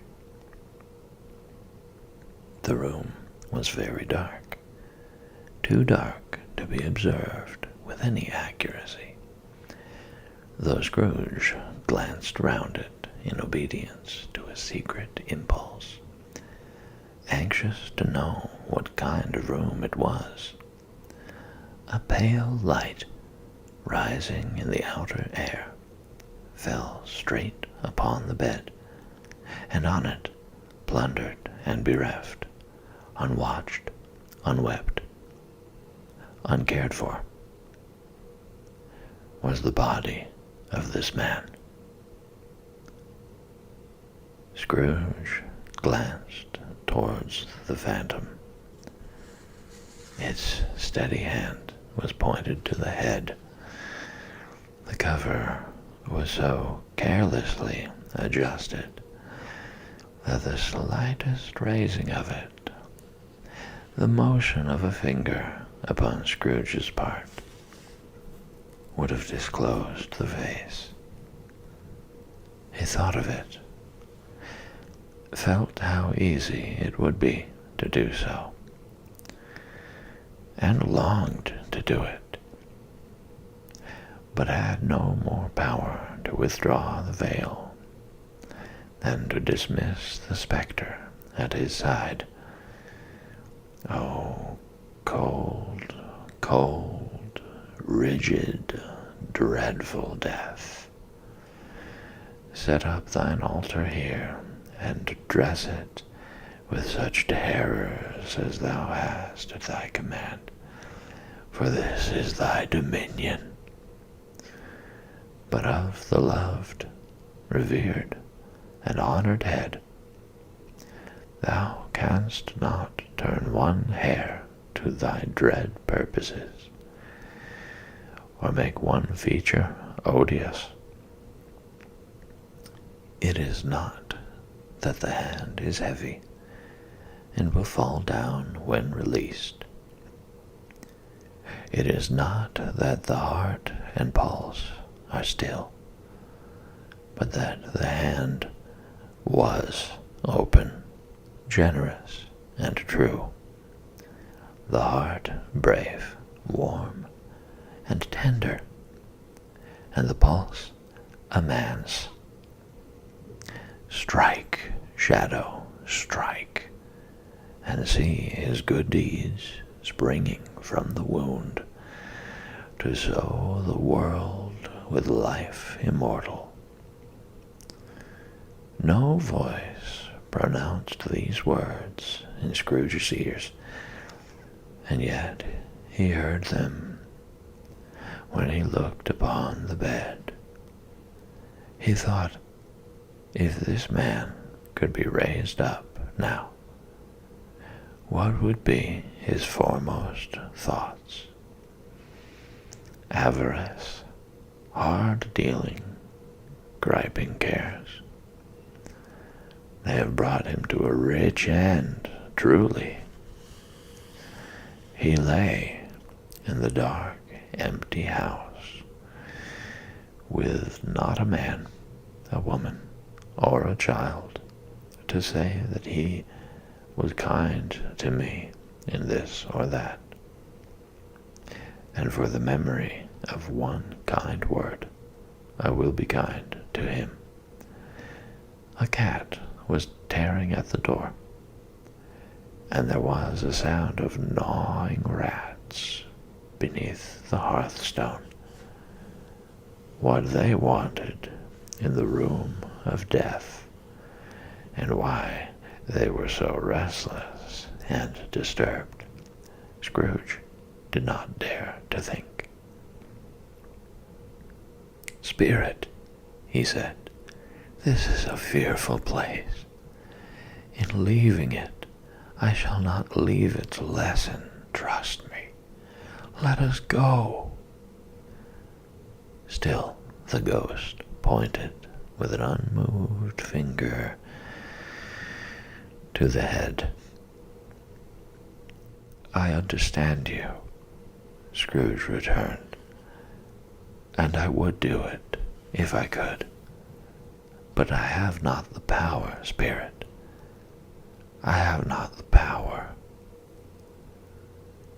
Again it seemed to look upon him. "If there is any person in the town who feels emotion caused by this man's death," said Scrooge, quite agonized, "show that person to me, Spirit, I beseech you."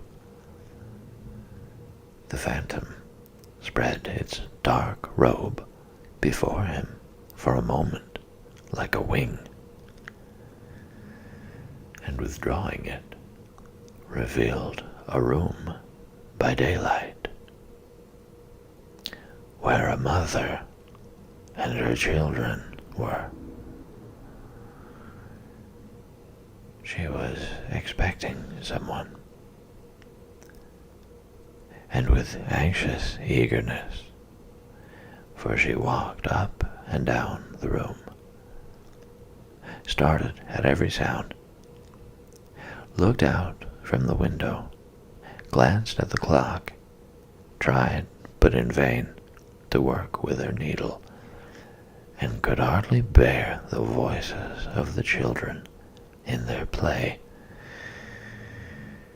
At length, the long-expected knock was heard. She hurried to the door and met her husband,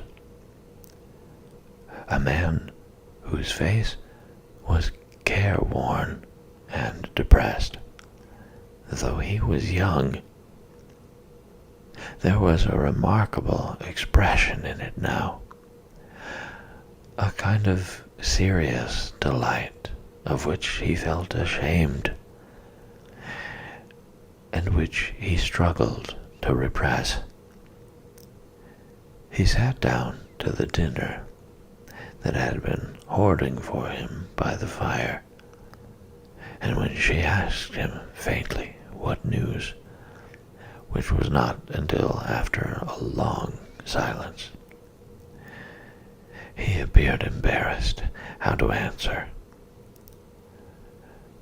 "Is it good," she said, "or bad?" to help him. "Bad," he answered.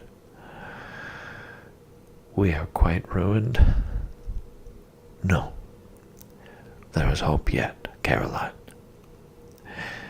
"If he relents," she said, amazed, "there is.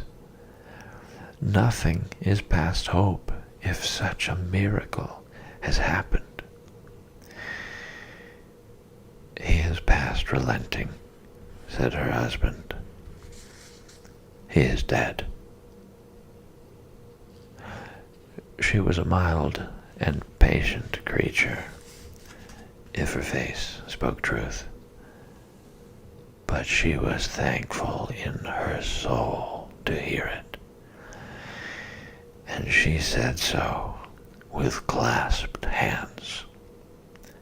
She prayed forgiveness the next moment, and was sorry, but the first was the emotion of her heart.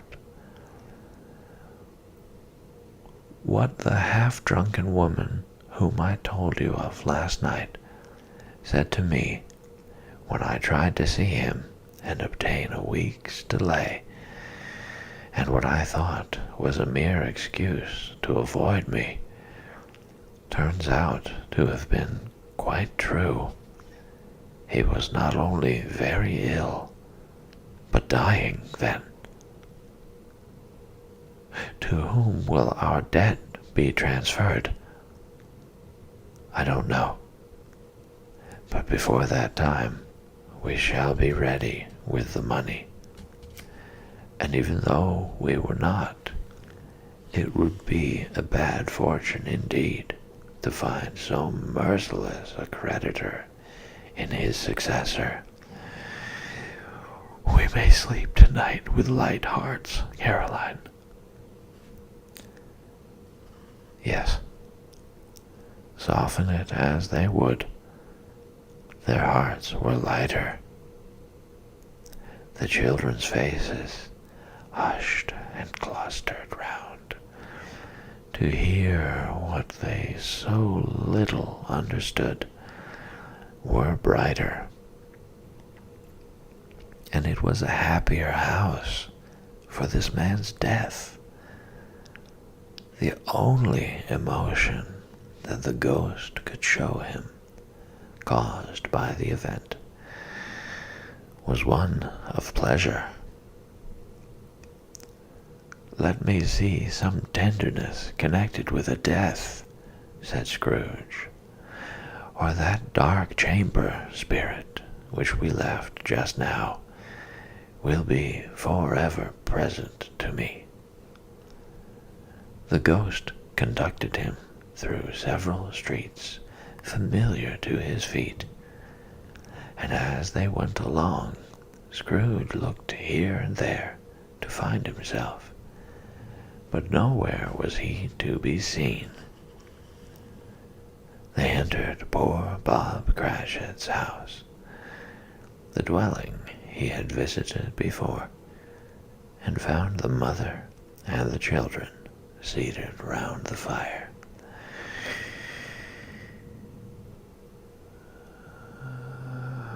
Quiet.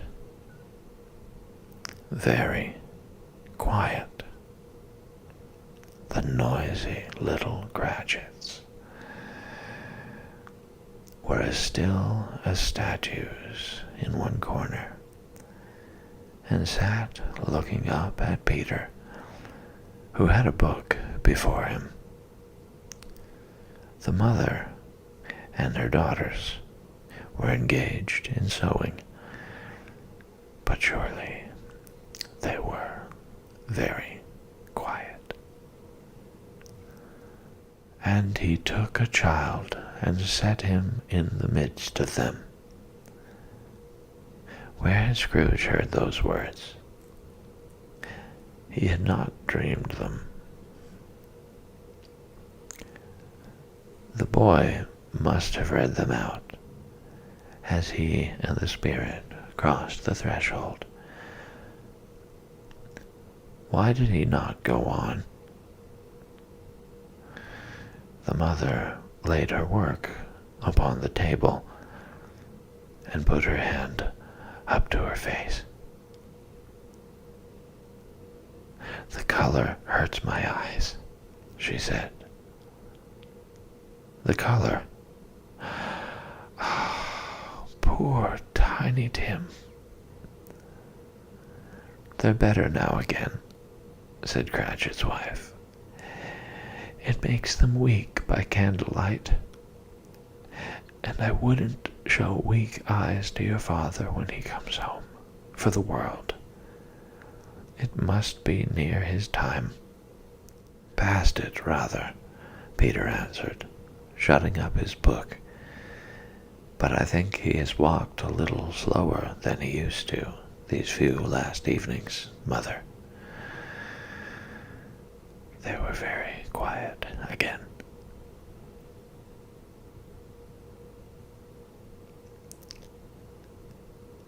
At last, she said, and in a steady, cheerful voice that only faltered once, I have known him walk with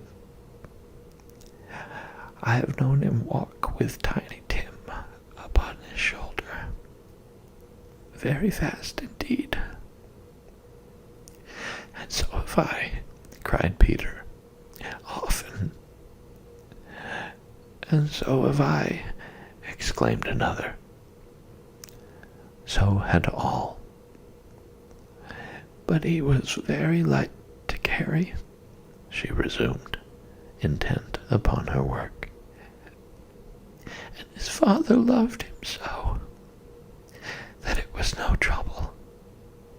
No trouble. And there is your father at the door." She hurried out to meet him, and little Bob in his comforter, he had need of it, poor fellow, came in. His tea was ready for him on the hob, and they all tried who should help him do it most. Then the two young Cratchits got upon his knees and laid each child a little cheek against his face, as if they said, "Don't mind it, father. Don't be grieved." Bob was very cheerful with them, and spoke pleasantly to all the family. He looked at the work upon the table, and praised the industry and speed of Mrs. Cratchit and the girls. They would be done long before Sunday, he said. "Sunday? You went today then, Robert?" said his wife. "Yes, my dear," returned Bob. "I wish you could have gone. It would have done you good to see how green a place it is. But you'll see it often. I promised him that I would walk there on a Sunday." "My little child," cried Bob. "My little child." He broke down all at once. He couldn't help it. If he could have helped it, he and his child would have been farther apart, perhaps, than they were. He left the room and went upstairs into the room above, which was lighted cheerfully and hung with Christmas. There was a chair set close beside the child, and there were signs of someone having been there lately. Poor Bob sat down in it, and when he had thought a little and composed himself, he kissed the little face. He was reconciled to what had happened, and went down again quite happy. They drew about the fire and talked, the girls and mother working still. Bob told them of the extraordinary kindness of Mr. Scrooge's nephew, whom he had scarcely seen but once, and who, meeting him in the street that day, and seeing that he looked just a little down, you know, said Bob, inquired what had happened to distress him.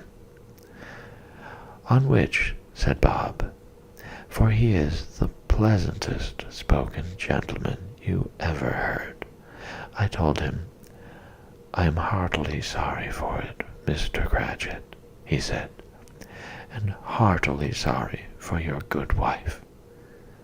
By the by, how he ever knew that, I don't know." "Knew what, my dear?" "Why, that you were a good wife," replied Bob. "Everybody knows that," said Peter. Very well observed, my boy, cried Bob. I hope they do. Heartily sorry, he said, for your good wife. If I can be of service to you in any way, he said, giving me his card. That's where I live. Pray come to me. Now it wasn't, cried Bob, for the sake of anything he might be able to do for us, so much as for his kind way, that this was quite delightful. It really seemed as if he had known our Tiny Tim and felt with us. I'm sure he's a good soul, said Mrs. Cratchit. You would be surer of it, my dear, returned Bob, if you saw and spoke to him. I shouldn't be at all surprised, mark what I say, if he got Peter a better situation. Only hear that, Peter, said Mrs. Cratchit. And then, cried one of the girls, Peter will be keeping company with someone and setting up for himself. Get along with you, retorted Peter, grinning. It's just as likely as not, said Bob, one of these days, though there's plenty of time for that, my dear. But however and whenever we part from one another, I am sure we shall none of us forget poor Tiny Tim, shall we? Or this first parting that there was among us. Never, father, cried they all. And I know, said Bob, I know, my dears, that when we recollect how patient and how mild he was, although he was a little child, we shall not quarrel easily among ourselves, and forget poor Tiny Tim in doing it. No, never, father, they all cried again. I am very happy, said little Bob. I am very happy. Mrs. Cratchit kissed him. His daughters kissed him. The two young Cratchits kissed him, and Peter and himself shook hands. Spirit of Tiny Tim, thy childish essence was from God. Spectre, said Scrooge, something informs me that our parting moment is at hand. I know it, but I know not how. Tell me what man that was whom we saw lying dead. The ghost of Christmas yet to come conveyed him as before, though at a different time, he thought. Indeed, there seemed no order in these latter visions, save that they were in the future, into the resorts of business men, but showed him not himself. Indeed, the spirit did not stay for anything, but went straight on, as to the end just now desired, until besought by Scrooge to tarry for a moment. This court, said Scrooge, through which we hurry now, is where my place of occupation is, and has been for a length of time. I see the house. Let me behold what I shall be in days to come. The spirit stopped. The hand was pointed elsewhere. "The house is yonder," Scrooge exclaimed. "Why do you point away?" The inexorable finger underwent no change. Scrooge hastened to the window of his office and looked in. It was an office still, but not his. The furniture was not the same, and the figure in the chair was not himself. The phantom pointed as before. He joined it once again, and wondering why and whither he had gone, accompanied it until they reached an iron gate. He paused to look round before entering. A churchyard. Here, then, the wretched man, whose name he had now to learn, lay underneath the ground. It was a worthy place, walled in by houses, overrun by grass and weeds, the growth of vegetation's death, not life, choked up with too much burying, fat with repleted appetite, a worthy place. The spirit stood among the graves and pointed down to one. He advanced towards it, trembling. The phantom was exactly as it had been, but he dreaded that he saw new meaning in its solemn shape. "Before I draw nearer to that stone to which you point," said Scrooge, "answer me one question. Are these the shadows of the things that will be? Or are they shadows of things that may be only?"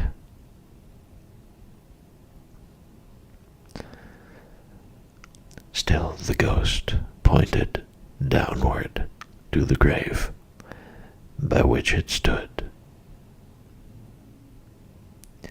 "Men's courses will foreshadow certain ends to which, if persevered in, they must lead," said Scrooge.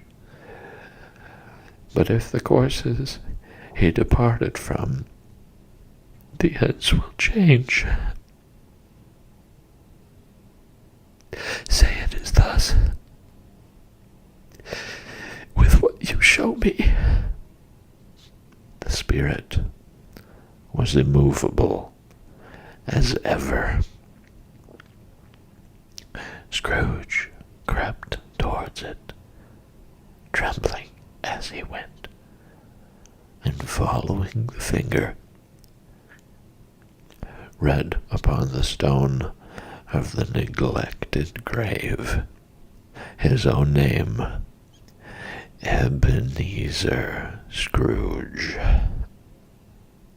"Am I that man who lay upon the bed?" he cried upon his knees. The finger pointed from the grave to him and back again. "No, spirit, no, no, no." The finger still was there. "Spirit," he cried, tight clutching at its robe, "hear me. I am not the man I was. I will not be the must have been but for this intercourse. Why show me this, if I am past all hope? For the first time the hand appeared to shake.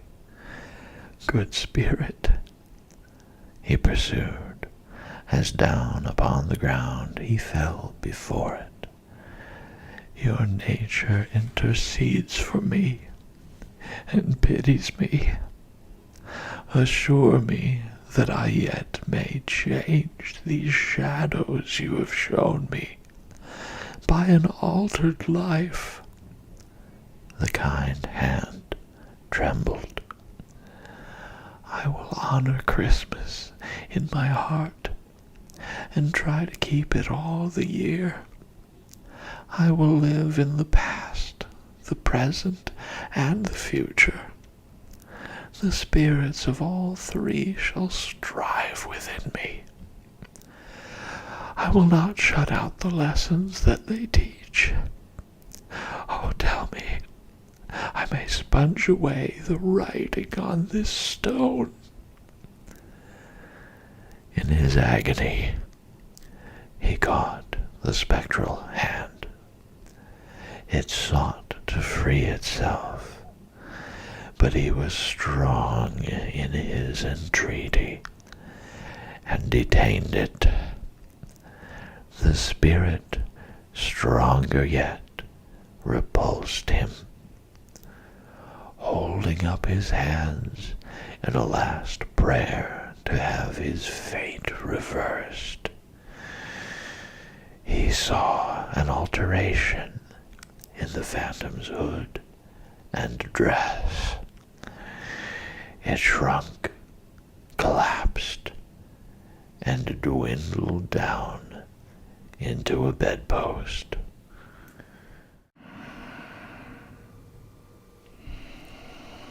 A Christmas Carol.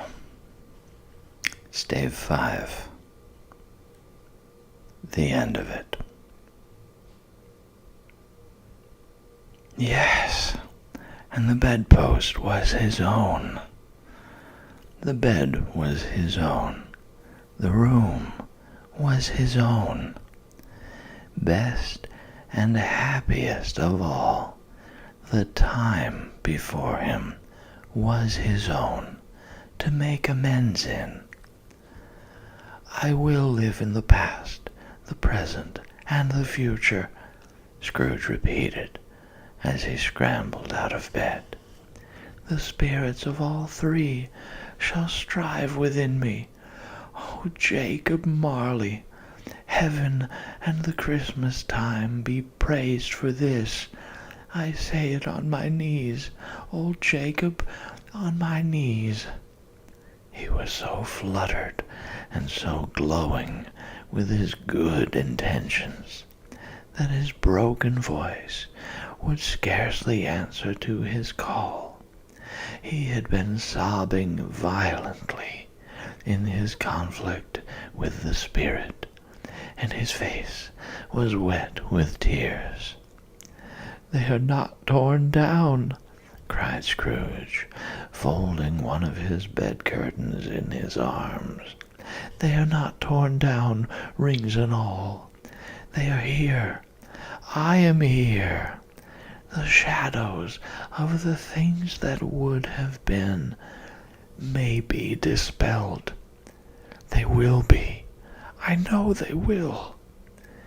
His hands were busy with his garments all this time, turning them inside out, putting them on upside down, tearing them, mislaying them, making them parties to every kind of extravagance.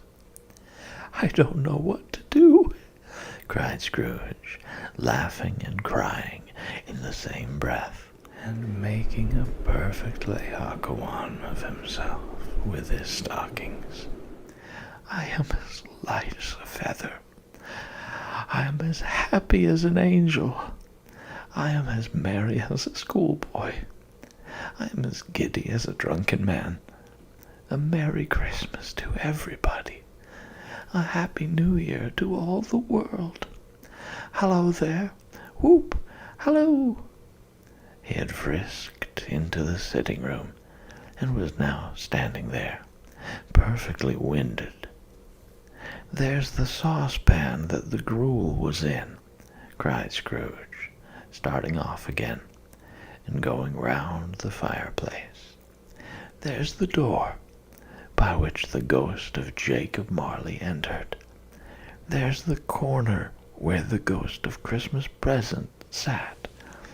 There's the window where I saw the wandering spirits. It's all right. It's all true. It all happened." Really, for a man who had been out of practice for so many years, it was a splendid laugh, a most illustrious laugh, the father of a long, long line of brilliant laughs. "I don't know what day of the month it is," said Scrooge. "I don't know how long I've been among the spirits. I don't know anything. I'm quite a baby. Never mind, I don't care. I'd rather be a baby. Hallo, whoop, hallo there." He was checked in his transports by the churches ringing out the lustiest peals he had ever heard. Clash, clang, hammer, ding, dong, bell, bell, dong, ding, hammer, clang, clash. Oh, glorious, glorious. Running to the window, he opened it and put out his head. No fog, no mist. Clear, bright, jovial, stirring, cold. Cold, piping for the blood to dance to. Golden sunlight, heavenly sky, sweet, fresh air, merry bells. Oh, glorious, glorious. "What's today?" cried Scrooge, calling downward to a boy in Sunday clothes, who perhaps had loitered in to look about him. "Eh?" returned the boy, with all his might of wonder. "What's today, my fine fellow?" said Scrooge. "Today?" replied the boy. "Why, Christmas Day." "It's Christmas Day," said Scrooge to himself. "I haven't missed it. The spirits have done it all in one night. They can do anything they like. Of course they can. Of course they can. Hello, my fine fellow." "Hello?" returned the boy. "Do you know the poulterers in the next street but one at the corner?" Scrooge inquired. "I should hope I did," replied the lad. "An intelligent boy," said Scrooge. "A remarkable boy. Do you know whether they've sold the prize turkey that was hanging up there? Not the little prize turkey, the big one." "What, the one as big as me?" returned the boy. "What a delightful boy," said Scrooge. "It's a pleasure to talk to him." "Yes, my buck. It's hanging there now," replied the boy. "Is it?" said Scrooge. "Go and buy it." "Walker!" exclaimed the boy. "No, no," said Scrooge. "I am in earnest. Go and buy it, and tell them to bring it here, that I may give them the direction where to take it. Come back with the man, and I'll give you a shilling. Come back with him in less than 5 minutes, and I'll give you half a crown." The boy was off like a shot.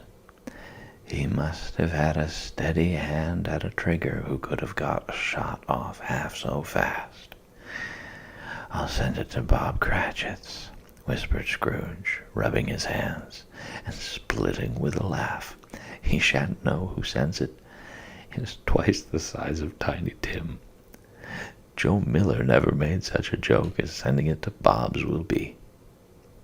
The hand in which he wrote the address was not a steady one, but write it he did, somehow, and went downstairs to open the street door, ready for the coming of the poulterer's man. As he stood there, waiting his arrival, the knocker caught his eye. "I shall love it as long as I live," cried Scrooge, patting it with his hand. "I scarcely ever looked at it before. What an honest expression it has in its face. It's a wonderful knocker. Here's the turkey. Hallo! Whoop! How are you? Merry Christmas!" It was a turkey. He could never have stood upon his legs, that bird. He would have snapped him short off in a minute, like sticks of sealing wax. "Why, it's impossible to carry that to Camden Town," said Scrooge. "You must have a cab." The chuckle with which he said this, and the chuckle with which he paid for the turkey, and the chuckle with which he paid for the cab, and the chuckle with which he recompensed the boy, were only to be exceeded by the chuckle with which he sat down breathless in his chair again, and chuckled till he cried. Shaving was not an easy task, for his hand continued to shake very much, and shaving requires attention, even when you don't dance while you are at it.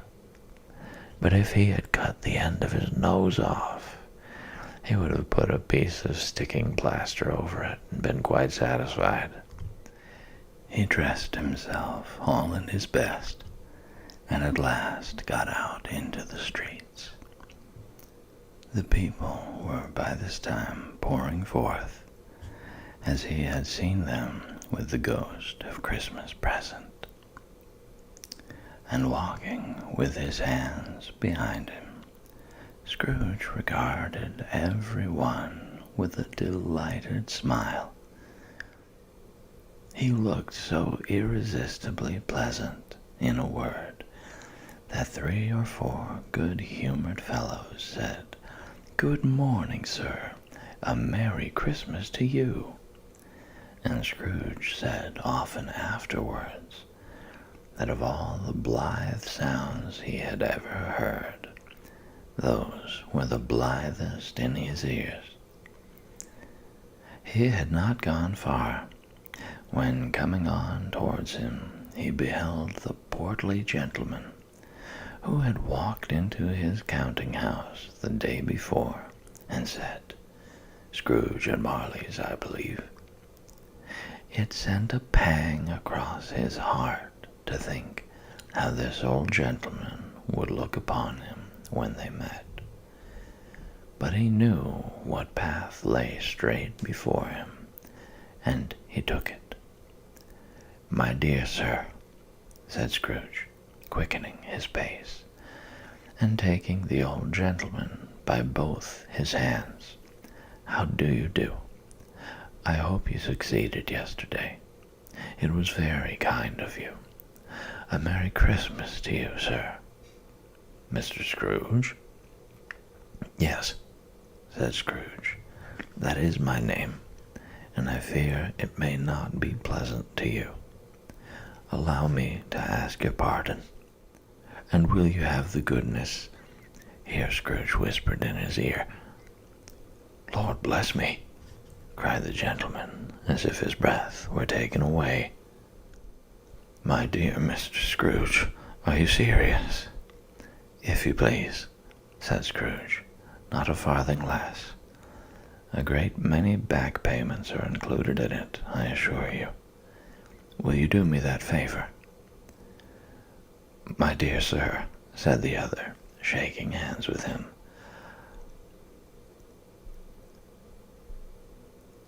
"I don't know what to say to such "Don't say anything, please," retorted Scrooge. "Come and see me. Will you come and see me?"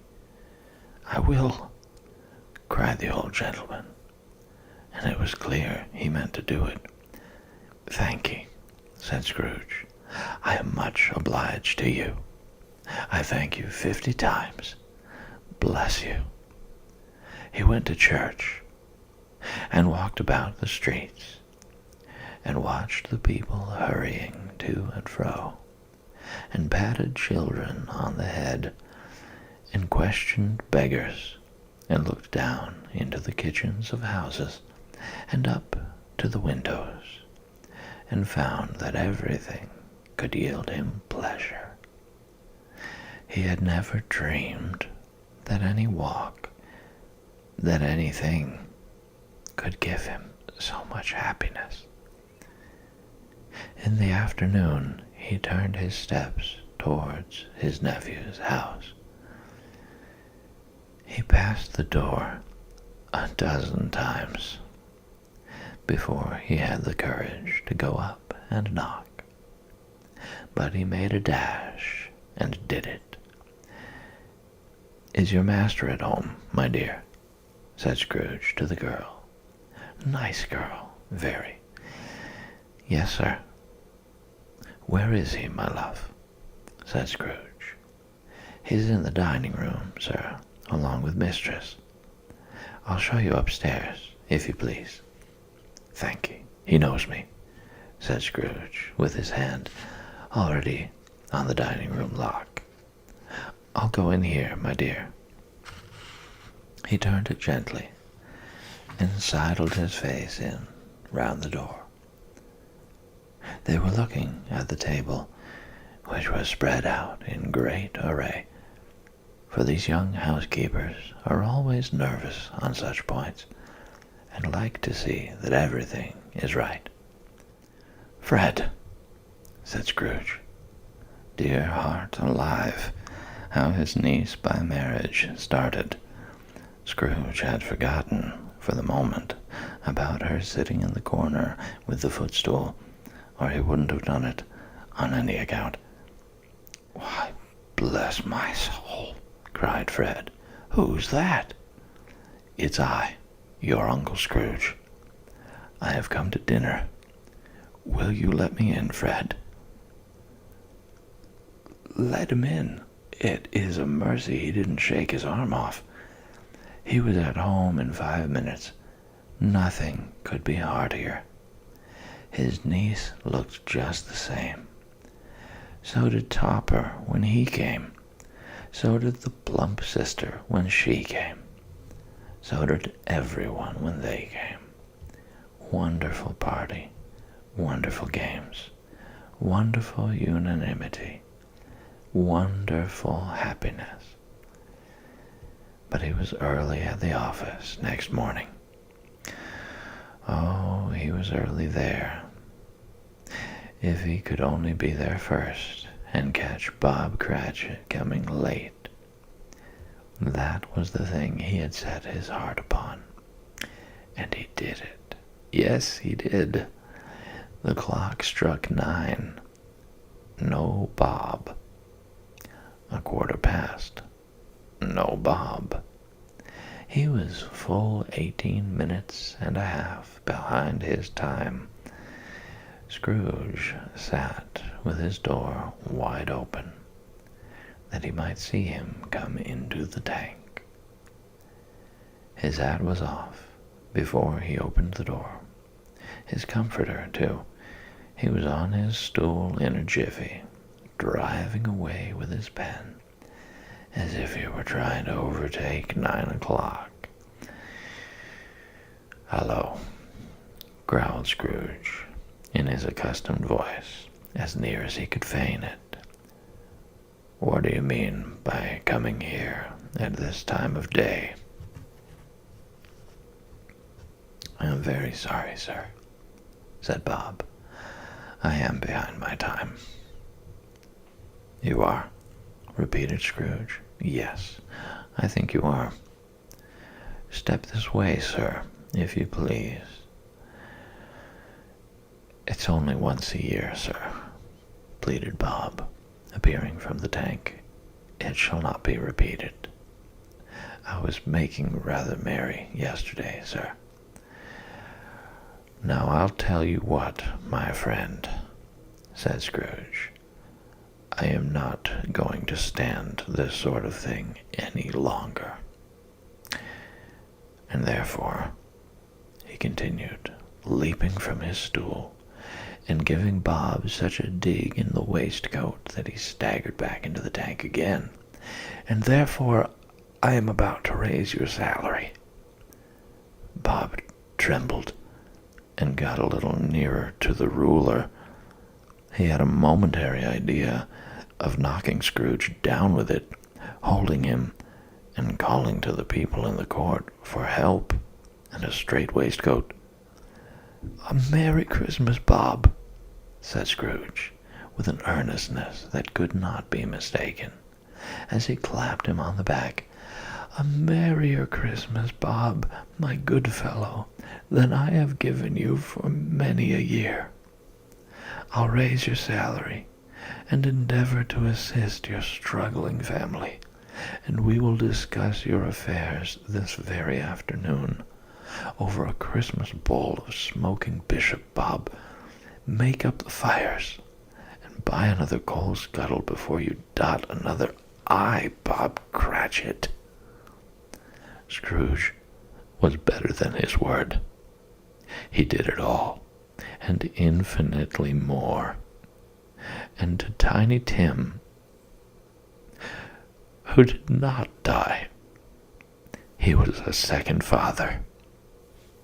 He became as good a friend, as good a master, and as good a man as the good old city knew, or any other good old city, town, or borough in the good old world. Some people laughed to see the alteration in him, but he let them laugh, and little heeded them, for he was wise enough to know that nothing ever happened on this globe for good, at which some people did not have their fill of laughter in the outset. And knowing that such as these would be blind anyway, he thought it quite as well that they should wrinkle up their eyes in grins as have the malady in less attractive forms. His own heart laughed, and that was quite enough for him.